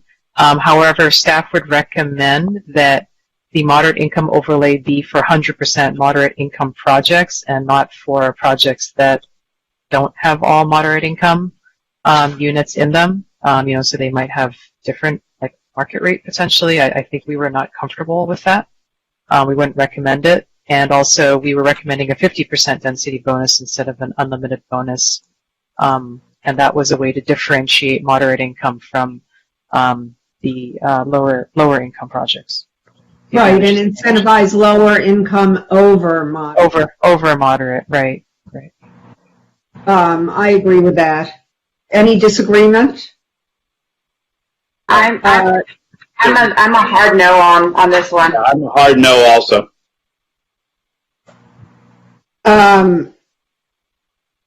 And I'm a hard no because I want to keep the original language. Okay, well, this is, I think, gone, right? I mean, let me just make an argument for the 120 AMI. This is a category we've had trouble building all along. I've spoken now to a couple of developers who do this model that I think everybody here is interested in, which is the co-living model, so that young people, and this is how I view it, instead of taking a 3-bedroom apartment that a family could live in, or actually living in co-living spaces with great, common areas. And right now, the only way they really do that is by taking larger units and living with a bunch of friends. So I like the idea of creating a niche, but not a niche that we prioritize over truly affordable housing, which is what I call 80% and below. This fills a different thought, and if we give them more flexibility and a little bit of a density bonus, I think they can build it without public funds. But so I just, Phil. I'm more confused. No. I'm listening, but I'm not really clear. So okay, there are two kinds of housing. Can we give me so eliminating what 2A says has an entire 2 paragraphs. Give me the part that you would like us to explore. That makes sense? Yes, the second part. Are you talking about second paragraph? Yes. I'm talking about the second paragraph, which deals with the kind of thing I'm talking about up to 120. This is an area, as I said, where we have trouble getting it. I think it's a sort of unique market, but the other problem with this market is I don't think people stay in these units very long. That's just my experience. I'm sorry, City Attorney Cardona. Just so everybody understands the second paragraph, and Jane, am I correct that the second paragraph is limited to targeted areas of the city, that is downtown Bergamot and the area around the 17th Street Expo Street? That is correct, and we're happy to put up that slide if it's helpful to visually see where that is. Would that be helpful? Well, I'm more concerned so that we're eliminating the title of that of 2A, and we're asking to study just 100% affordable overlay for moderate income up to 120% of average median income housing projects in target areas of the city. And that's all we're exploring. It would just be the second paragraph, yeah. I'll support that. Everybody? Councilmember Para, I know you were against it. I know you're against it, Councilmember Davis. Councilmember Para? I'm for it. I like it because it's only going to be in those areas, not citywide. Right. Councilmember Davis is opposed because she wants the 100% all affordable, right? Councilmember Para. I like it as amended. I do not want 100% overlay across the city. Yeah. We'll support you, Sue, on that. Thank you. Okay, so, and I understand, Councilmember Davis, I know you object to this. I know you object to the 100% affordable for up to 80% going away. Yes, I'm sorry, City Manager Dill.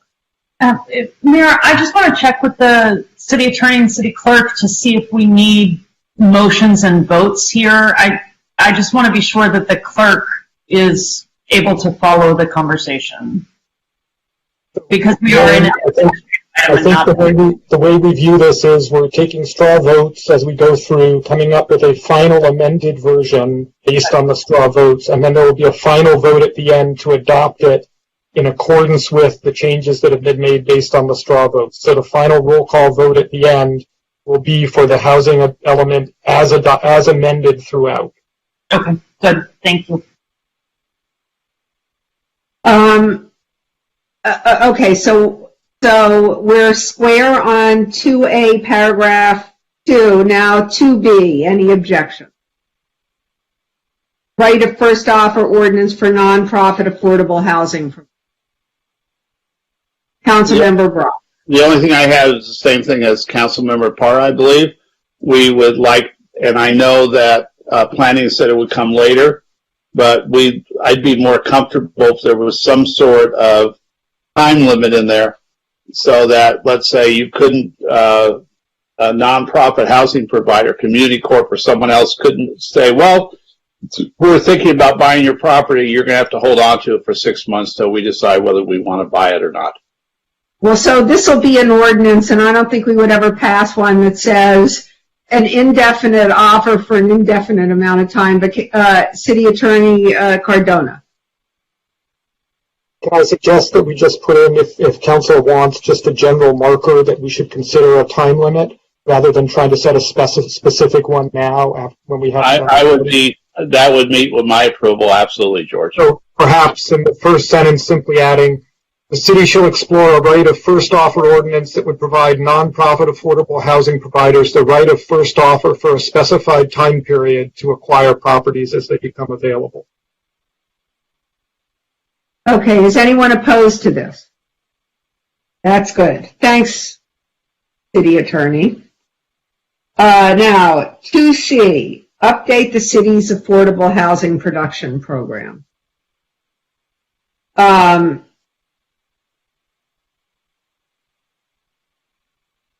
So this is basically the AHPP menu option will be gone, and the basic inclusionary requirement, as I understand it, and correct me if I'm wrong, that will attach to tier 1 is 15%. Is that right?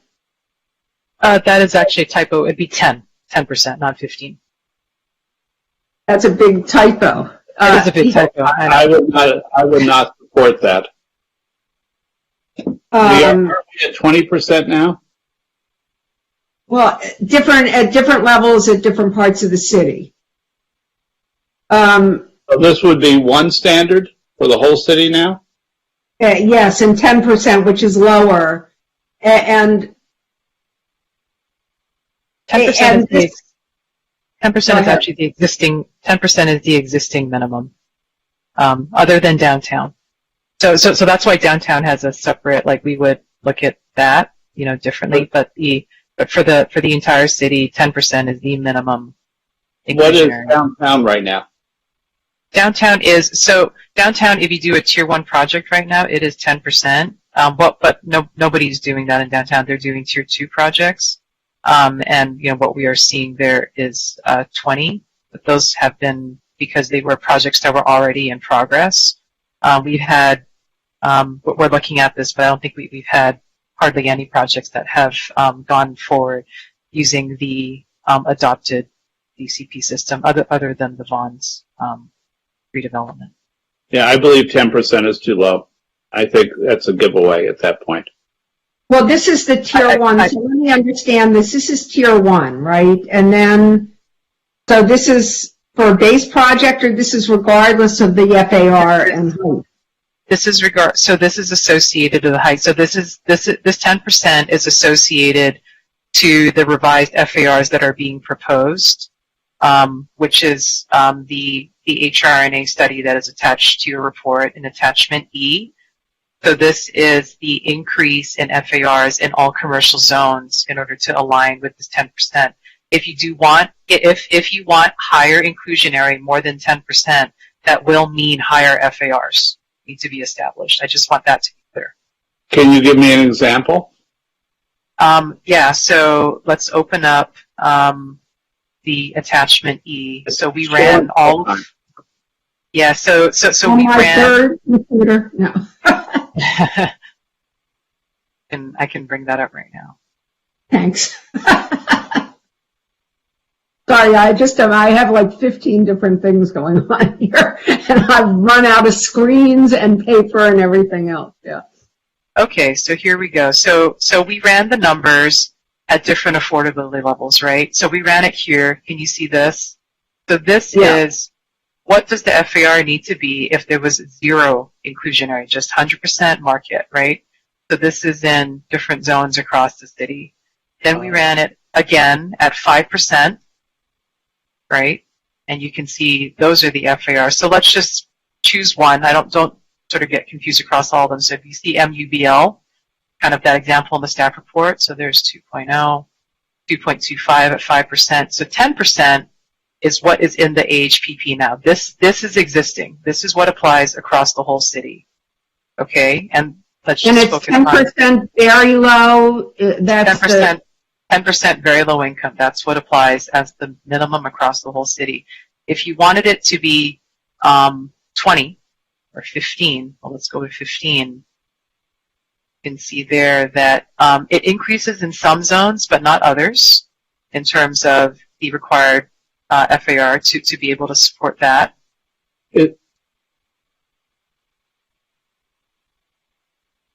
And then we looked at downtown because downtown has a different system. We looked at 15 in downtown as well across different markets. So that's essentially the way to read this particular attachment. Okay, you need to go slower. I'm sorry. Give us a chance to see between the 10 so you picked an example of 10 and 15%. So what is the actual, what's the actual, when you get back there, what's the actual difference in the height of the building and density of the building? Okay, so here is, sorry.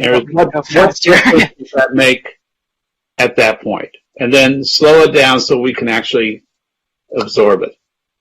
Right, so here we are, is the MUBL. I'm going to see if I can maybe fit it on one. Hopefully it's not too small for you. No, it'll get too small. So wait a minute, the height. But I can read it. So that's the same, correct? The height stays relatively the same, other than on Main. The neighborhood commercial, right? Yeah. Where the Pico needs to. Where's Pico? Oh, I see. Okay, so that's the only place that it becomes untenable at 15%, correct? That's where it gets to, roughly 5 floors. So 4 has a top out. No, wait a minute. Only Main goes to 5 floors. Right, that's what, oh, wait a minute. Oh, all the others are 4. Right. Yeah, no, all we're of them at Ocean Park. I apologize. Is there any way to dampen that one back down to 4 floors while keeping the rest at 15%, or do we have to go to 10% to achieve parity? This is an estimate. You have to align your building height with the FAR, right? You can't just establish the FAR and just say, well, it has to be within 2 stories. Then that just makes it not workable. So this was a translation of that FAR to an approximation of number of stories based on what we know of projects that have happened. So we ran it through development assumptions to be able to come up with an estimate of the number of floors that might result from this. But otherwise, we're adding more affordable housing to that market rate building. So the only place that it seems to vary between 10% and 15% is Main Street. And what I'm asking, is there any way to dampen that back down on Main Street to keep the FAR at 2.75 so it stays at 4 floors? I'm not sure. Does that make sense? I guess not. Yeah.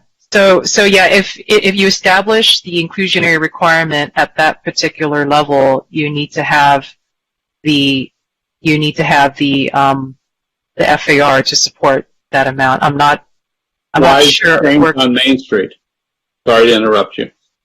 I can have HRNA maybe address why it's specific to Main Street. For all of these areas, it's typically related to the land cost. I think is the biggest driver. That makes sense. Right. So let me ask you something else. If we just said if we said 4 floors on the boulevards, right, everywhere but I'm sorry, I'm having trouble reading this, but on all of the boulevards other than Pico, we might get a little, except the neighborhood, oh, that's Montana. What's the last column? I can't read it. Sorry. HMU, that is the hospital mixed use district, so that is around our hospitals. 2 main hospitals, St. John's and UCLA.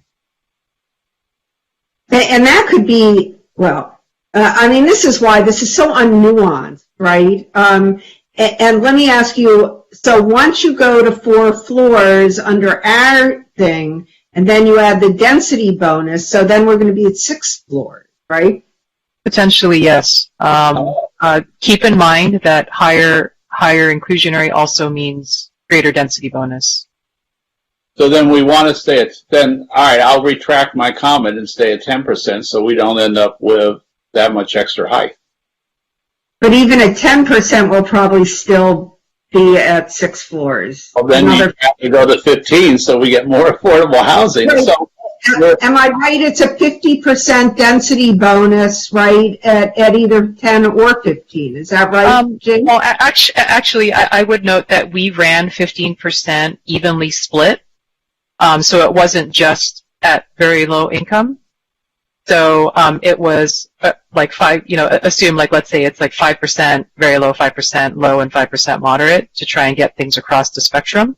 Mm-hmm. So that's the result for this. If we ran it at very low, you might have some slightly different results, but we felt that that might be a way to maybe address how state density bonus law applies to this. It's something that we've started to look at a little bit. But this might also be able to get, instead of just having units produced at only one level, you get them at different levels. So it sort of mirrors the DCP program a little better.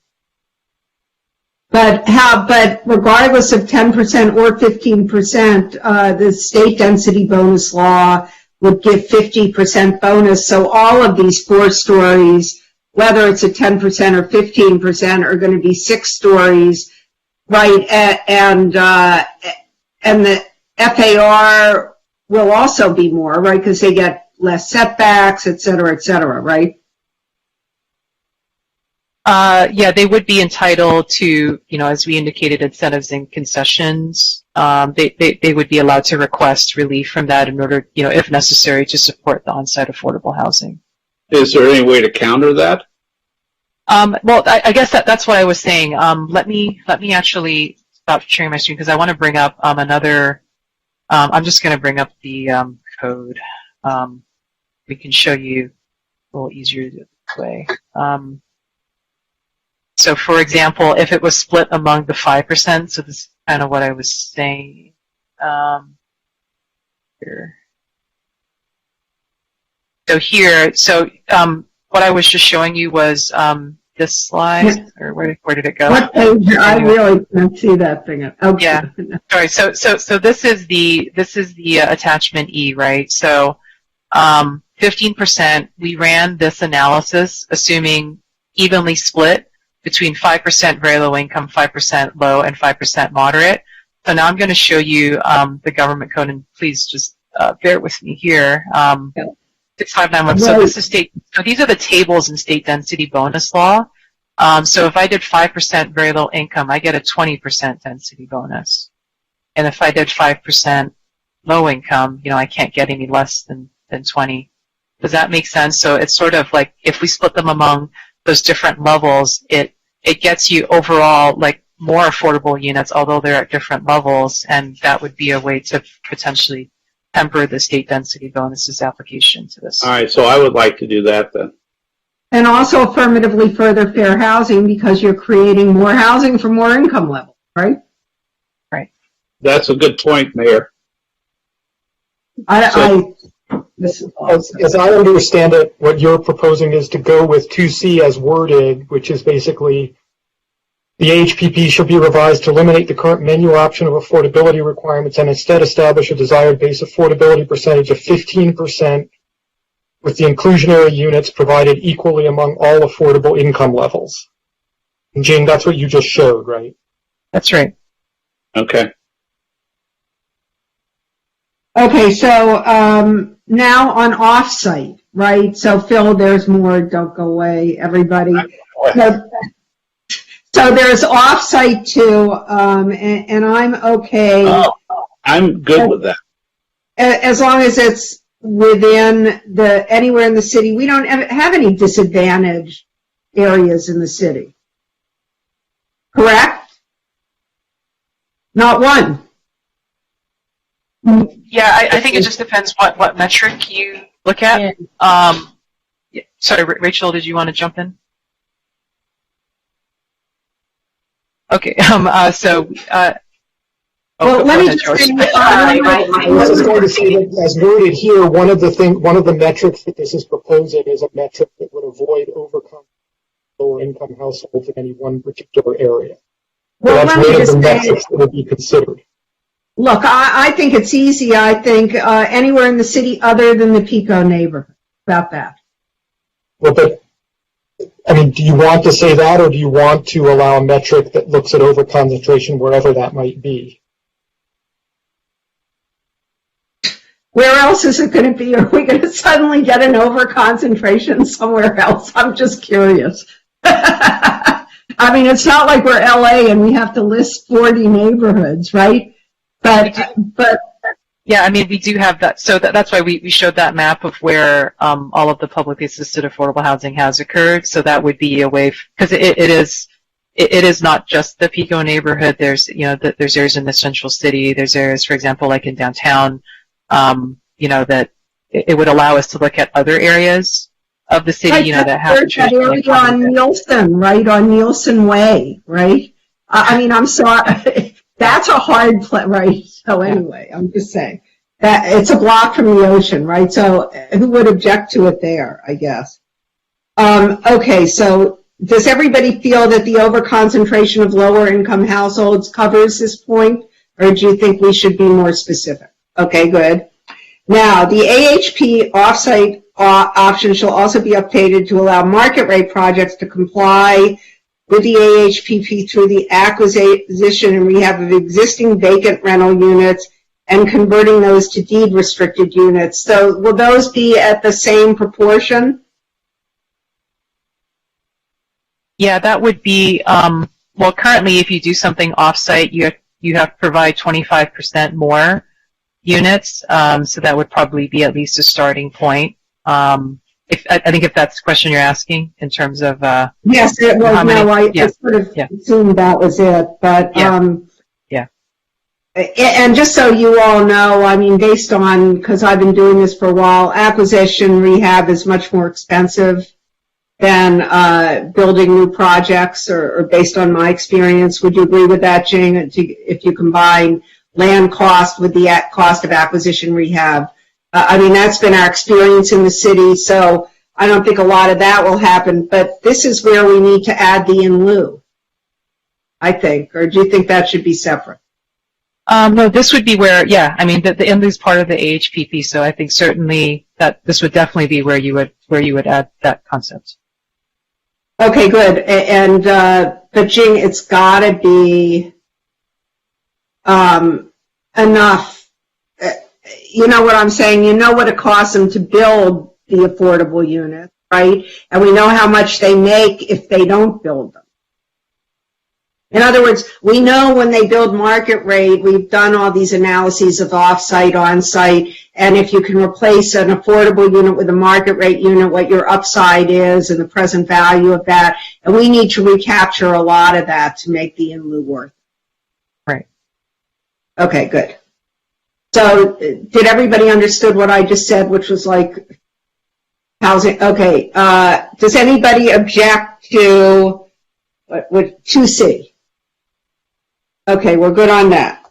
2D, density bonus ordinance.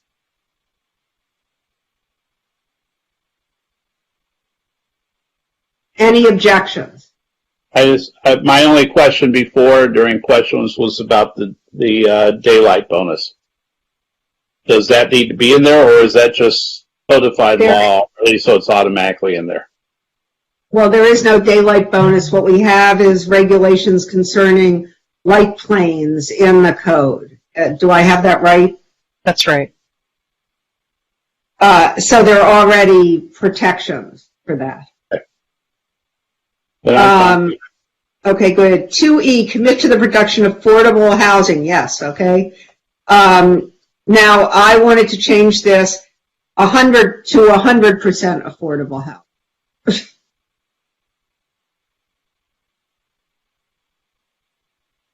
So you would change you would change the title to commit to the production of 100% affordable housing on city-owned, publicly owned land, and then we would add also 100% in front of the first sentence as well. The city shall commit city-owned sites for the production of 100% affordable housing. Yes, and that's so we can maximize the amount of affordable housing. Because if it's not 100% affordable housing, we don't get to maximize it under the state law. Is that where? I'm sorry, I think Oscar's before me. I apologize. Oh, Oscar and then Phil. Now, we always hear developers say that it has to pencil out, and I'm just, I want to make sure, because I know in the publicly owned land, the residents want to see more green space, and I want to make sure that with the, how all of this fits in. So I don't know if I'm all for it. If there's going to be housing, it should be 100% affordable. I agree with that. I just want to make sure that we make it very difficult for a developer to take this type of project on, with the other pressures, right? So let's say if we say 100% affordable, that doesn't negate sort of other amenities or other items that we want in that project. So, for example, like more green space or commercial space that can be subsidized, for residents. It won't take those opportunities away. Correct? Like the project won't be we have our regular standards. It's just because 100% affordable housing gets bonuses that other types of housing don't, and funding that other types of housing don't. Yes, City Attorney Cardona. I think if you say 100% affordable housing, we would understand that to mean 100% housing, not mixed use with commercial. That's right. Well, no, I think it should be only housing. Well, we would still have to put an RFP together, right? Like let's say 4th in Arizona, like that project right there. You're saying that we put in 100% affordable housing, then we will only be able to build, let's say, just 100% affordable housing on that project. But what if we want to do more green space? What do we want to do? Some commercial opportunities, for entrepreneurship and so forth. That would preclude us if we put this language in there from doing that, or the 4th in Arizona is pretty unique because it's so big, right? So and there are many lots, right? I mean, how many? 4 or 5 lots there. So I hear what you're saying. I mean, I think what we're trying to get is a project that is only affordable housing, right? And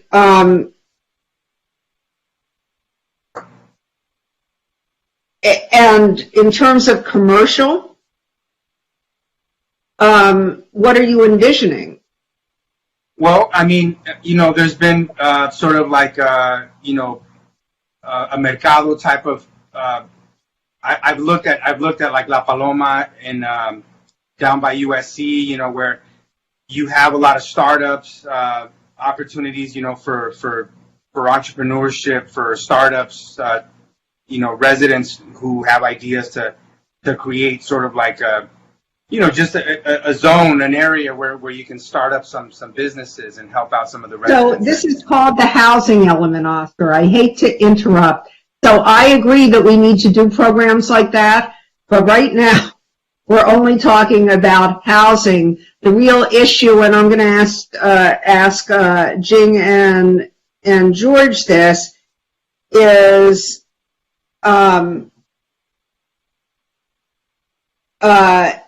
well, so as we explore the means of maximizing development potential, I assume there will be discussions of open space, et cetera. Yeah, I think like what we were trying to say there is that the existing standards as they are for different city-owned sites. I mean, I'll take Bergamot Art Center as an example. It has a very low FAR of 1.0. You know, that may actually behave as a constraint to producing housing because you can't kind of get enough, you know, capacity like floor area to be able to make up that housing. So that's why it's specific to those things through a public process. You know, understanding that you might want to establish like different standards or special standards, you know, for those city-owned sites in order to facilitate 100% affordable housing. So that's, you know, really what that means in terms of exploring the possibility of doing that. As George noted, if you do say, you know, committing it for only 100% affordable housing, we will understand that to mean that's all the use that could be on there. I do want to note that, you know, we asked HRNA to do that analysis to help, you know, the council understand what is the gap, the financing gap. Like, you know, it's clear that something needs to come in, whether it's other public sources or other private sources, whatever that may be. Something needs to, you know, there is definitely a gap. It doesn't just sort of work on its own. And so, you know, if you are intending other uses other than housing, whether it's, you know, the example of the most recent example of a very big is the Village project across the street from City Hall, essentially, and that was 50%, you know, market rate 50% affordable. You know, that's a model that came together, you know, in order to sort of provide a cross subsidy for those affordable units. Is that what's being contemplated here, or is there, you know, something different where it's only affordable housing and community uses? And then, you know, really thinking through the feasibility of doing something like that. Councilmember Davis? Oh, no, wait. I was after Councilman Delatorre. Councilmember Davis shouldn't be after Councilmember. Go ahead, Councilmember Brock. Thank you. So on this, a couple of things. Yeah, can the Bergamot Art Center and 4th in Arizona be put into a special category because they would both be RFPs? So in other words, we would have the affordable housing on city-owned property, but note somewhere that those two properties are different because we're going to want to have green space and parkland as well as housing on those. And as far as Councilman Delatorre, I absolutely agree that publicly owned property, we want to have publicly owned storefronts that'll be affordable business, mixed use, and incubator storefronts on those. So my question is there a way to exclude those two specifically so that we acknowledge that those will be RFPs and will be possibly a combination of affordable housing and auxiliary uses on those two properties? That might solve the problem. I think to clarify, any use or, you know, disposition of city-owned property would require you to go through that public process. It wouldn't just be those two. You know, maybe a way to do this is that if you are intending that there may be other uses other than 100% affordable, you know, that you might be interested in, you know, maybe it's a consideration of other, you know, community serving uses such as open space, artists uses. I think we can just do like a sort of you know, including but not limited to kind of list and sort of keep it at that, so it doesn't tie the hands of, you know, any future decision making with respect to this. I don't have specific language yet, but that's an idea. If you give us a moment, we can come back to that. That would work for me. So how about perhaps the first sentence could read this: the city shall commit city-owned sites for the production of 100% affordable housing and or other community-serving uses such as green space or commercial, right? Or community-serving commercial. Right. Councilmember Davis. So, can we put something in there, and this may not be the right word, about placemaking?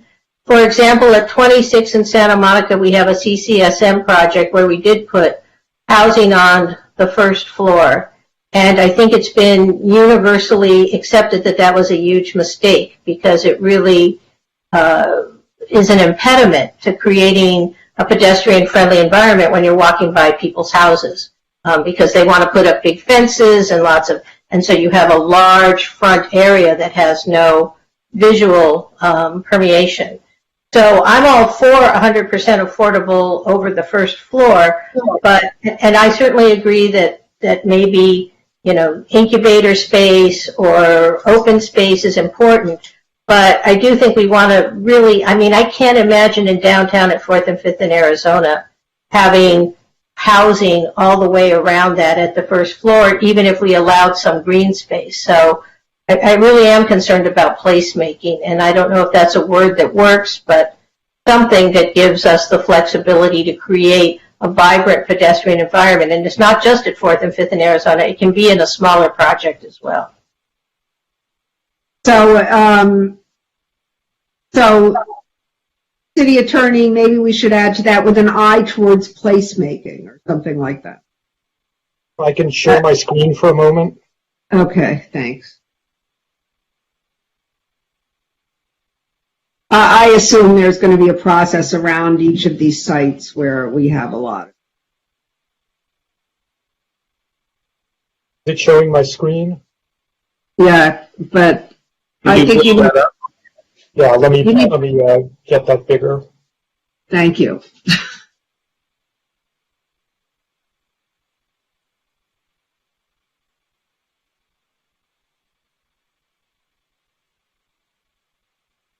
There we go. Great. That works for me. Does anyone have any objections to that language? I can't see them, but I'm assuming no one does. Shout if you do. Okay, so that's good. Thank you, City Attorney. Does that work for you? Yep, it does. Okay, good. 2F. Any objections to this?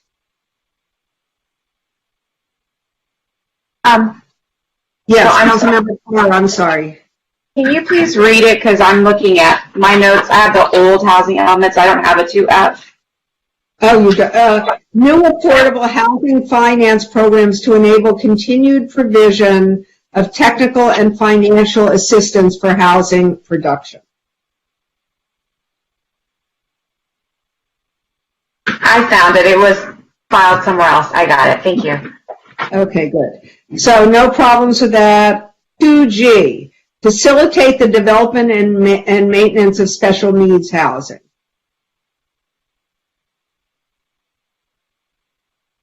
Councilmember De La Torre, did you have your hand up or you just like? No, I said that. I was saying that's fine. Okay, good. I thought you maybe were avoiding having carpal tunnel syndrome like Councilmember Parr.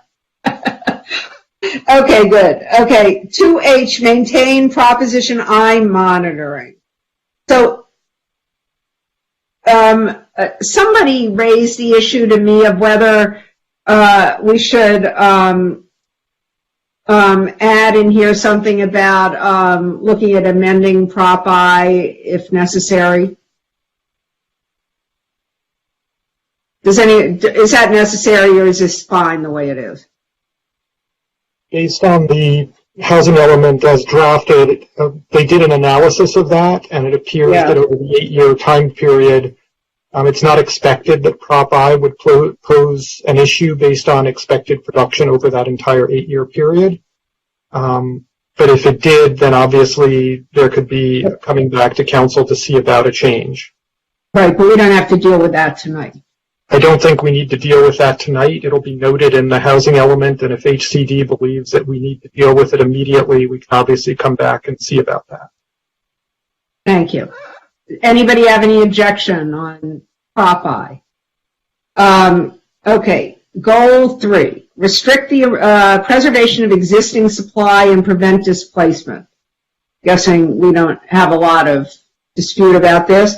Restrict the removal of existing rental units for site redevelopment and require the protected units to replace. Now, there's one issue with this, and that is if a rent-controlled unit is removed, should it come back to the same person at the same price? Or should it come back on the market at the same price?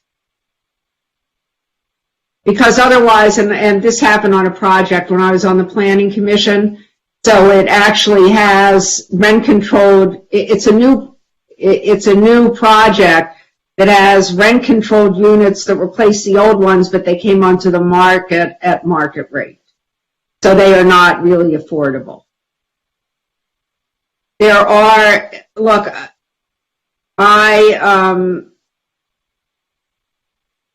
we have, we have the relocation payments that landlords make that we know don't really compensate people because they can't move to another unit. On the other hand, once they're displaced, they never come back. So it's a little bit complicated. But I do think, for instance, that rent control units, if they're removed, should be replaced as rent control units. Jane? Right. And I think that's a detail that you can certainly direct now, or we can, discuss later when this comes back to the council. We were thinking of modeling this after SB 330, and I think there's some tweaks we would make to it to sort of close some loopholes we saw in there. But under SB 330, it could be either rent controlled or deed restricted. I feel like I remember when we talked about this with council before in our implementation of SB 330 that council's preference was that the replacement units were deed restricted instead of. Oh, no doubt. Right, because if it's deed restricted, then if it's rent controlled, then it can be vacancy decontrol as soon as the first person leaves. Deed restricted for us gives people much more predictability. Right. So that's how we're implementing. Good. That state law now, and that's what we would want to continue because that state law again it sunsets in 2025, and we wanted to make sure that it didn't just stop as of that date. Great. Does any? Yes, Councilmember De La Torre. So we have a state law, Costa-Hawkins, right? That has a lot of rules and regulations around how someone can exit the housing market and build. That's the Ellis Act. The Ellis Act. The Ellis Act. I'm sorry. Yeah, the Ellis Act. How is this at the local level? We're trying to do something different, and you have SB 330. Are we going beyond the confines of SB 330? I think the idea is so SB 330, those provisions sunset in 2025. And so we wanted to make this sort of permanent. And really the idea is let's say there's a 4-unit development. Someone couldn't come in and just replace it with 3 units as an example, and if there are certain conditions that if there were, what are called protected units there. So there were a lower income household that lived there, you are required to replace those units, at that same level, and that's what we were just discussing. Is those units would be replaced, and they would be required to be deed restricted. So in many cases, it makes that replacement, what you would normally be a 3-unit market rate project. It makes it really not possible to proceed, and that's why it's more like an anti-displacement measure. So it ensures that 4-unit project remains. Yeah, one thing. A 4-unit project. Some of these small mom and pop owners. They're providing they're providing rent controlled units. I kind of have a hard time punishing these people that have been doing the right thing for so long. Let's say someone's been providing rent controlled units for 25 years, and they want to improve their financing for their children or whatever. Doesn't this lock them in to the same situation where they can't make any progress for their family?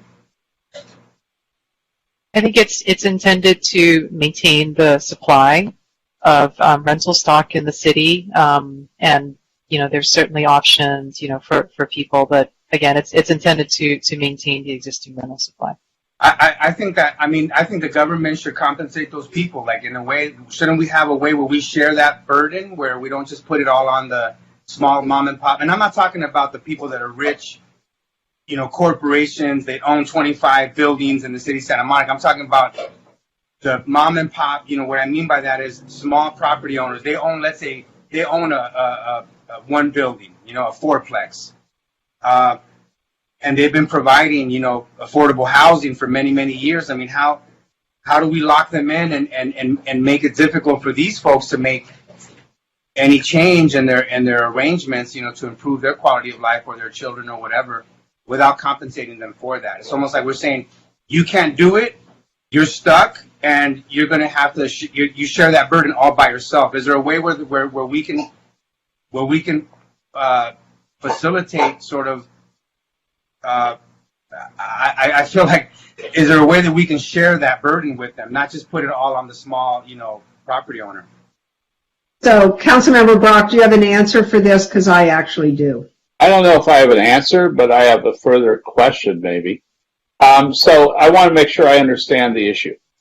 So someone has a 4-unit building, and they decide after it's 75 years old, they decide to tear it down and rebuild. So they're modernizing their stock.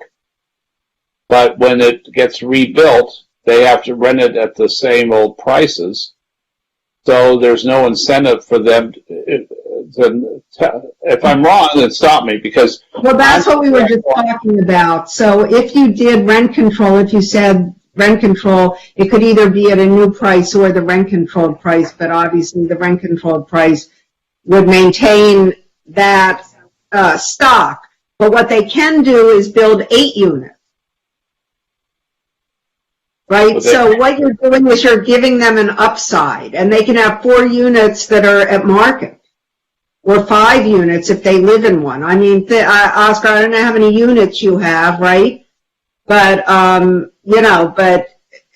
but basically it allows you to create more income, not less income. So you're saying the Faustian bargain then is to keep some units at deed restricted forever, while letting them, then they should have the right to raise rents on the others to maintain that. Is that what you're suggesting? Because what I'm saying is the 4 units would be protected, or however many.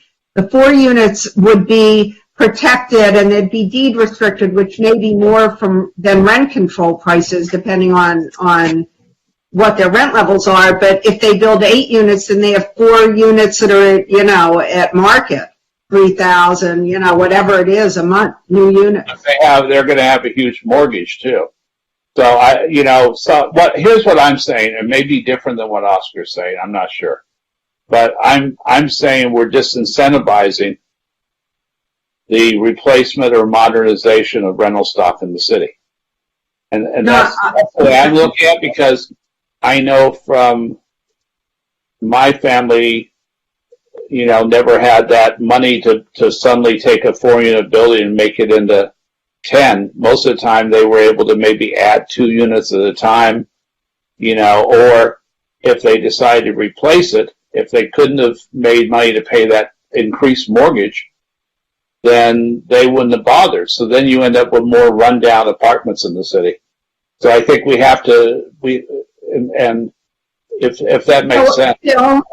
Yeah. Phil, are we doing this housing element for landlords or for tenants? I think you're doing it for everybody.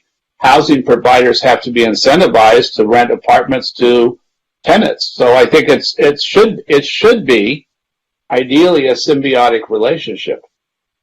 It should be, and that's why rent unless you have a provider. But that's why only the existing units are protected. New units. So if your family added 2 units, they would not be controlled. Right, but they probably wouldn't have had the money then to do that. So I look at things, I think, and Council Member De La Torre is looking at things as very small mom and pop housing providers, not NMS type providers where they're, mowing down, 3 and 4 buildings in a row and rebuilding at housing density bonuses and everything else. So that's what I think. I support Councilmember Delatorre on that. Well, I have a solution. Well, let me hear from Councilmember Davis, who's been waiting, and then. I just want to point out, this is current state law. And I'm unaware, and someone can correct me if I'm wrong, that we've had this rash of landlords coming in and saying, oh, because of AB 330, I cannot fix up my building. I mean, I think this is, all we're doing now is talking about preserving the current law just beyond the sunset of the state law. So if we're not seeing a lot of deleterious effects now, I don't know why, if we just expanded beyond the sunset time, we would all of a sudden see these. But that's my thinking about it. All we're doing is sort of saying, let's take these changes and make them permanent. And so far, we haven't had Apocalypse Now. So Or another movie you're saying, Much Ado About Nothing, I think. Councilmember Delatorre. Yeah, why don't we just put in language in there that says for those that have, 10 units or more, just so that we're looking at the people that are larger, they can afford to weather those, those policies and economic thunderstorms. And we make a distinction between the small mom and pop housing provider and the larger companies that are larger, and even we can go higher than 10, but I would say 10 at least, or I don't know, whatever the number is. If you all have a suggestion that what is a larger housing provider, what is a smaller housing provider, Well, I think the problem's a little different because right now it doesn't, and Jing, can you tell me if I'm wrong? It doesn't distinguish between a fourplex and 20 units, right? It does not, no. So right now, this is the law. I agree. I mean, I can just share the sort of like historical perspective is that I think traditionally, as we've mapped out, the most vulnerable properties in the city that are most susceptible to, turnover and displacement of existing residents is precisely those smaller units, because people exit the rental business in some way, shape, or form.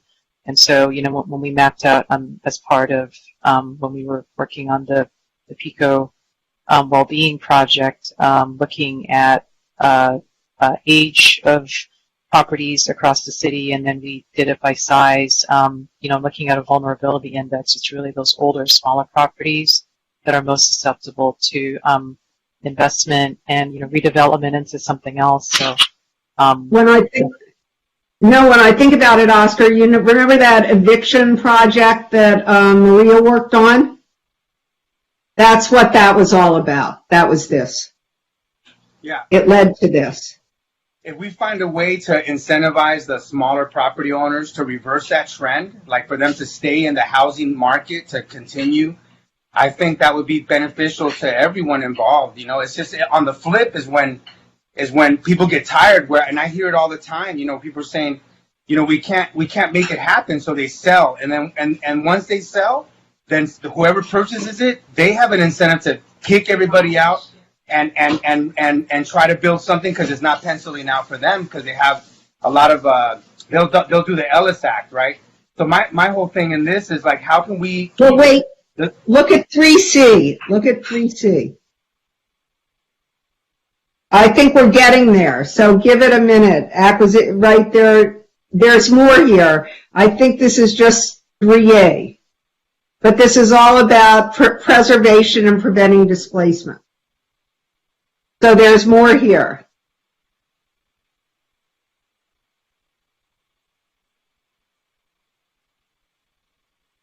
So, I think this is just one part of this, but, if staff can't recommend language, I feel really uncomfortable supporting the language that's currently there. But if we can make a distinction between the smaller housing providers and the larger housing providers, and I think that's more fair because I want to keep the smaller housing providers in the business of providing housing for our residents. If not, they're just going to sell, and when they sell on the flip, that's where that's where we start losing people to the Ellis Act, and I don't want to see that happen. Councilmember Brock? Well, the state law sunsets 4 years from now. Yes. Theoretically, we have 4 years to revisit this. And so right now it's codified in state law until 2025. I think this is something we would look at in 2 or 3 years and go, all right, do we need to extend AB 330? Or is it okay if it sunsets? So that's something I think we could come back to and not make a decision on tonight. We can let it stay with the state law. And if it gets close to sunsetting, council member or planning will bring that up at that time and say, hey guys, this is about the sunset. It would have bad effects on tenants in those buildings. We need to revisit this and extend it. So we don't have to extend it tonight. So I'll stand with council member Delatorre and just go with the state law and go from there. If that's what you wanted to do, then we would have to change the language of this to read, the city shall consider amending the municipal code, as opposed to the city shall amend the municipal code. Okay, I'm fine with that. I'm opposed to it. I think this is a crucial part of the housing element is preserving existing affordable housing. And I think this opens the door to a loss of a significant amount of it. But I'm willing to be on the bad end of that vote. Well, I just want to keep this in here so that it's in here to go back to, so I'm okay with consider. I really feel strongly that that this is important, and what can I tell you? I think we will be revisiting it, but to keep it in here, I'll agree to the language consider. Okay? Thank you, Mayor. And to be clear, I don't want to lose any rental housing either. I want to make sure that those small landlords, mom and pops, have a chance and feel there's light at the end of the tunnel. I don't want them just to sell their property and get out of the rental business because Councilmember Delatorre said it properly. So that's fine. Consider is great. 3B. 3B, develop programs to address state and federal legislative mandate. No objection. Facilitate, 3C, facilitate the conservation of restricted and non-restricted at-risk housing. That's what I was talking to about. Although this is, I'm sorry, deed restricted. So I assume this is like Nielsen Villas and places that are 505 program with restriction. Right. Yeah, so these are properties with deed restrictions that will expire. We've had this already. This is important. Okay. 3D, maintain an acquisition and rehab program. Mayor, I just have a quick question because that raised one of the issues. 3C was one of those areas where Planning Commission had a change or something. We have this whole document with Planning Commission changes. Are we assuming these are all part of the new housing element, or do we have to address those separately? I have not looked at the Planning Commission changes at all. So what do you think is in there? I'm sorry, as I said, I have too many screens. I have 2 screens and 4 piles of paper. So if somebody could help me with what's different. Well, I think most of it staff is okay with, but the question, I guess, is whether or not council's okay with. There are a few that staff deviated from what Planning Commission suggested. I mean, we can discuss those when we get to it, but I guess maybe when we get to 4C, they say it depends on city council discussions, and 5.2. Okay, we aren't there yet, right? Right, but there's a bunch of stuff we've already sort of passed over. none of which I think is controversial, all of which I think staff agreed to that were recommended planning commission changes. But the question is, what are we doing about incorporating? Are we saying that if staff agrees to it, we're incorporating it? What would be presented for the vote at the end would be the housing element as amended by the Planning Commission recommendations that staff has indicated they're okay with, subject to whatever changes you're making. Okay, So, but wait, we don't, but the Planning Commission changes aren't incorporated into this program document we're working with, right? Right. Why weren't they? Because they're in a separate document. Because it happened at the same time. This report was released basically before, at the same, as almost simultaneous, I think, with Planning Commission. Is that right?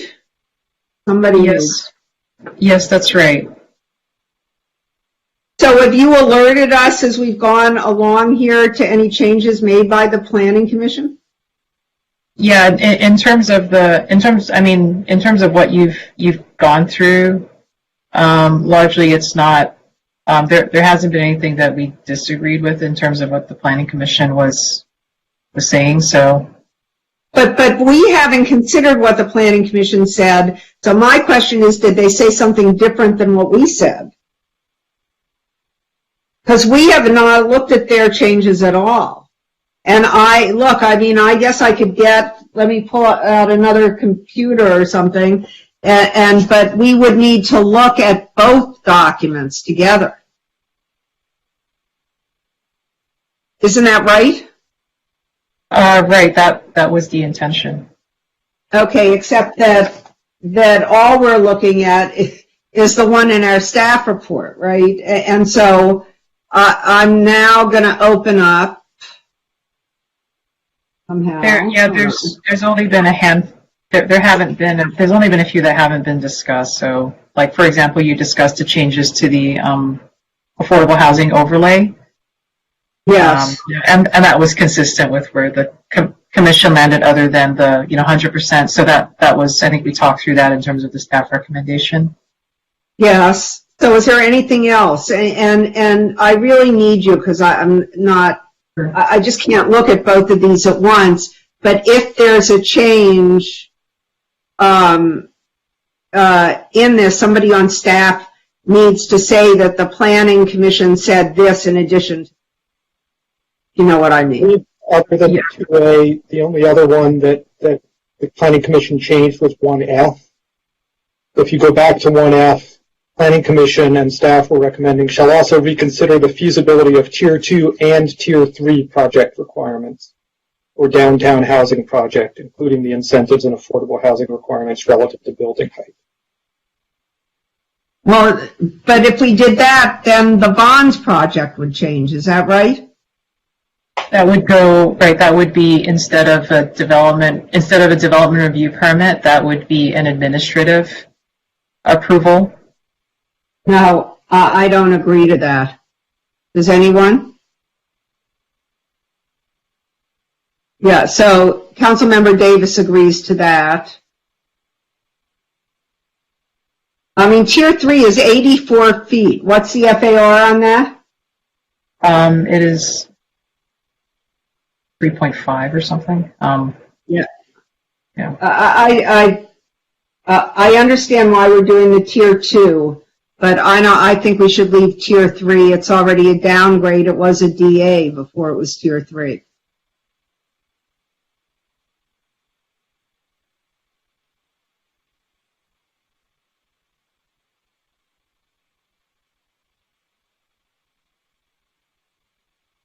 So where'd Councilmember Brock go? Does he think he can go to the restroom or go get something to eat in the middle of this? I did go to the restroom, and I'm turning on the fan because all of a sudden my room is really hot. I've been on the last 4 hours, so go ahead. Okay, so the other thing we need to talk about is 1F, Councilmember Brock, because apparently in the Planning Commission, they want to reconsider the feasibility of Tier 2 and Tier 3 project requirements, not just Tier 2. in the downtown plan. Does that require a five council member vote to make changes to that plan? It would. For tonight, in adopting the housing element, you only need 4, and in recommending that we submit the housing element to HCD, you only need 4. But when it comes back, ultimately, to the extent you modify the loose or the DCP to increase height or far, that would require 5 votes when it comes back.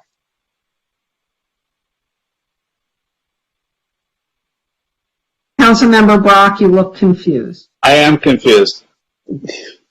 So are you looking at your chart in 1F, right? I'm trying to, yes. Okay, so it says the city shall also reconsider the feasibility of Tier 2 project requirements. The Planning Commission wanted to make that Tier 2 and Tier 3 project requirement. And I'm objecting to that because I want to keep the Bonds project. Well, you'll keep the bonds project. It's just a consideration of it. I mean, nothing about that kills the bonds project. No, but we'll get less affordability if we start looking at, I'm just saying it's feasible or they wouldn't have done it. But right, but that's all this says is look at feasibility at Tier 3 too. We're opening too many extra doors that we shouldn't open. Well, I think we should look at Tier 3. This is all about getting more housing. Tier 3 gets us more housing, but I'm willing to be outvoted. Okay. Does anybody else have any opinions about it? Councilmember De La Torre. Yeah, I think we should strive for more affordability, so whatever's going to get us there, I'm supportive of. But doesn't that also end up with more height and density?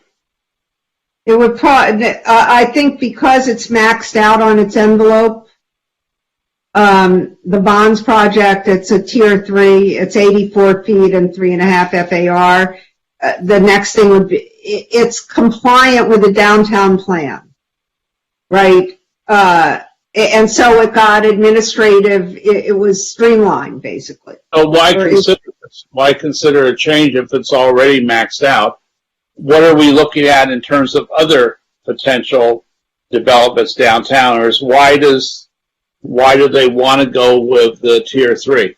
What is the benefit for a developer there versus the development for the versus benefit for the residents of the city? Well, no, I'm worried that it will, look, I'm just worried that reconsidering the feasibility of Tier 3 will mean that project will change. In other words, right now it's 30% affordable, right? And that's what the DCP says. And if we look at this and we say, oh, if the feasibility is 20%, it goes to 20%, I would be incredibly unhappy. Yeah, I don't want that to happen either. If we're going to get that kind of height and density at that corner and has people call it the Great Canyon of Lincoln Boulevard, I want to make sure at least the community's seeing a benefit, and the benefit there is that 30% affordable housing. Right. And hopefully a well-designed project that does not impose on the boulevard. Any other comments, questions? No. Okay, so we're leaving that as is with Councilmember Davis, I think, dissenting. Okay, and we were at on the 3 years, right? Mayor, can I also note in 2D, the Planning Commission recommended adding in an interim process prior to the ordinance update that the city shall administratively process density bonus applications. Staff didn't agree with this language because it's really procedural in nature. We didn't think it was appropriate to include in the housing element program. In fact, we're asking council regarding that direction tonight. So we would recommend that recommended language from the Planning Commission be struck. Is it in here now? No, it's not in there right now. It's in the addenda. So we just wanted to be Then clear. we're fine. We buzzed right by that, right? So anything else? No, not to where you're at right now. Okay, good. So, okay, we did the 770 deed restricted units, acquisition and rehab for, and the right of first offer. So are we all okay on that? Okay, maintain a low-income residential repair program. I'm fine with that. Yeah, Councilmember De La Torre. Yeah, so 38 multifamily units. What is that? Is that one unit with 38 units or 38 multifamily units? 38. Yeah, it's 38 of them, right? Not one unit. That is 38 units, right? So 38 city self-support and funded rehabilitation. So these are privately owned or these are nonprofit owned? Who owns these units?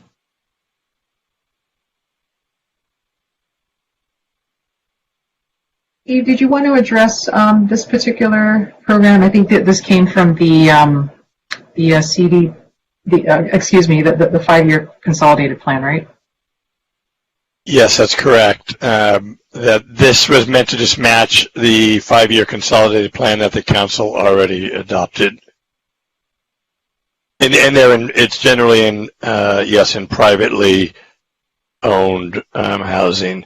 It's usually, it can be smaller units. It tends to be the mom and pop landlords. So these are people that can't afford to do the repairs because it's just they're not wealthy enough to make that happen, and so they have to apply and they qualify, and then if they meet all the criteria, they would get that funding. It's not assessed that way because it's federal funding, community development block grant funding. Really, how owners comply is that they have to have more than half of the apartments occupied by low-income households, and when if they meet that threshold requirement and they're willing to do the trade-off of the grant for example, 5 years of affordability, then they participate. Doesn't really have the program has not been in really high demand to speak of at all. We haven't received an application for a few years on this program. Okay, so yeah. All right, no worries. Okay. Okay, maintain code enforcement response to housing related violations. How about improve code enforcement response? I sort of am not joking about that.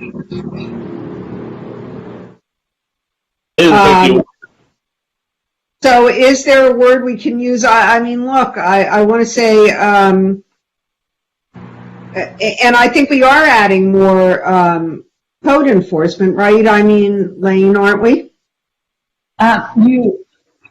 We are proposing adding more code enforcement. It won't get you back to 2019 levels, so code enforcement will still be below 2019 levels.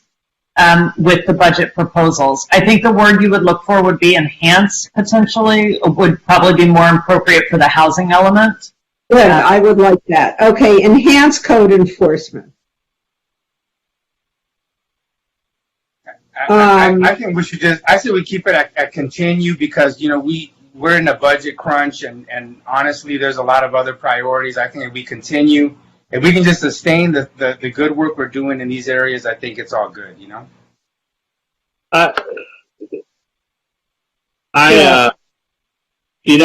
have one caller every meeting who talks about how her unit, she's not getting treatment on the powder placed around the ant powder that's probably placed around the doorsteps, etc.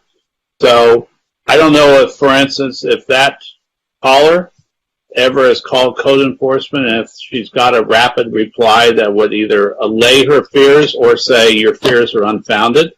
But I really believe that that's an example of where we need to try and get back to some level where we can take care of tenants who have issues. There's another tenant on Pico Boulevard who's had constant issues as well.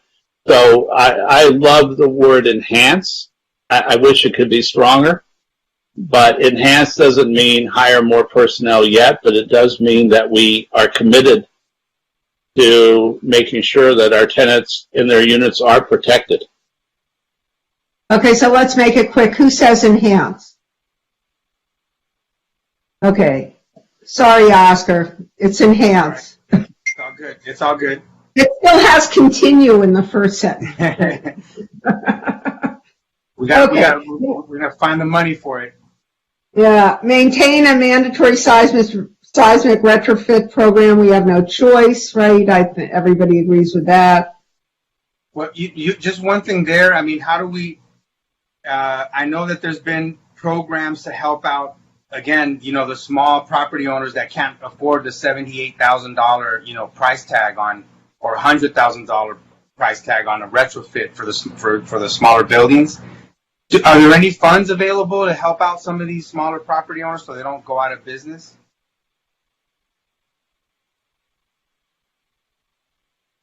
I don't know anything about the program. Does anybody, staff? Yeah, I'm not sure whether there is funding available for them.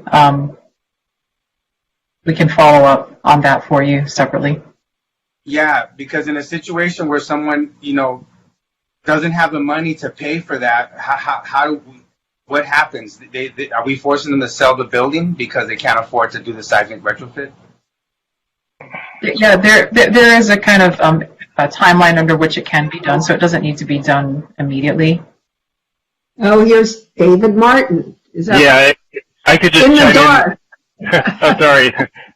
There are programs we're pursuing for funding to help in some situations, but as Jing said, we can come back to you with more detail.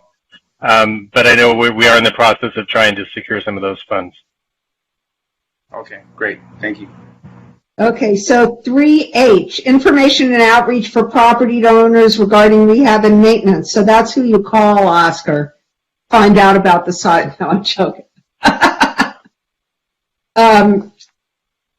Is everybody fine with 3H? Okay. On to 4. 4A, zoning ordinance amendment to permit multiple unit housing in all zones. And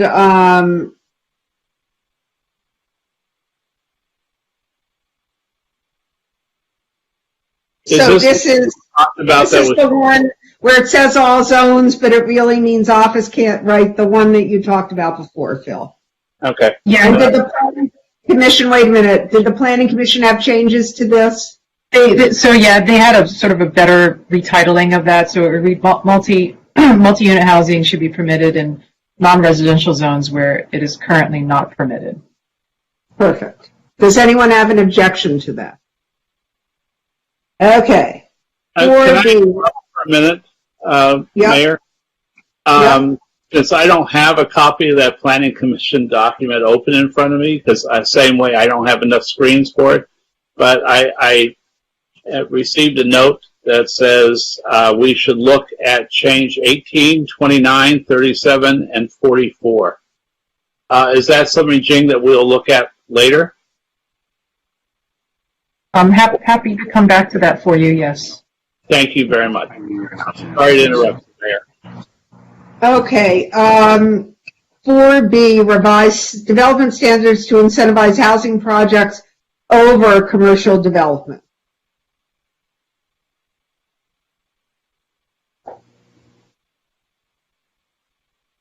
So this is more, it looks like more of the same. Everybody's good with that? This is 4C, facilitate the development of housing on surface parking lots owned by religious congregations. We're in that, does anyone have any objection? Councilmember Brock. The market rate unit part, I would prefer that it again be 100% affordable. But they're paying for it. These are on their Right. I'm just saying that's real ambiguous. So when we just did the St. Monica's project, they agreed to it. They agreed to do 100% affordable, is my recollection. But different congregations might have different issues. How do we incentivize that then? Is there a way that we can incentivize at least the majority affordable housing? Because I don't want to end up with... Well, it says to support the production of affordable housing, including allowing some market rate units to support the affordable. What? So I guess I'd rather have a definition of some.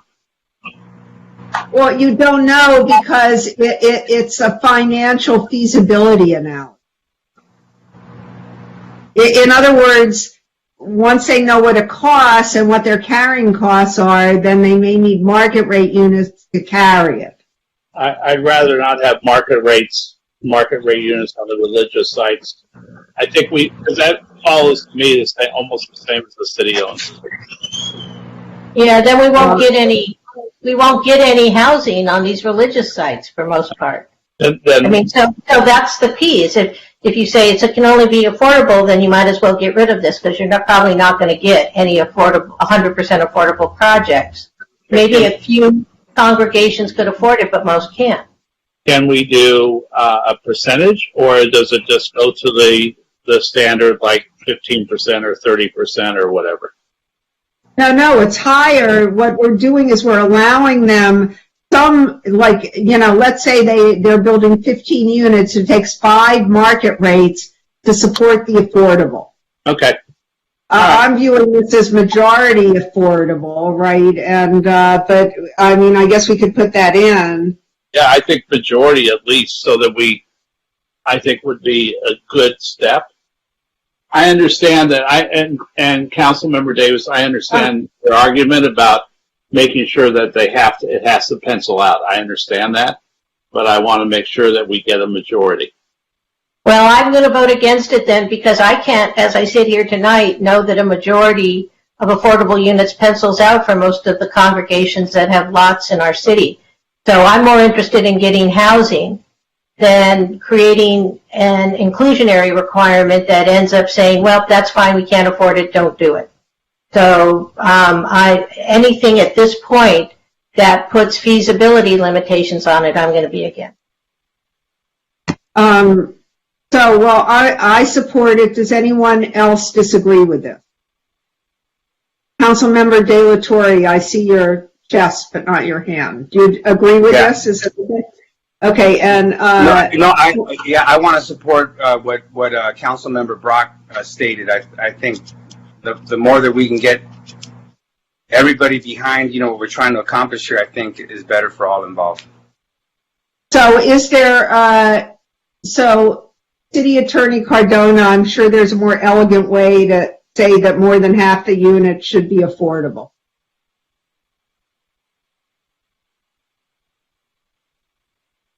Maybe.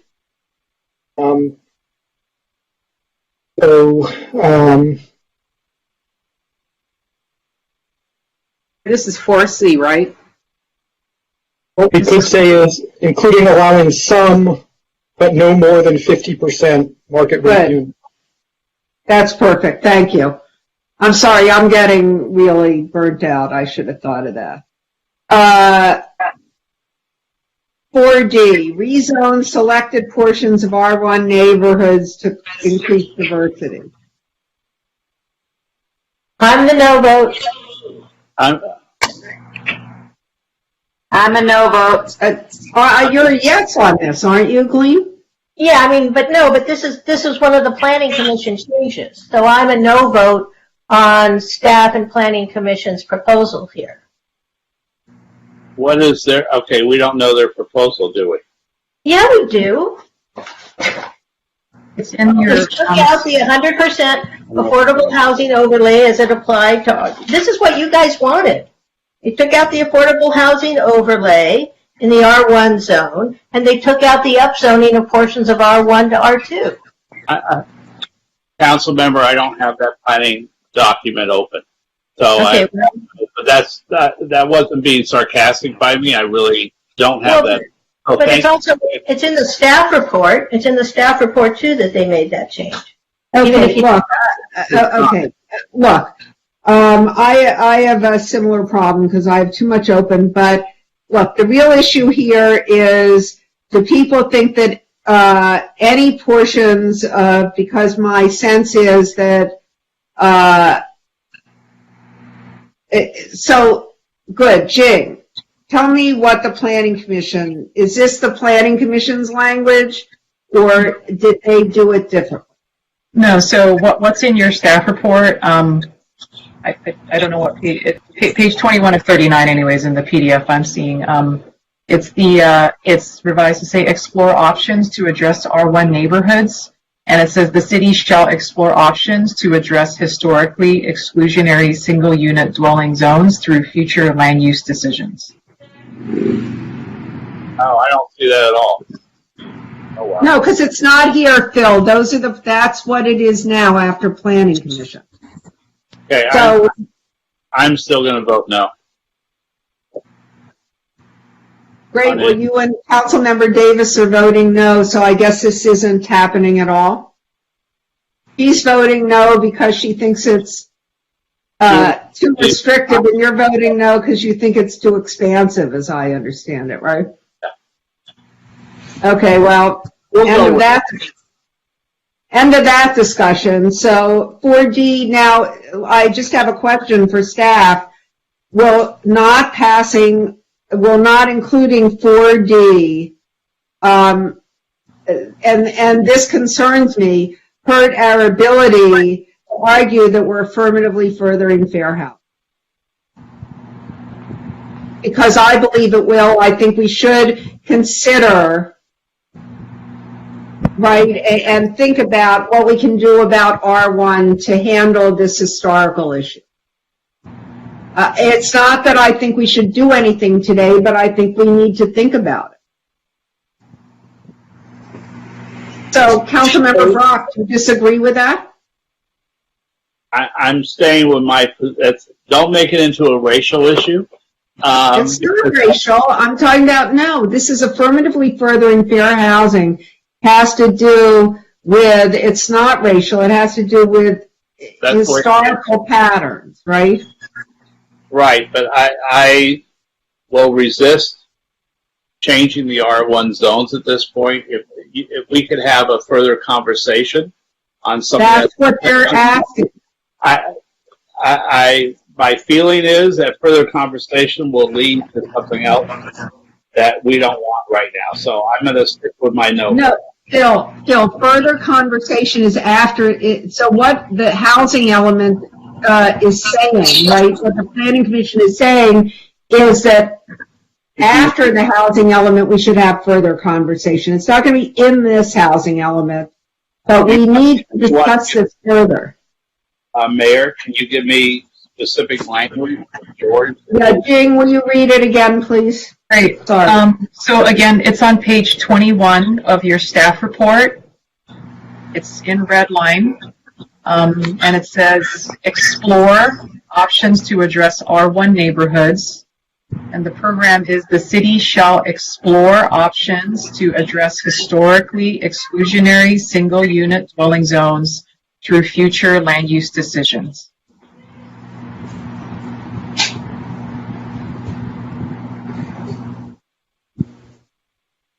So that's not part of the housing element, but that says that we will look at that over time.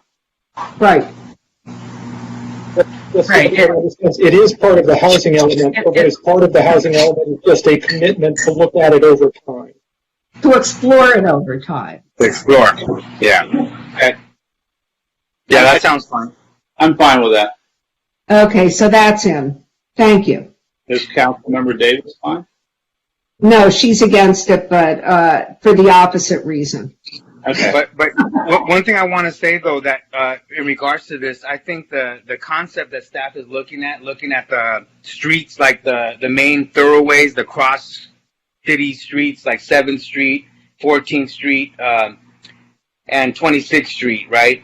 I think engaging the community in those conversations, I think, is worthwhile. So that's what we'll be doing, right? Correct? Yes. Well, okay. That could be among the things that are explored. General way.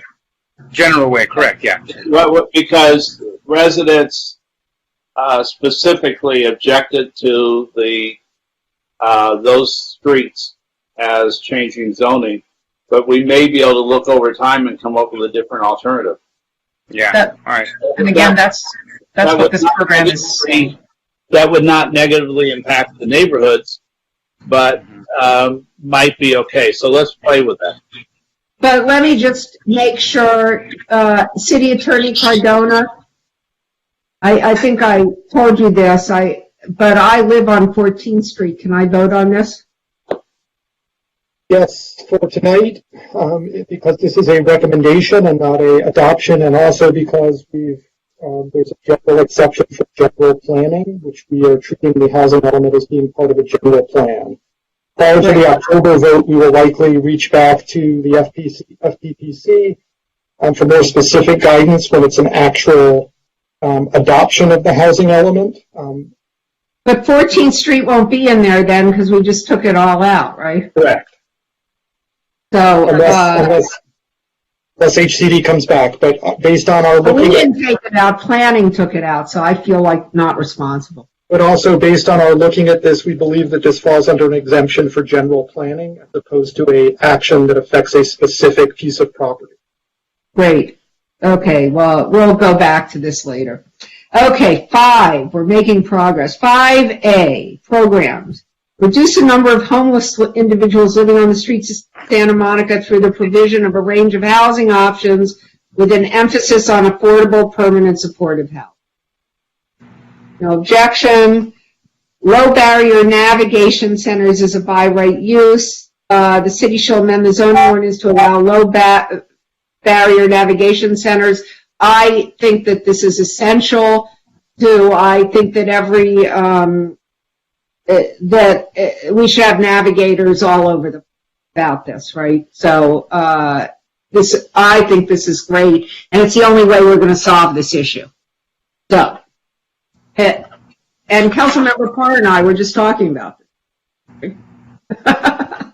So, good, that's 5B, I think.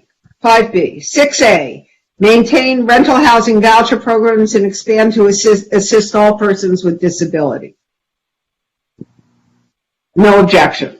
6B, seek funding sources to support rental assistance for vulnerable individuals and households at risk of displacement. And I want you to know that not only is the city doing this, but I'm doing this every day. So this is what we heard. The Planning Commission recommended in addition, so the Planning Commission recommended and staff is okay with this reading. The city shall continue to explore and identify new funding sources that support rental assistance programs, including emergency rental assistance to the extent feasible. Good. Does anyone object to that? No. Maintain 6C, maintain and expand the Preserving Our Diversity program. I might get divorced if anybody opposes it, so I hope everybody agrees with it. I mean, I'm not going to. Okay. I would like to say expand. Can we say expand? Well, I think it's fine. I mean, I agree, but we can't. I don't see much expansion on our current budget, but I do think we should expand. Isn't this an 8-year plan? So, since it's an 8-year plan, we could say we want to expand. It says maintain and expand. Okay. Okay, so this is fine. 6D, information and outreach coordination for tenants and landlords on housing programs and resources. Again, this is one that Planning Commission recommended a change, which staff is okay with, to the first sentence to read, take out the first clause and simply have the first sentence read, the city shall prioritize additional education and outreach to tenants and landlords to increase awareness of federal and local housing programs and their rights and legal obligations, including Section 8 Housing Voucher Program and anti-discrimination regarding income source. Then the second sentence would remain the same. Okay. Any objections? No. Oh, we're on to 6. 6E, maintain, oh, we were on 6. 6E, maintain a community development grant program. The city shall continue to fund supportive services that serve the priority homeless populations. Striking a balance between existing programs that have demonstrated effectiveness and national best practices that are consistent with the city's adopted action plan to address homelessness. Okay. 6F, provide tenant relocation assistance. No objections. 6G, maintain a temporary relocation program.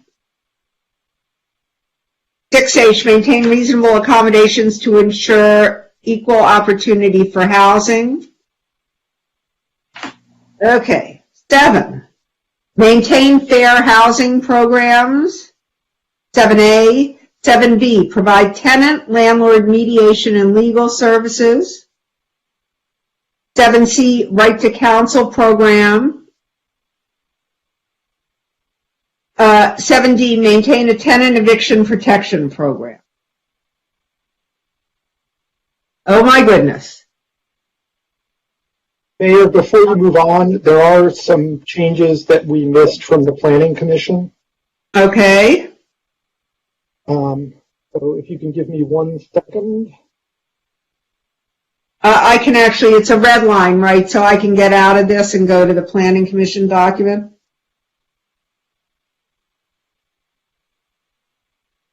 So I can go through them. That would be great, but I will go back. Go ahead. So in program 1A,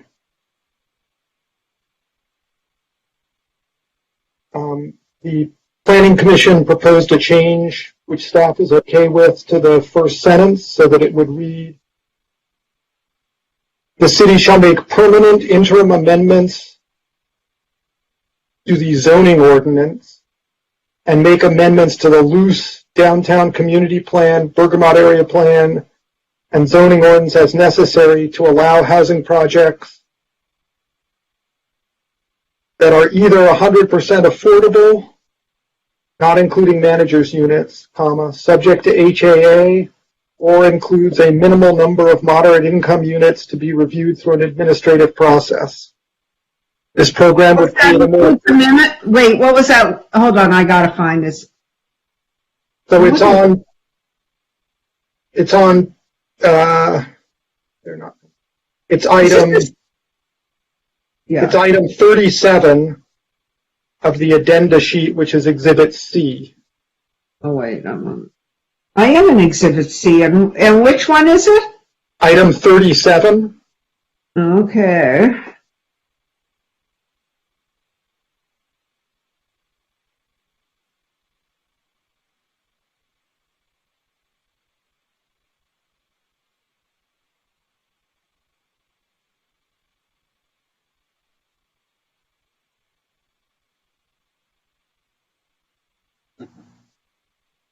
What is this minimal number of moderate income units? I'm reading 37, it says, includes a minimal number of moderate income units? Jing, can you explain that? This is with respect to, this is intended to address, because moderate income is not defined as 100% affordable housing. In the current zoning ordinance definition, it does not include moderate income housing. So this was intended to include moderate income units through an administrative process as well. What is the Paula Larmore background statement? That is not in... That's just an explanation. Yeah, that's just an explanation. That's not the actual red line. Okay. Isn't Paula, doesn't she work for a law firm in the Yeah, we included the description of what the Planning Commission wanted to include, but so the red line. Right. He's a registered lobbyist, so I'm not sure if that should be in the document. Yeah, that's what my question is exactly that. Like, what, are we listening to staff or are we listening to lobbyists? Yeah, I have nothing against Paula. Okay, guys, we can talk about this another time. I want to understand what the minimal number, so wait, an HAA project is allowed, but a moderate project, The commission wanted to be clear that that moderate income projects were included in this. So I think I would suggest that we could delete the part about includes a minimal number. Thank you. And then so it just reads or moderate income or a moderate income project. Well, I thought we were talking about 100%. I mean, correct. Yeah, 100%. But it doesn't say that. It says minimal number. Oh, wait, it does. Okay, so this is where I'm unclear. Subject to HAA is an independent clause that doesn't define 100% affordable. That's right.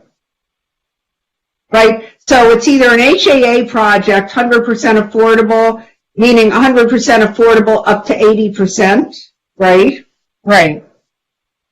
But 100% affordable, 100% moderate, right, should be HAA compliant, right? Yeah, so again, the commission wanted to emphasize that moderate income was included in this. So that's why they wanted to call it out as a specific class. Even though you're right, it could certainly be subsumed within an HAA project. Yeah, I want to take out this moderate. It makes it ambiguous. In other words, it should be either 100% affordable or subject to HAA.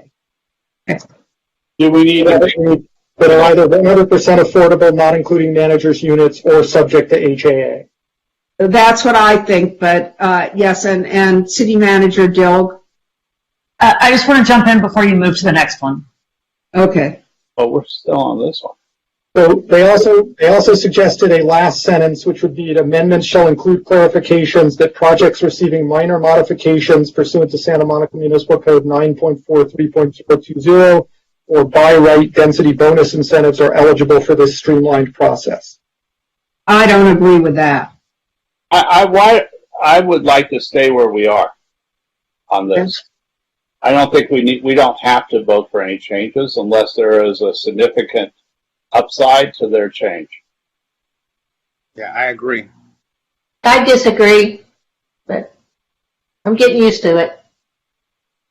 I think these are minor modifications that should allow housing. Again, a minor modification, and it's going to throw a monkey wrench in developing more housing. This all comes down to we want to build more housing or not. You can throw impediments in the way, or you can facilitate it. This is talking about facilitating it. Well, I don't necessarily agree that it's facilitating what we want to facilitate, so I agree that we should stay with the original 1A. Does anyone disagree? Other than, yes, Councilmember Davis disagrees, so I think we're going with the original 1A. Wait. Okay, I'm looking. 1B, remove certain. Council, before you move on, I do think these small things sometimes breed considerable distrust, so I want to be sure everyone's clear on what happened with this Paula Larmore note. That's a Planning Commission note. Paula Larmore provided input. The Planning Commission took note of it. The recommended red line is coming from the Planning Commission, and staff is saying okay to what the Planning Commission is saying. You're saying not okay. I just want to be clear that that's what's happening. Paula Larmore provided input to the Planning Commission as part of their process. That's Planning Commission making that note. No, I understand. Look, I've had some experience with minor modifications. I don't like that. I'm just saying, right? Including a whole mechanical garage. So that weighing in on the substance, just trying to make sure everybody understands why. No, I hear you. I hear you. Okay, so 1B remove certain. I don't even know. Is that the city shall adopt new streamlining procedures to expedite the design review of housing projects without the word certain there. Good. So you're saying all housing projects versus some housing projects? Yes. It would be streamlining to expedite design review of housing projects. Is there any downside to that from planning? Or should it be all? I think that they were just concerned that, it's just certain, like we don't. So there was not a need to say there was certain, because there wasn't a certain class. It's just housing projects. Okay. Okay, so I'm fine with that. now I don't remember what 1C. See, this is the whole problem here, right? 1C is about the surface parking lots. So this is the A Right. lots. Right. Modification would be. I'm just worried about the parking. So Phil, look at this, please, because it has parking stuff. I don't have the change in front of me. The change would be this, Phil. Right now, it would add language at the end to say, including removing the density caps, comma, and now comes the new part, streamlining parking requirements, comma, removing parking replacement requirements, comma, removing parking minimums, and then the same language, restoring underlying maximum allowable density. Yeah, I will vote no on that.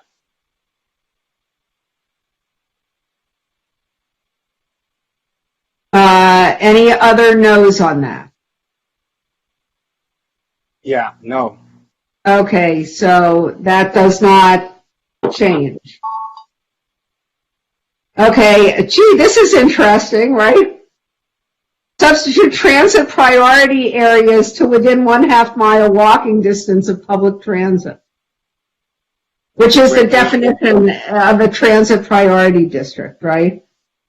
Wait, are we defining those transit priority districts? Because staff didn't have an answer for us. No, they did. They showed us the map, Oscar. And they told us the map. They said I remember hearing it was 1/2 mile, and then now I'm hearing a mile, or what? No, this is still 1/2 mile. Yeah. But we could change it to a mile since you think we should all walk a mile. My question would be, does this shrink the district or keep the circumference exactly the same as it is in your map, Ying? Yeah, so what the Planning Commission recommended would actually expand it, because they're saying 1/2 mile from public transit, which is different than a transit priority area. So based on the council discussion, we should keep it at transit priority area. Okay, I will vote no. Okay, good. Got it. We're trying to keep it. We're trying to keep with the discussion we had, right? Correct. Yeah, right. We're just keeping what we already dealt with this. Yeah.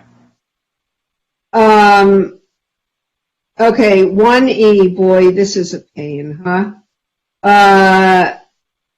This is Bergamot. The city shall modify the design guidelines in the Bergamot area plan to establish objective standards and feasible development standards to support housing production. The revisions to development standards will address at minimum, and I think this is new, is that right? That was in the previous one. Okay, density, floor area ratio, calculations for housing, height limitations, building modulation. So are we redoing the Bergamot area plan? Is that what we're doing? Essentially, yes. Yeah, okay. Well, I voted against it the first time. I'm willing to revisit it. You aren't? What the Planning Commission suggested adding was after the word open space, it would then add additional things such as reduction in parking minimums, live, work, artist, and commercial living situations, etc.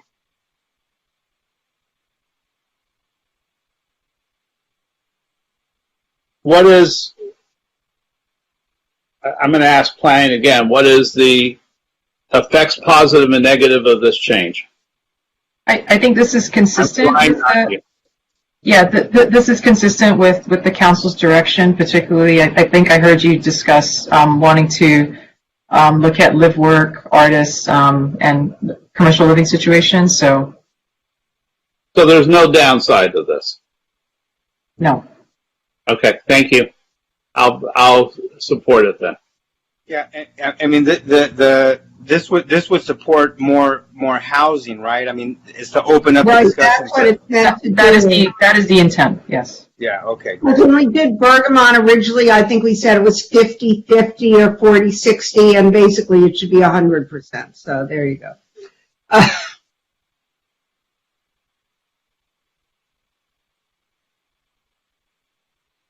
So in the 1F. Well, wait a minute. One more on Bergamot. There's been other commitments for community space and all that for local artists to exhibit work. That wouldn't impact that, right? When we say 100%, again, sort of like the same discussion we had on city-owned property. If we say 100% affordable housing, that doesn't mean that affordable housing is the only thing that will be built on city-owned property. We want to be able to do other things like open space, green space, and potentially some type of, entrepreneurship, startup business. So this isn't just the city land, Oscar. This is the whole Bergamot area plan. We're redoing the whole plan because it basically was never really focused on housing or even on live work or the other artist things that this talks about. Yeah, I just want to make sure that we're not shutting off, other good ideas that the community had expressed that they wanted to see in that project. I know that there was a long process to determine certain things, but if we're just saying, hey, look, we want to add housing, affordable housing, I think I don't have a disagreement with that. I just don't want to throw out everything else that was good to just only do affordable housing on those projects. Well, the emphasis is on artists, really. I mean, when I'm looking at it, innovative, complete neighborhood, right, all that same stuff. Yeah, I just want to make sure that staff understands that when we say 100% affordable housing in these city-owned properties, that it means that it doesn't mean that that's all we're building on those projects. That we're looking at. We want to respect the work that has been done in the planning of those projects that makes sense still for the project. I think the important thing there is that we don't end up with a housing requirement, let's say at the Bergamot Arts Center. I know that's a separate RFP, but that destroys our ability to have a vibrant center at that train station, which is including the arts, including housing, including the uses that will make that area vibrant for the next 50 years. Yeah, So correct. I think that's what Oscar's saying. I agree with him. So as long as that isn't precluded, or do we need to add any language to that specific to the Bergamot Arts Center as opposed to the Bergamot plan? Do we need to drill down into that, I guess is what I'm asking. I think you've already included that in 2E when we talked about we're talking about city-owned sites, right? So it does. One doesn't. No, it does not. It does not. Thank you. Okay. So that brings us to 1F, where the Planning Commission proposed changes, including the removal of the Tier 2 reference. This is item 43. Am I correct that Council wants to leave 1F the way it was? Yes. That's what I understood, yeah. Yes. So, Jane, was there a change to 1G? Yeah, 1G is in your staff report. This had to do with the additional ADU unit. So it's on page 23. There's a red line where instead of affordable, so it just reads, it's the second paragraph that has the alteration. The program will also incentivize the production of ADUs that will affirmatively further fair housing by providing more rental housing opportunities that would be affordable by design, within single-unit residential districts, an area of the city with high housing costs that has largely been unaffordable to many. So what is being added is that would be affordable by design, and to clarify that it's not affordable housing opportunities, but rental housing opportunities that ADUs are providing. So, but that says deed restricted affordable ADUs now. What's the difference? So the difference is that it's not, we're just removing the word affordable so that they're not deed restricted to be affordable, they're deed restricted to be rental. There's not like a rent limit on that ADU. No, they aren't going to be affordable. I mean, think about it. You put a unit in the back, right? I mean, some people might consider, but let me just say about ADUs, and because we've talked about it a lot, both in our house and I've talked about it a lot in theory. So if you deed restrict a unit and I'm not saying people can't do it voluntarily, and I think we should look at doing affordable deed restricted on all these ADUs, but it's going to be complicated because when you sell your home, you sell it with the deed restriction, and how does it affect the value and all of that? So it just gets very complicated, but I agree with the restriction for rental. Okay. Understood. Thank you. Yeah, so I mean, so we're all the talk about making it more affordable so that we can diversify those communities. We're abandoning that concept. No, it's more affordable. Look, they're renting a unit up here, an ADU, right? An apartment or a standalone house or whatever they're doing, and they're renting it. It's going to be cheaper than the other house would be, than the main house. So we are creating, and people can deed restrict, and I do believe that people would deed restrict if they thought they were going to have a teacher, or firefighter, or police officer, family. I think people would voluntarily lower prices to do that in the community. Or a tax rate cut. Right, or something. Yeah, there are things you can do, but it's very complicated. Yeah. So that's why we're doing the ADU accelerator, right, Jing? That's right. So this makes it so that we're not subscribing affordability to the ADU. We're saying it'll be rental. So then, no, right? Right, it'll be a rental, but we're going to be looking at ways to do other things with it. And to make it cheaper. Councilmember Davis. I want to make it clear, I'm fine with this. I just think it's, in all honesty, not going to come, I just don't see any way that it is going to promote greater diversity in the R1 neighborhoods, and I think sort of saying it doesn't make it so. But I'll still support it. If it builds more ADUs, I guess that's a good thing. But it doesn't sound to me like we're going to have any control over who lives in them. So my guess is people will be renting them to family members and friends of family, which doesn't do anything towards diversifying these exclusionary neighborhoods. So I'm still in favor of building more ADUs, but I think trying to characterize this as some attempt to remediate decades of exclusionary zoning, I think is in all honesty, disingenuous. Okay. Now we're on 1H. Yeah. The Planning Commission suggested, and staff was okay with a modification to the first sentence.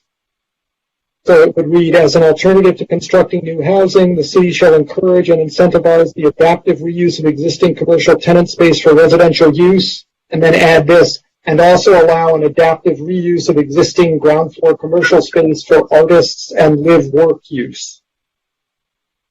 Well, that sounds like great minds think alike, right? Didn't we already do something like that? Yeah.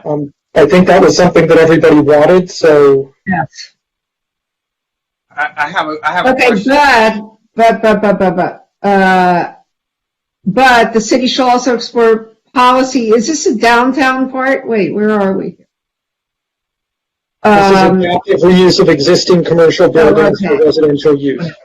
The city shall also explore policy changes to incentivize a conversion. Is That's that already in new? there. Okay, good. Yeah, I have a question. Go ahead. So we're talking about adaptive reuse, conversion of commercial to residential. I'm okay with that. I'm not okay with,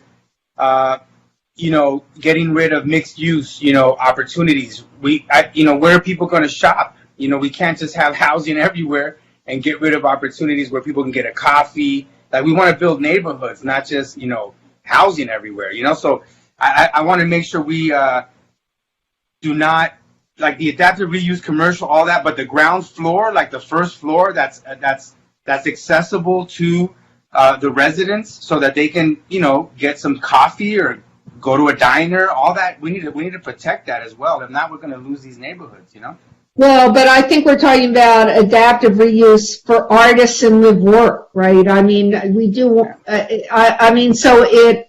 aren't, well, look, I understand your point of view, but I don't believe that anybody is talking about getting rid of all retail on ground floor. If retail is feasible, it is much more profitable than any of this, but this is exploring how to create spaces for artists and people who aren't as profitable as a coffee shop might be, for instance.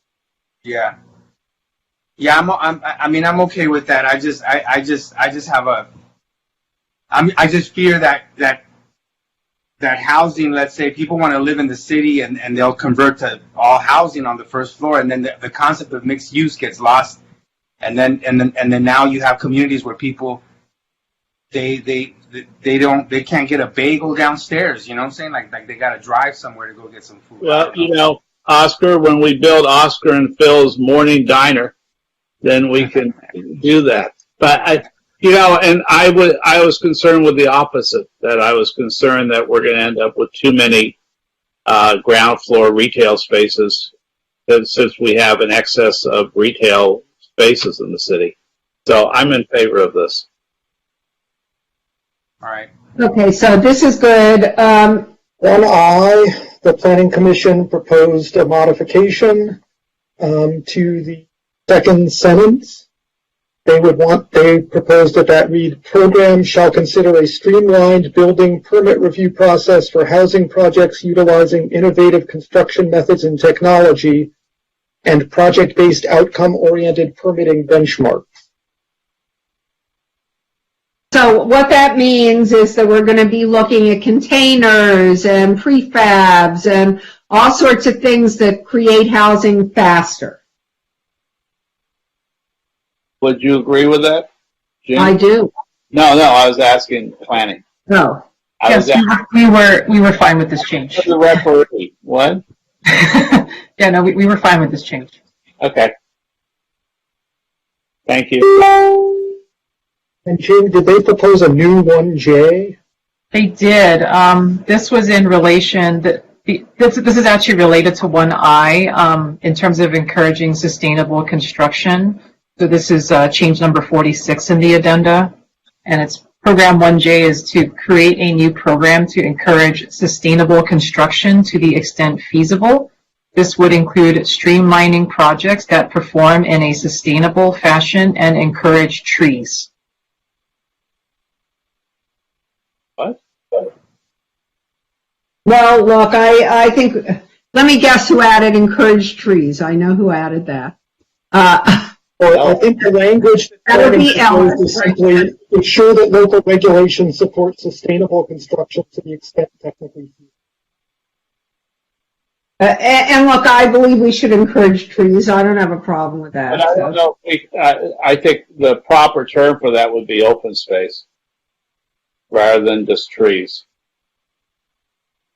We want trees. We need trees to breathe. But I think there's a better way to say that. Well, you can say trees in open space. Yeah, I agree. So do you want it to read, ensure that local regulations support sustainable construction to the extent technically feasible and encourage open space and trees? Good. Yeah. Can we expand on that and talk about environmental justice concepts around what about filtration systems and windows? You know, protecting people from pollution and air pollution and freeway pollution for those living in close proximity to the freeway. Is there, since we're talking about the environment, can we add some language there? And I would also ask that we, instead of just saying trees, open space and expand our tree canopy. I do agree with Oscar that we should have something about environmental justice and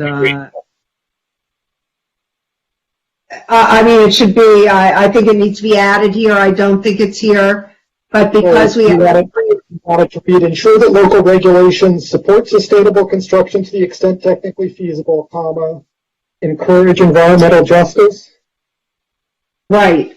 And encourage open space and an expansion of the tree canopy.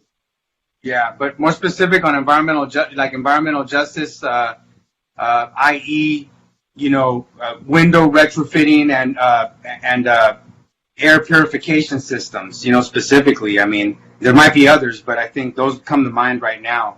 There's also water. I think this, because you have air, you have water, Oscar, you have other kinds of, it's so big when you start doing your IEs, right? I mean, or you could do it as an EG, right? Yeah. I just don't want people to say they read environmental justice and then it's like, what does that mean? Like they should know that these are standards that we want to implement to protect public health when we're doing housing construction in zones where, where we have... How about environmental justice that protects public health? Okay? Yeah. That good? Yeah, that works. Agreed. Ensure that local regulations support sustainable construction to the extent technically feasible, environmental justice that protects public health and encourages open space and expansion of the tree canopy. Great. Thanks, George. Now, wait, didn't we do 2A? We've already done, yeah. So now we're caught up, I believe. So okay, thank you for doing that, George. I appreciate it. Next time I'll have another computer, so I can look at everything all at once. So now I think we need a motion to adopt the housing, to direct staff. Hold on, I'll tell you what we need. We need a motion directing staff to transmit the draft housing element as amended by us to the California Department of Housing and Community Development. And I think that just modify that slightly. So a motion to direct staff to transmit to HCD the housing element as modified by the Planning Commission with the additional changes made by Council.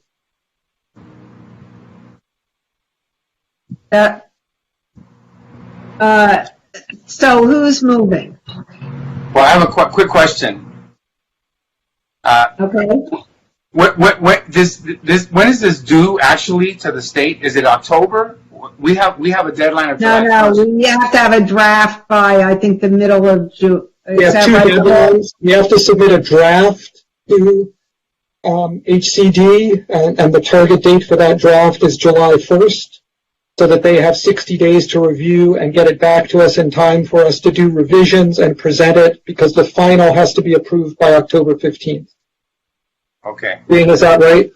That's right, yeah. So this is still in draft form until, yeah. and it's gonna come back to us, right, for a final approval, correct? It will come back to you after we get comments from HCD for final review and approval. All right.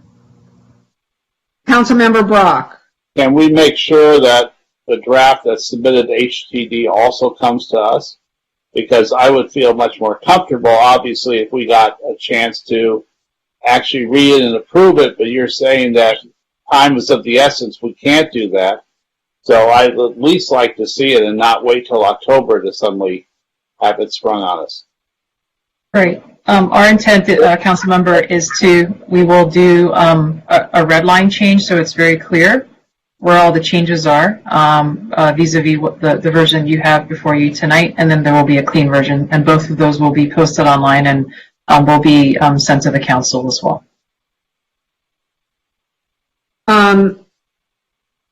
I do have a couple comments, but let's get this motion out of the way if somebody will make it. Okay, I'll make it. I move that we direct staff to transmit the draft housing element as expressed by the city attorney to HCD.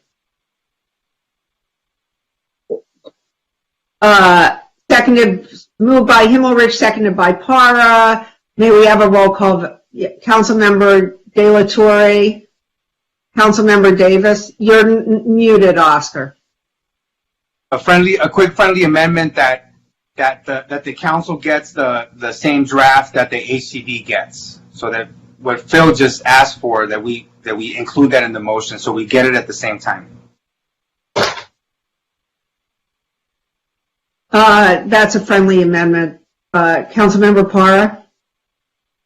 I see our city manager. Is there a problem? No, I don't think so. Okay, good. Let's have a Councilmember Davis. Did you? Okay, I got you. I see you. And then Councilmember Brock. Well, I just wanted to say I'm going to vote no on the motion. And I'm voting no on the motion. I won't go into all the reasons because I think it probably is fairly apparent from the positions I took on some of the modifications that we made, as well as some of the questions that I asked. But to summarize it, I think, one, that this housing element does not comply with the AFH requirements. I think the removal of any concrete intentional steps to address exclusionary zoning, I think, is a fatal flaw. So I think taking out the 100% affordable housing overlay, as well as the possibility of proposed rezoning of certain parts of the R1. I know we got a lot of emails. I got a lot of emails from friends about it, and I know it's a super sensitive issue. But I think that we are being asked by the state to take this opportunity to address decades of intentional discrimination, and the only way we're going to address that is with intentional inclusion. And in all honesty, I just think a statement saying that somewhere down the road we'll explore some options to do something is insufficient. So I do have that genuine concern about whether or not this makes the AFH requirements. I also think, quite honestly, it jeopardizes potential federal funding down the line. We now know that the Biden administration is going to tie federal funds for things like affordable housing, which we all say we want, to cities that demonstrate that they are taking affirmative steps to address the legacy of exclusionary zoning. And again, I don't think this does that. So I also am concerned that especially some of the changes that we made regarding, for example, to the surface parking lots, to the minor modifications and the application of the Housing Accountability Act will actually deter us from getting the kind of housing that we want. And I honestly think that the issue of environmental concerns is also a problem for me. As I view it, the suitable sites inventory and this element generally encourages development of housing along the boulevards, which we know does raise environmental justice concerns because there is greater pollution in housing developments along boulevards than there are in some of the non-arterial streets. And finally, I think that relying on ADUs in the R1 zone, I think, is completely inappropriate. I don't see any way, whether you call it's the AD Accelerator program or requiring that they be rentals, in any way addresses exclusionary zoning. So for the reasons that I don't think this does further fair housing, and because I honestly think that we've put enough constraints on potential housing with some of the decisions that we've made tonight, that we are not in good faith going to get to our RHNA numbers. And I should say my last point is that I think this housing element is incredibly dependent on us being able to get to 5 votes to make significant changes to the loose and the downtown community plan. And I'm hopeful that we'll be able to do that, but I have to be honest and say I'm doubtful. And so I think creating a housing element that's dependent on an unlikely scenario, or that we risk falling out of compliance because we won't be able to get 5 votes, is a dangerous position to be in. So I'm going to be voting no.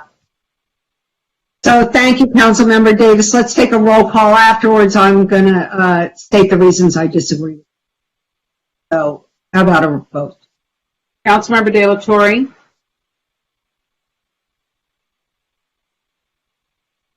Yes. Councilmember Brock. Yes. Councilmember Davis. No.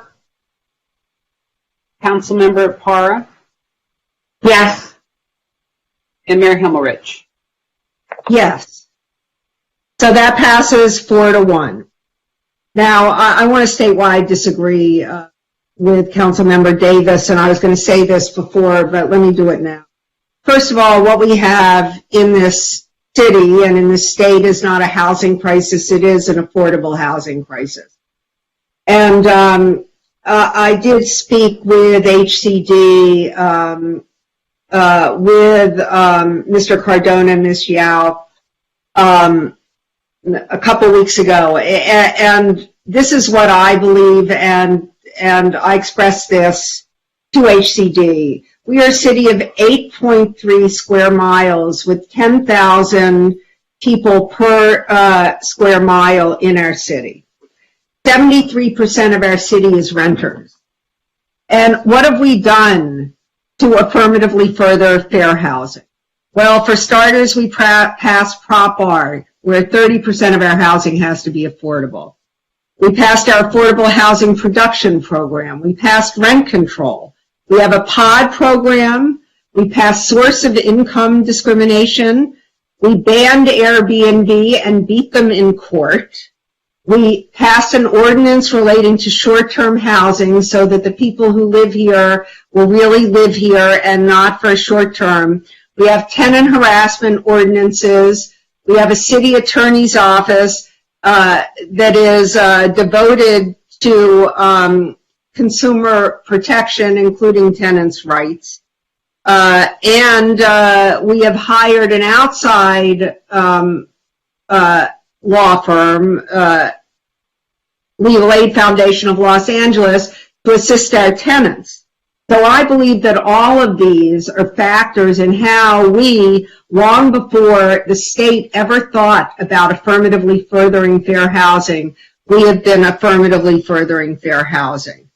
And I think to say that we haven't throughout this is simply not an accurate depiction of our city. Well, now I have to take offense at that because I did not say that. I agree with everything you said, Mayor Himmelrich, but that's not what HCD is asking us to do with this housing element. It is asking us to specifically address the history of exclusionary zoning. I expressed my opinion that I don't think it does. Obviously, you have a different opinion. But I did not say that I don't think we have a history of trying to affirmatively further fair housing in all the ways you stated, but none of those address the issue of the legacy of racially discriminatory exclusionary zoning. So I really do have to argue that putting words in my mouth is not fair because that is not what I said. And I apologize if you think that was what I did, but I want to make one other point, and that is the area in which you live today, Ocean Park, was a historically redlined area and is now one of the most expensive and exclusive areas in the city. So I just don't believe that we fall short of affirmatively furthering fair housing by not allowing apartment buildings in the very limited R1 zone. Mayor, this is Denise.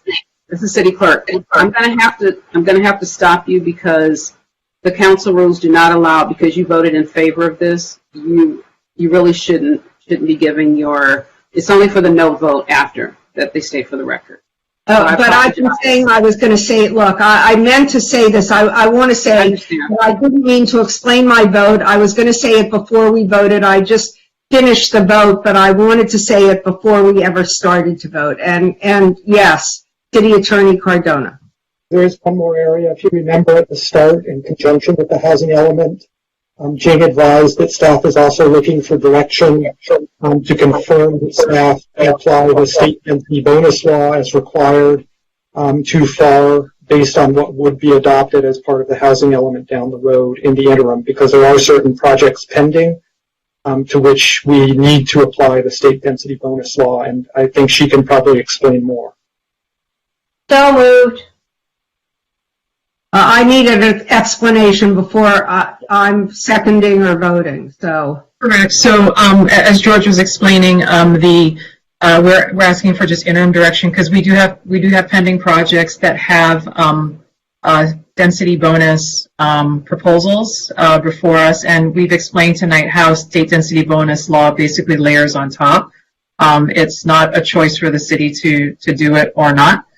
So what we are asking is that if it's okay to apply the bonus to FAR, so a straight percentage increase, as we would do in the housing element, and then also to process incentives and concession requests. So those relief from development standards administratively. This is basically allowing us to proceed forward with housing projects that are currently in process right now until we do a permanent ordinance update. We just wanted to be able to bridge that gap until we can come back to council. And this would be in accordance with state law, which does require us to apply a state law density bonus. well, you know, you guys keep saying that, but it's my understanding you said it may not be allowed. You didn't say it wasn't allowed, right? I mean, I took a note. Tier 2 FAR may not be compliant with SSI because state law may not allow it. Isn't that right? What we're saying is even if you have Tier 2 now, you still have a state law that requires us to apply a density bonus. Even though Tier 2 is our density bonus? Yes. In other words, state law doesn't differentiate. State law says that whatever we allow, depending on the levels of affordable housing, there's a certain density bonus to which applicants are entitled. And to be clear, it would apply only to Tier 1. Oh, okay. Existing Tier 1. If it's state law, then why do we have to vote to approve it to begin with? Because it's already, isn't it automatic at that point? Because state density bonus law, because the city does not have traditional measures of density, we have FAR. State density bonus law doesn't tell you this is how you do it. Different cities do it kind of differently, and so we wanted to be clear that we are getting clear direction from council to apply it in this manner in terms of the percentage increase to FAR. Some cities, for example, might convert that FAR to units, you know, and then back out of it to then add it on and go forward. Other cities take a different approach, so we wanted just to be clear that this is kind of a simple way to approach it in terms of the percentage increase on the floor area ratio. So what would, I'm sorry, go ahead.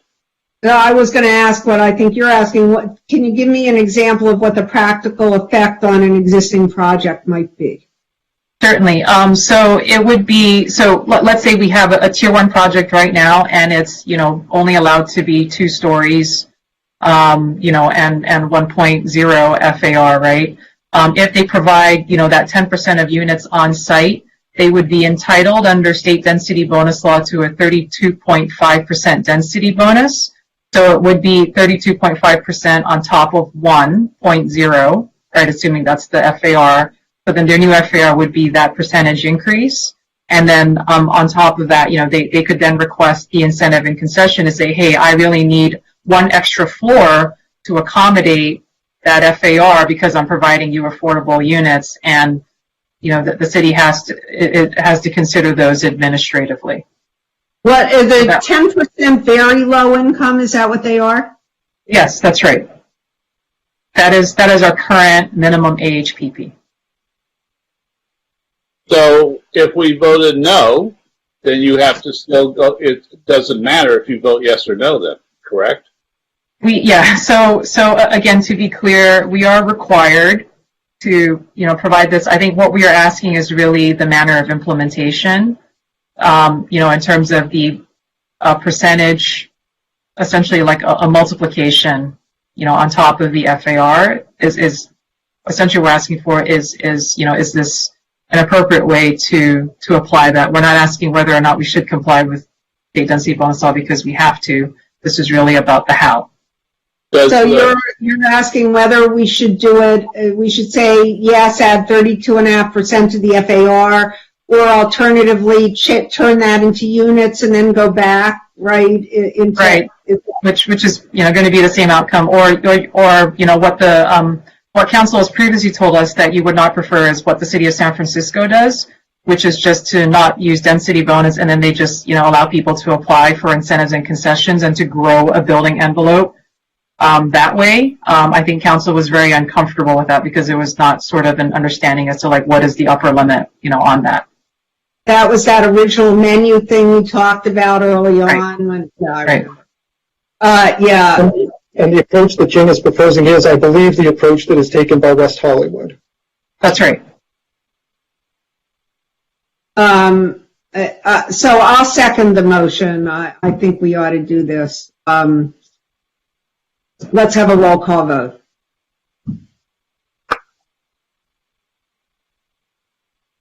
Councilmember Parra? Yes. Councilmember Davis? Yes. Councilmember Brock? Yes. Councilmember De La Torre? Yes. And Mayor Himmelrich? Yes. So that passes. 5-0.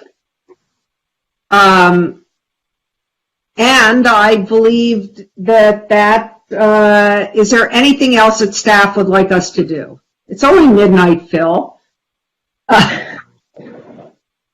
No, thank you. That is everything that we needed tonight.